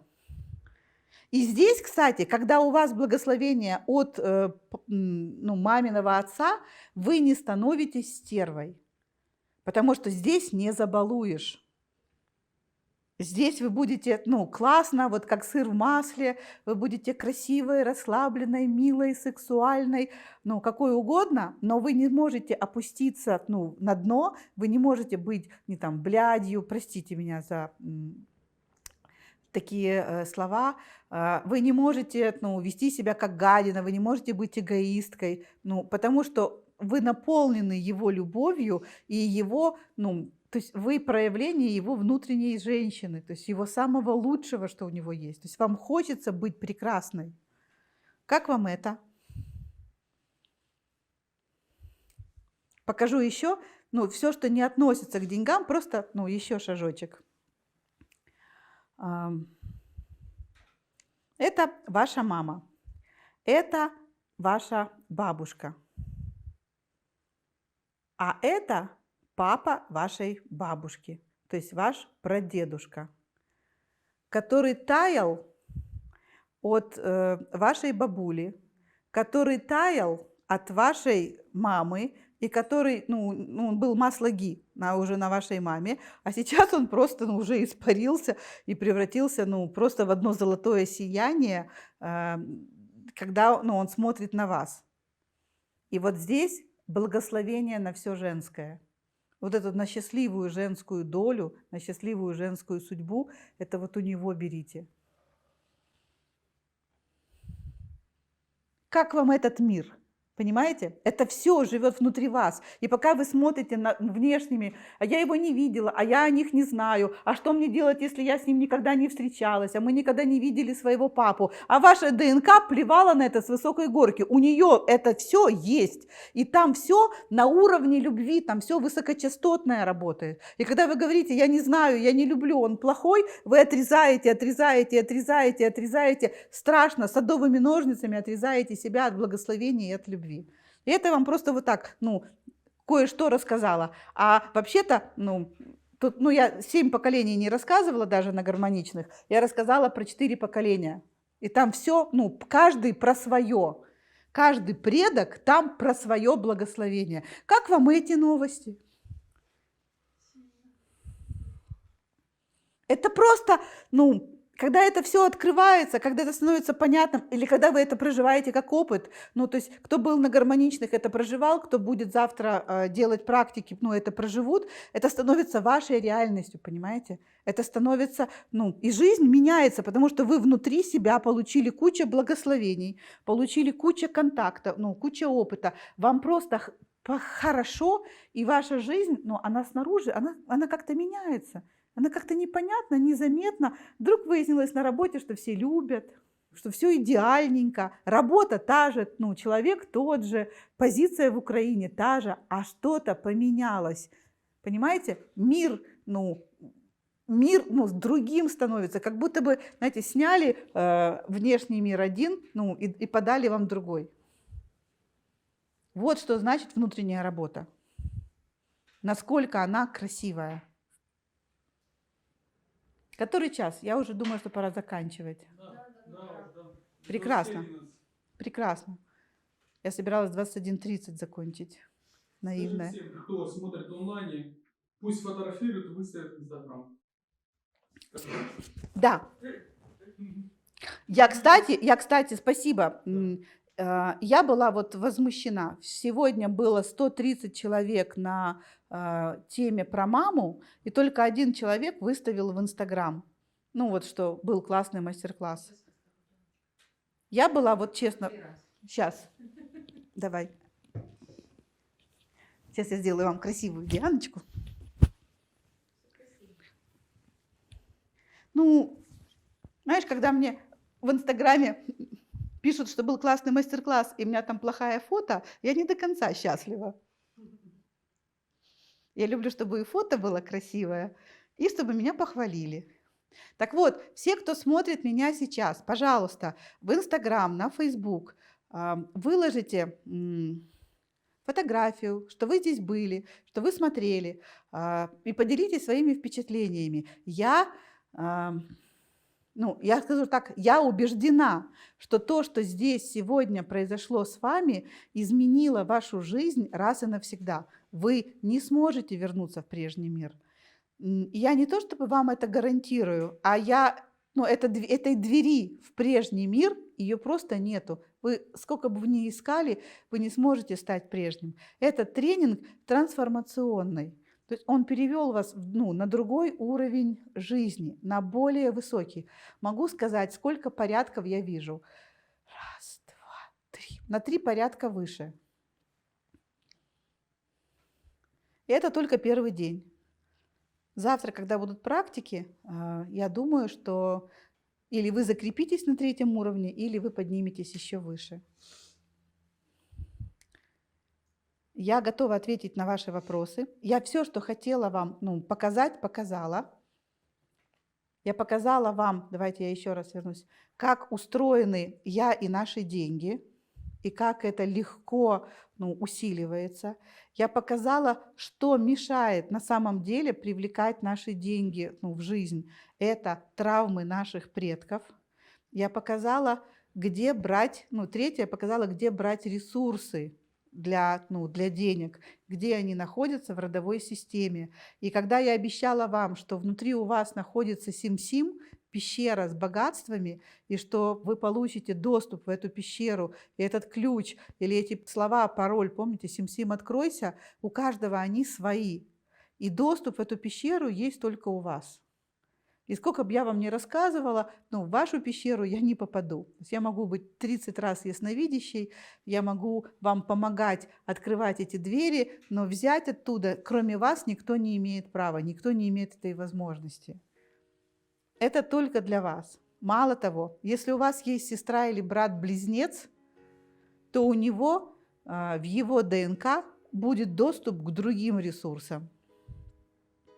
Даже если это однояйцевый близнец, у него будет абсолютно другая уникальная ДНК, потому что там у вас за спиной невероятное количество богатства.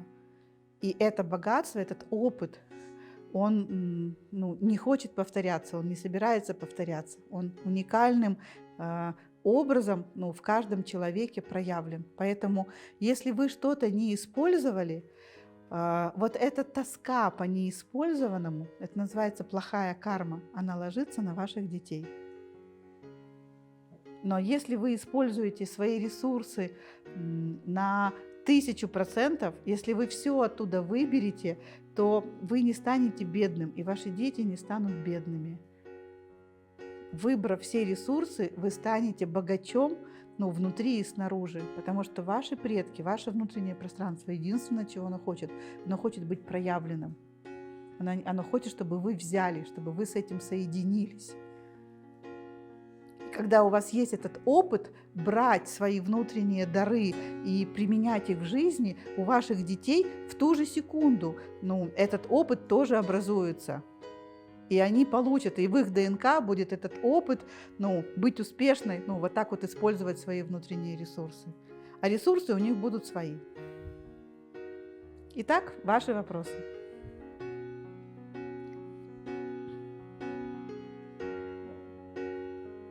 Не знаю.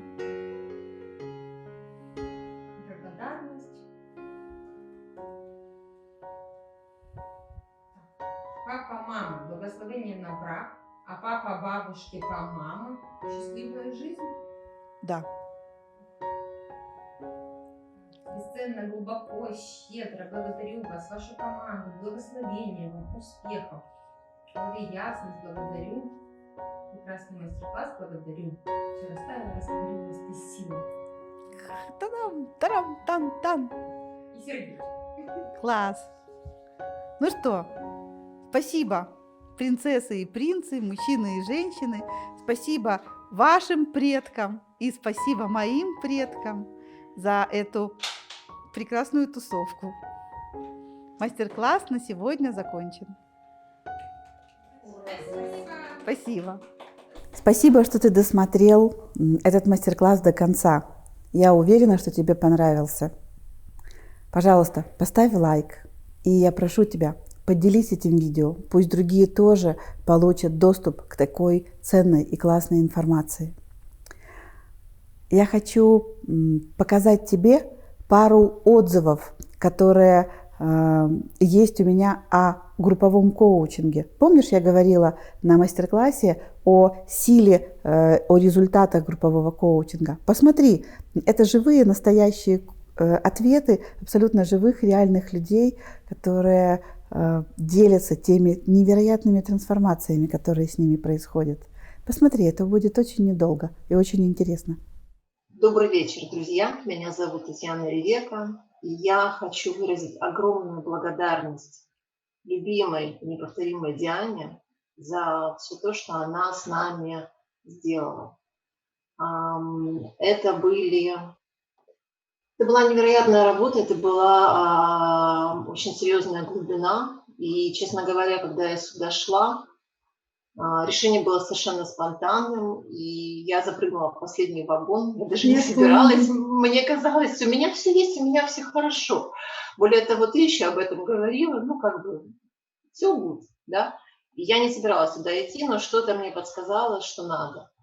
И я с огромной благодарностью приняла этот опыт и все то, что было со мной. Все это настолько изменило меня в принципе, и мне даже сейчас странно вспоминать, какой я была, что я чувствовала, как я думала и как я шла по жизни.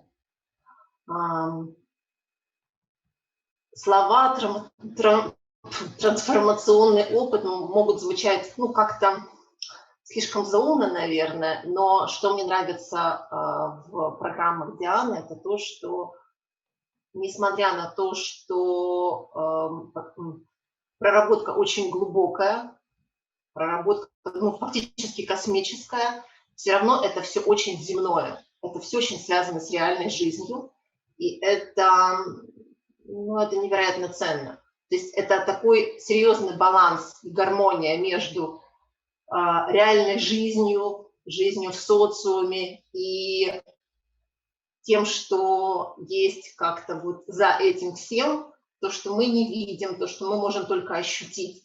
И то, что дает Диана, это огромная ценность. Для меня лично была это инициация в какие-то процессы, которые мы просто так сами не можем прочувствовать.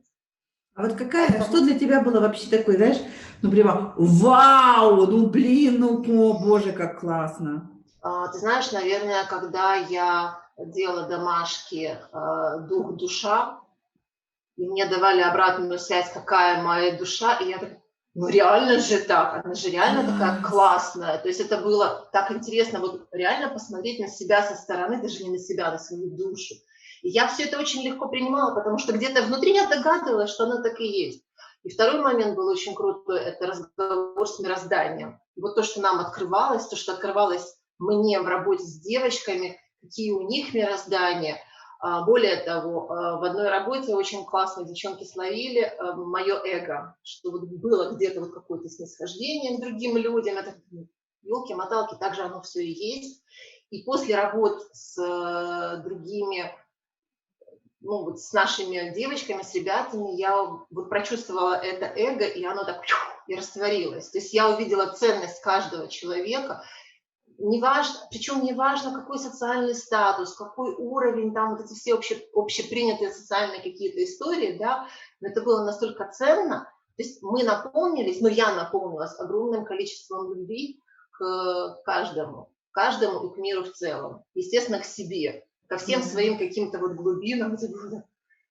Поэтому я рекомендую очень всем и каждому пойти сюда, и я всем своим друзьям уже по возможности рассказываю, делюсь, что это, причем это одним словом, и вот так просто то, что я сейчас говорю, я понимаю, что довольно сложно передать то, что здесь с нами было.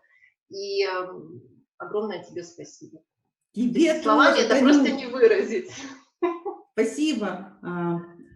Знаешь, вот эта твоя утонченность и легкость, знаешь, такой бриз морской, ты сюда вот наливаешь эту свою, прямо, знаешь, такой серебряный век.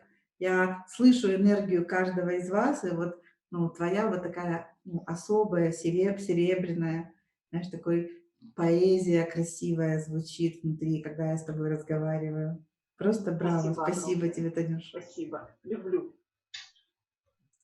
Взаимно. Кто еще споет? Я могу.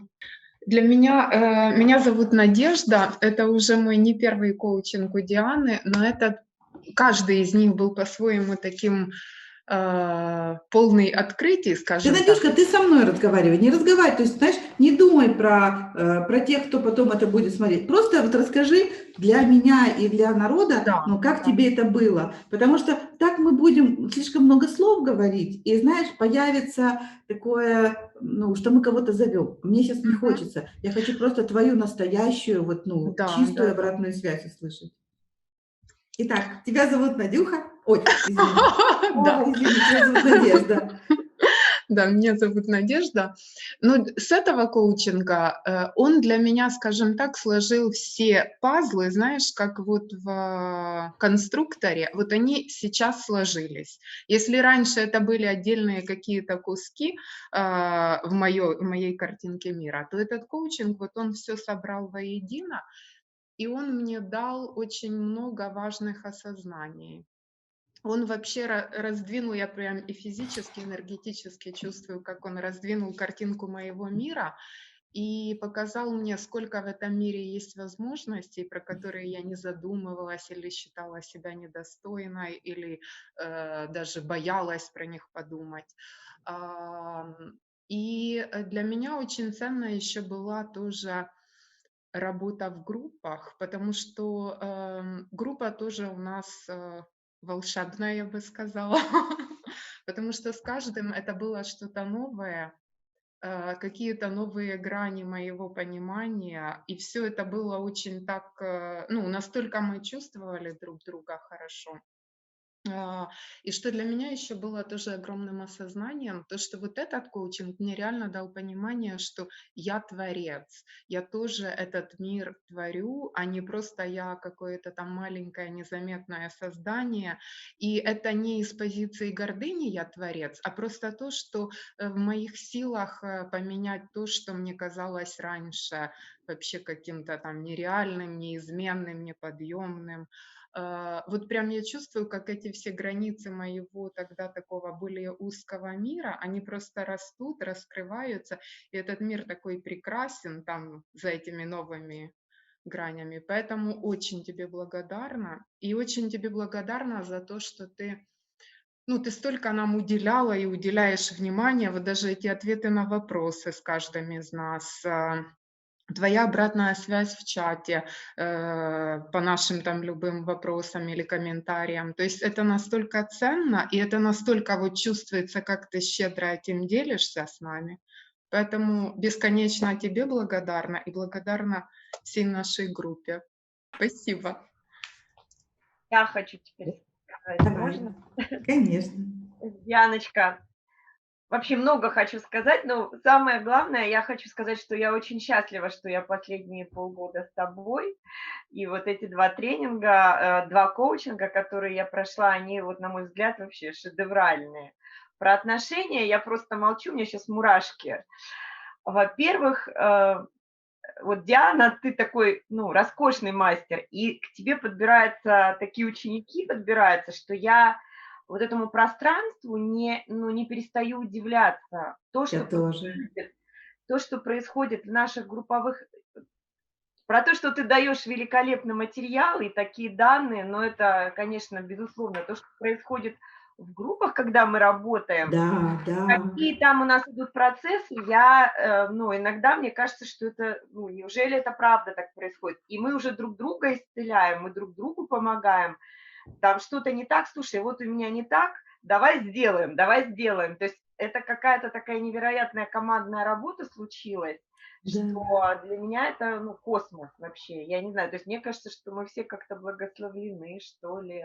Да, я так тоже думаю. Да, это как-то вообще что-то прям спускается на нас такое волшебное. И я, конечно, ну, вот как-то я уже, конечно, вот съела все, скушала очень хорошо все, что ты давала, уже все себе присвоила.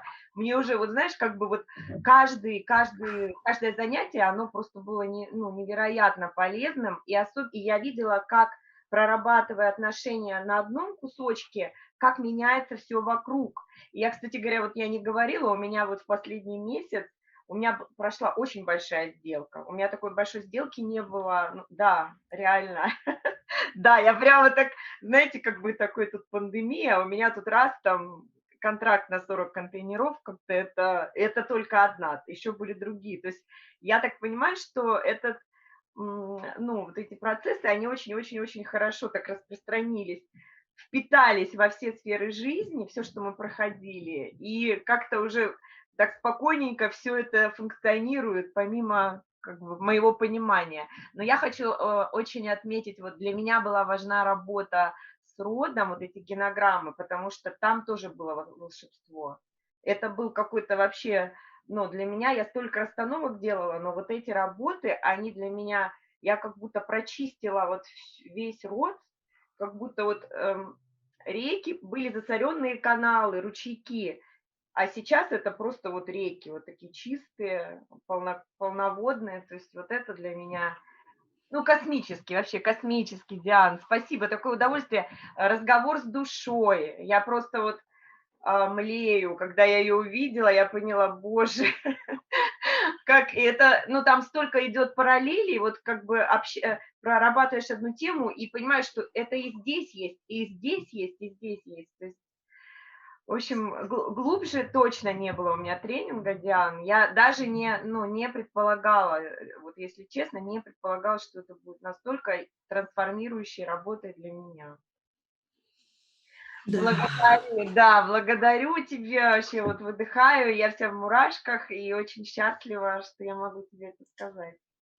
И не буду говорить, какая у тебя энергия, какая у тебя душа. Мы с тобой ну, делали на эту тему такую большую работу. Я просто хочу сказать, что тема счастливых партнерских отношений – это тема 2021 года для тебя. И то, что я вижу, меня очень сильно удивляет, но я это вижу, и поэтому хочу тебе сказать, что за благословением к тебе будут приходить, ну, еще другие женщины, чтобы ты помогла им вот, ну, такой вот попасть в такие счастливые отношения, как будут у тебя.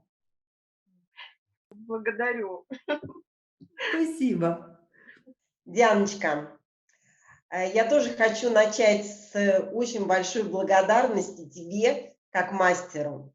И я хочу сказать, почему именно я, вот тоже после тренинга, во-первых, пошла на тренинг по сексуальности, да, и после тренинга по сексуальности пришла на тренинг по отношениям. Я не могу сказать, что у меня на моем пути было много тренеров, но ты именно тот тренер, которого слышу именно я. То есть это именно тот язык у тебя, который мне заходит. Это то поле, которое ты создаешь, я его слышу. И я иногда даже слышу, я не знаю, вот что ты будешь говорить, но я уже вот заранее, за день перед следующей темой, я уже начинаю что-то слышать. И, собственно, ты мне по этому поводу неоднократно давала обратную связь. Да. Конечно, когда я шла и читала программу вот этого тренинга, она была мне очень интересна, она была и материально приземленная, она была и духовно высокая, но когда я из занятия в занятие, от эфира к эфиру, да, погружалась вот в эту глубину, конечно, моему удивлению, ну вот не было предела. И я уже говорила, что у меня изменились очень отношения с мамой. Это правда. У меня никогда не было с мамой таких отношений. У меня маме на сегодняшний день 81 год. И это вот реально отношения двух взрослых людей. Это те отношения, когда я могу и уже совершенно спокойно позволяю себе разговаривать с ней на разные темы, в том числе и на темы, связанные с мужчиной, и на тему, связанные с сексом. И мы разговариваем уже действительно как женщина с женщиной. Конечно, не было моего, вернее, вызвало очень большое мое удивление, очень много практик, связанных с братьями и сестрами, да. Конечно, а разговор с мирозданием – это вообще вот просто что-то шедевральное. Но то, что я увидела, особенно когда мы дошли до практики мироздания, ну вот зашкалило, наверное, все мои мыслимые ожидания. А увидела я вот что. Я даже вот один раз в практике специально сделала снимок экрана и отправила нашей участнице, чтобы она увидела себя. Я увидела, как девочка в задании реально изменилась, когда она просто вот сняла с себя эту маску, просто вот за 3 секунды была снята эта маска, и какая открылась красота. Вот это то, ради чего стоит пойти на этот тренинг, потому что я увидела ее настоящую, и в ней я увидела настоящее зеркало себя. И вот это, конечно, было потрясающе. Когда я увидела это один раз, потом мне удалось это увидеть в практике еще раз. И это, конечно, вот, ну, это самая, я считаю, большая ценность. Не говоря уже о том, что я всегда говорила, что все есть отношения, но сегодня мое сознание по поводу вот этих отношений расширилось еще больше и больше. Поэтому вот я очень рада, очень довольна, что я здесь. И, конечно, и я тоже уже всем рассказываю и рекомендую пойти на этот тренинг. Это очень большая ценность. Я очень довольна и хочу с тобой продолжать дальше. Спасибо большое. Спасибо. Дианочка, я теперь скажу. Давай, Катик. Ну, вообще такая ситуация, что, знаешь, иногда вот просто хочется обнять, прижаться и ничего не говорить, потому что и так все понятно, как бы, да. Вот сейчас именно такой случай, что хочется просто ее обнять, вот как вот, это не мама, это что-то такое родное, любимое. Это твое мироздание. Такая прелесть, да.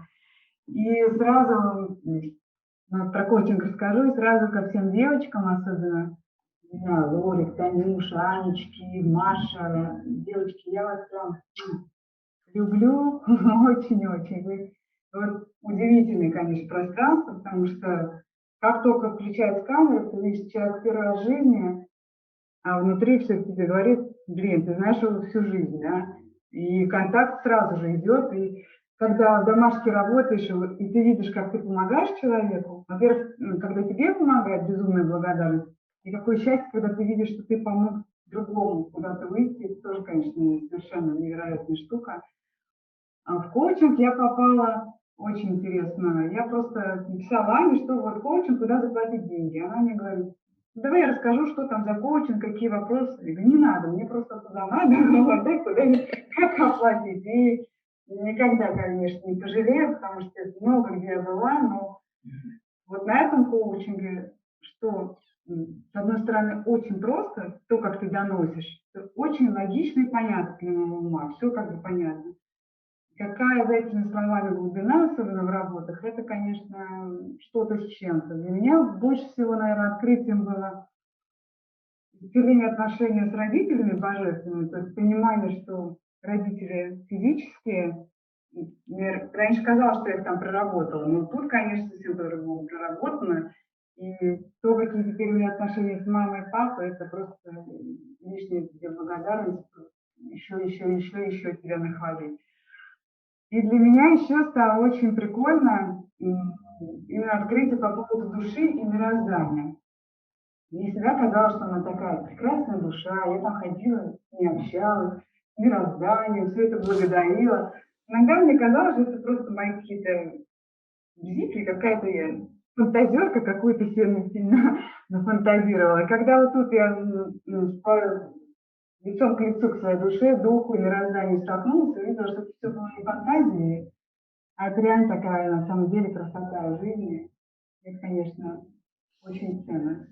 Я поняла, что это все так и есть. Это очень круто, это очень здорово. И вот через род, через все вот это прийти к этой красоте, это очень здорово. Поэтому я тебе очень-очень благодарна.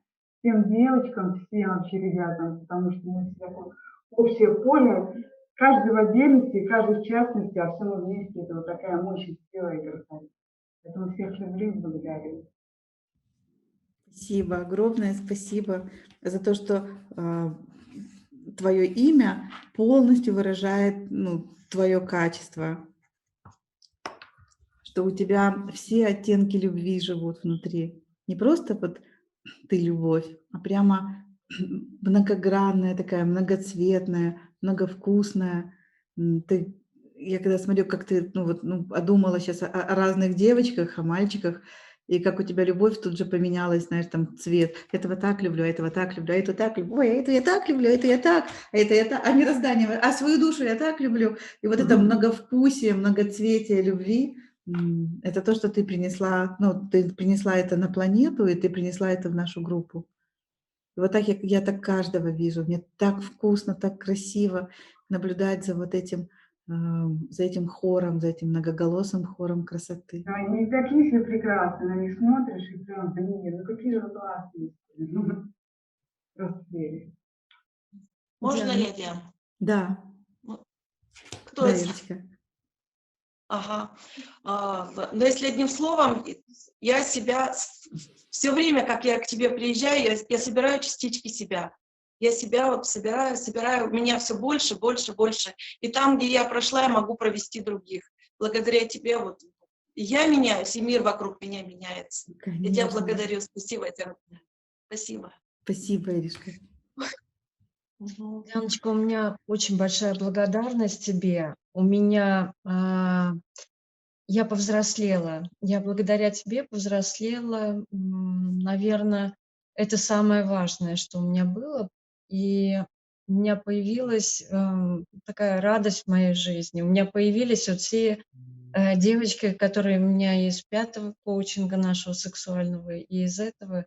И это вот получить таких знакомств с такими людьми, Диан, и я настолько рада, что я с тобой знакома. Это действительно, это восторг и счастье. Благодарность и очень много еще слов, но я уже хочу, чтобы еще кто-то что-то сказал, успел в последние минуты. Я еще постараюсь написать. Это очень сильно, очень много было для меня. Благодарю. Спасибо.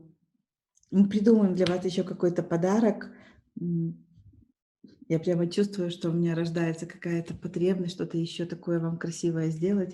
Я подумаю, как это сделать. Спасибо, Антика. Могу я? Давай, Викуш. У меня много любви, благодарности и восхищения.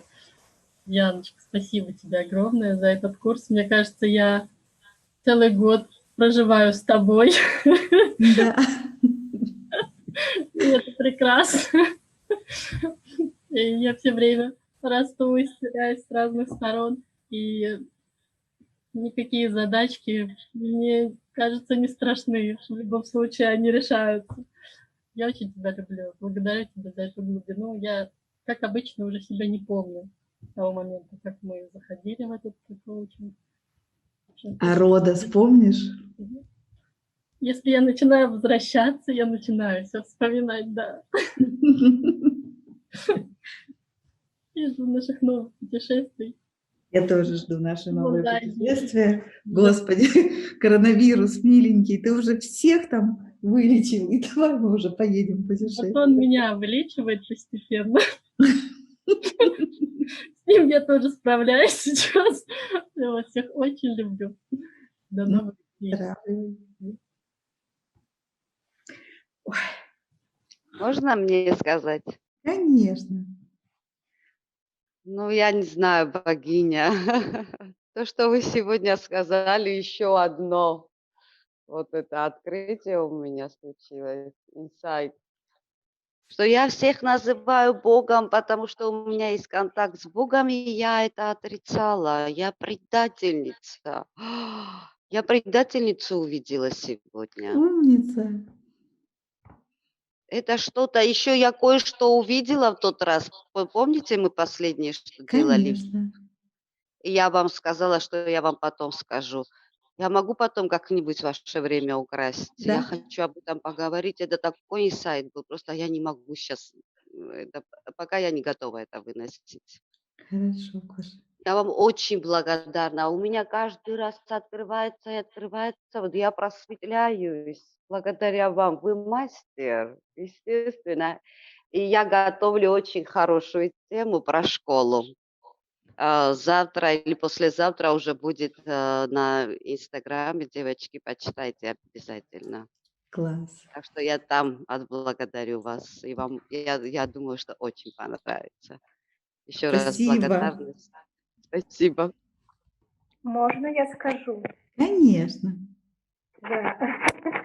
Я, наверное, самая старшая из всех, но я себя чувствую юной, такой юной и любимой. И я вот самое-самое важное для меня было на наших занятиях, это я соединилась со своим родом. Я расспрашивала маму, ей 83 года, она у меня жива-здорова. У нас, оказывается, как вы говорите, были и цари, и те, кто воевали в царской армии и довоевались до высоких, очень высоких. Спасибо вам огромное. И я чувствую к вам такую любовь, как будто, простите, я старше вас, как будто вы моя мама. Я даже ощущаю вашу руку такую теплую. Это удивительно. Я из тех, которые без конца учатся. И только вот на ваших занятиях я нашла себя. Я, оказывается, все время вот так вот поднималась на цыпочки, пряталась из-за угла, смотрела на своего внутреннего ребенка. И такое чувство было, как будто я не имею права быть счастливой, любить этого ребенка своего. И я вот, ой, вот эти дни все время провожу со своим ребенком. До такой степени я наполнилась. Спасибо вам огромное. Я хочу прям, чтобы...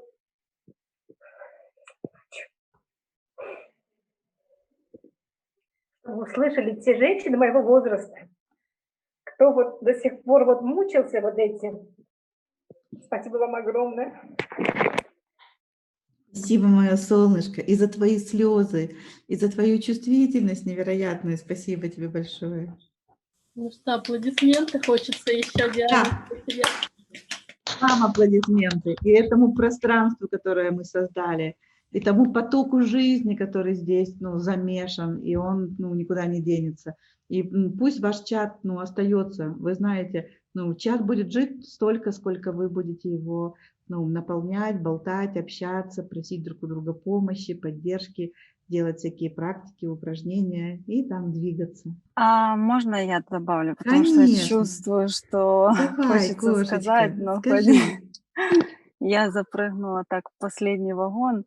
Это 1,5-2 месяца я написала как раз тебе Да, за я день до помню. коучинга, и оно так отозвалось во мне, и я, пройдя это все, почувствовала, что это вот я боролась, можно сказать, за то, чтобы я участвовала в этом коучинге. И тоже аж слезы. И так мощно, глубоко, и я это так прочувствовала, так все приняла. И божественный род, и дух, душа, и мироздание, и абсолютно каждая тема это просто крышу сносила. И даже сейчас я думала, ну что ж тут уже может быть глубже? И опять в цель, крышу снесло. И тело за психикой, и, ну, конечно же, иногда не успевала, но мне так все было интересно, и я так все с благодарностью принимала и с легкостью, и мне хотелось еще давай, я все выдержу, мне интересно, давай еще глубже. Это я, наверное, тут, ну, очень я под эмоциями и очень глубоко копнула. И я очень счастлива, что я здесь со всеми. Все такие невероятно классные, глубокие и такие все богатые. Такие все богатые, такие прям Спасибо за это радостно было с слово. каждым, радостно было с каждым, да, работать, с кем я поработала.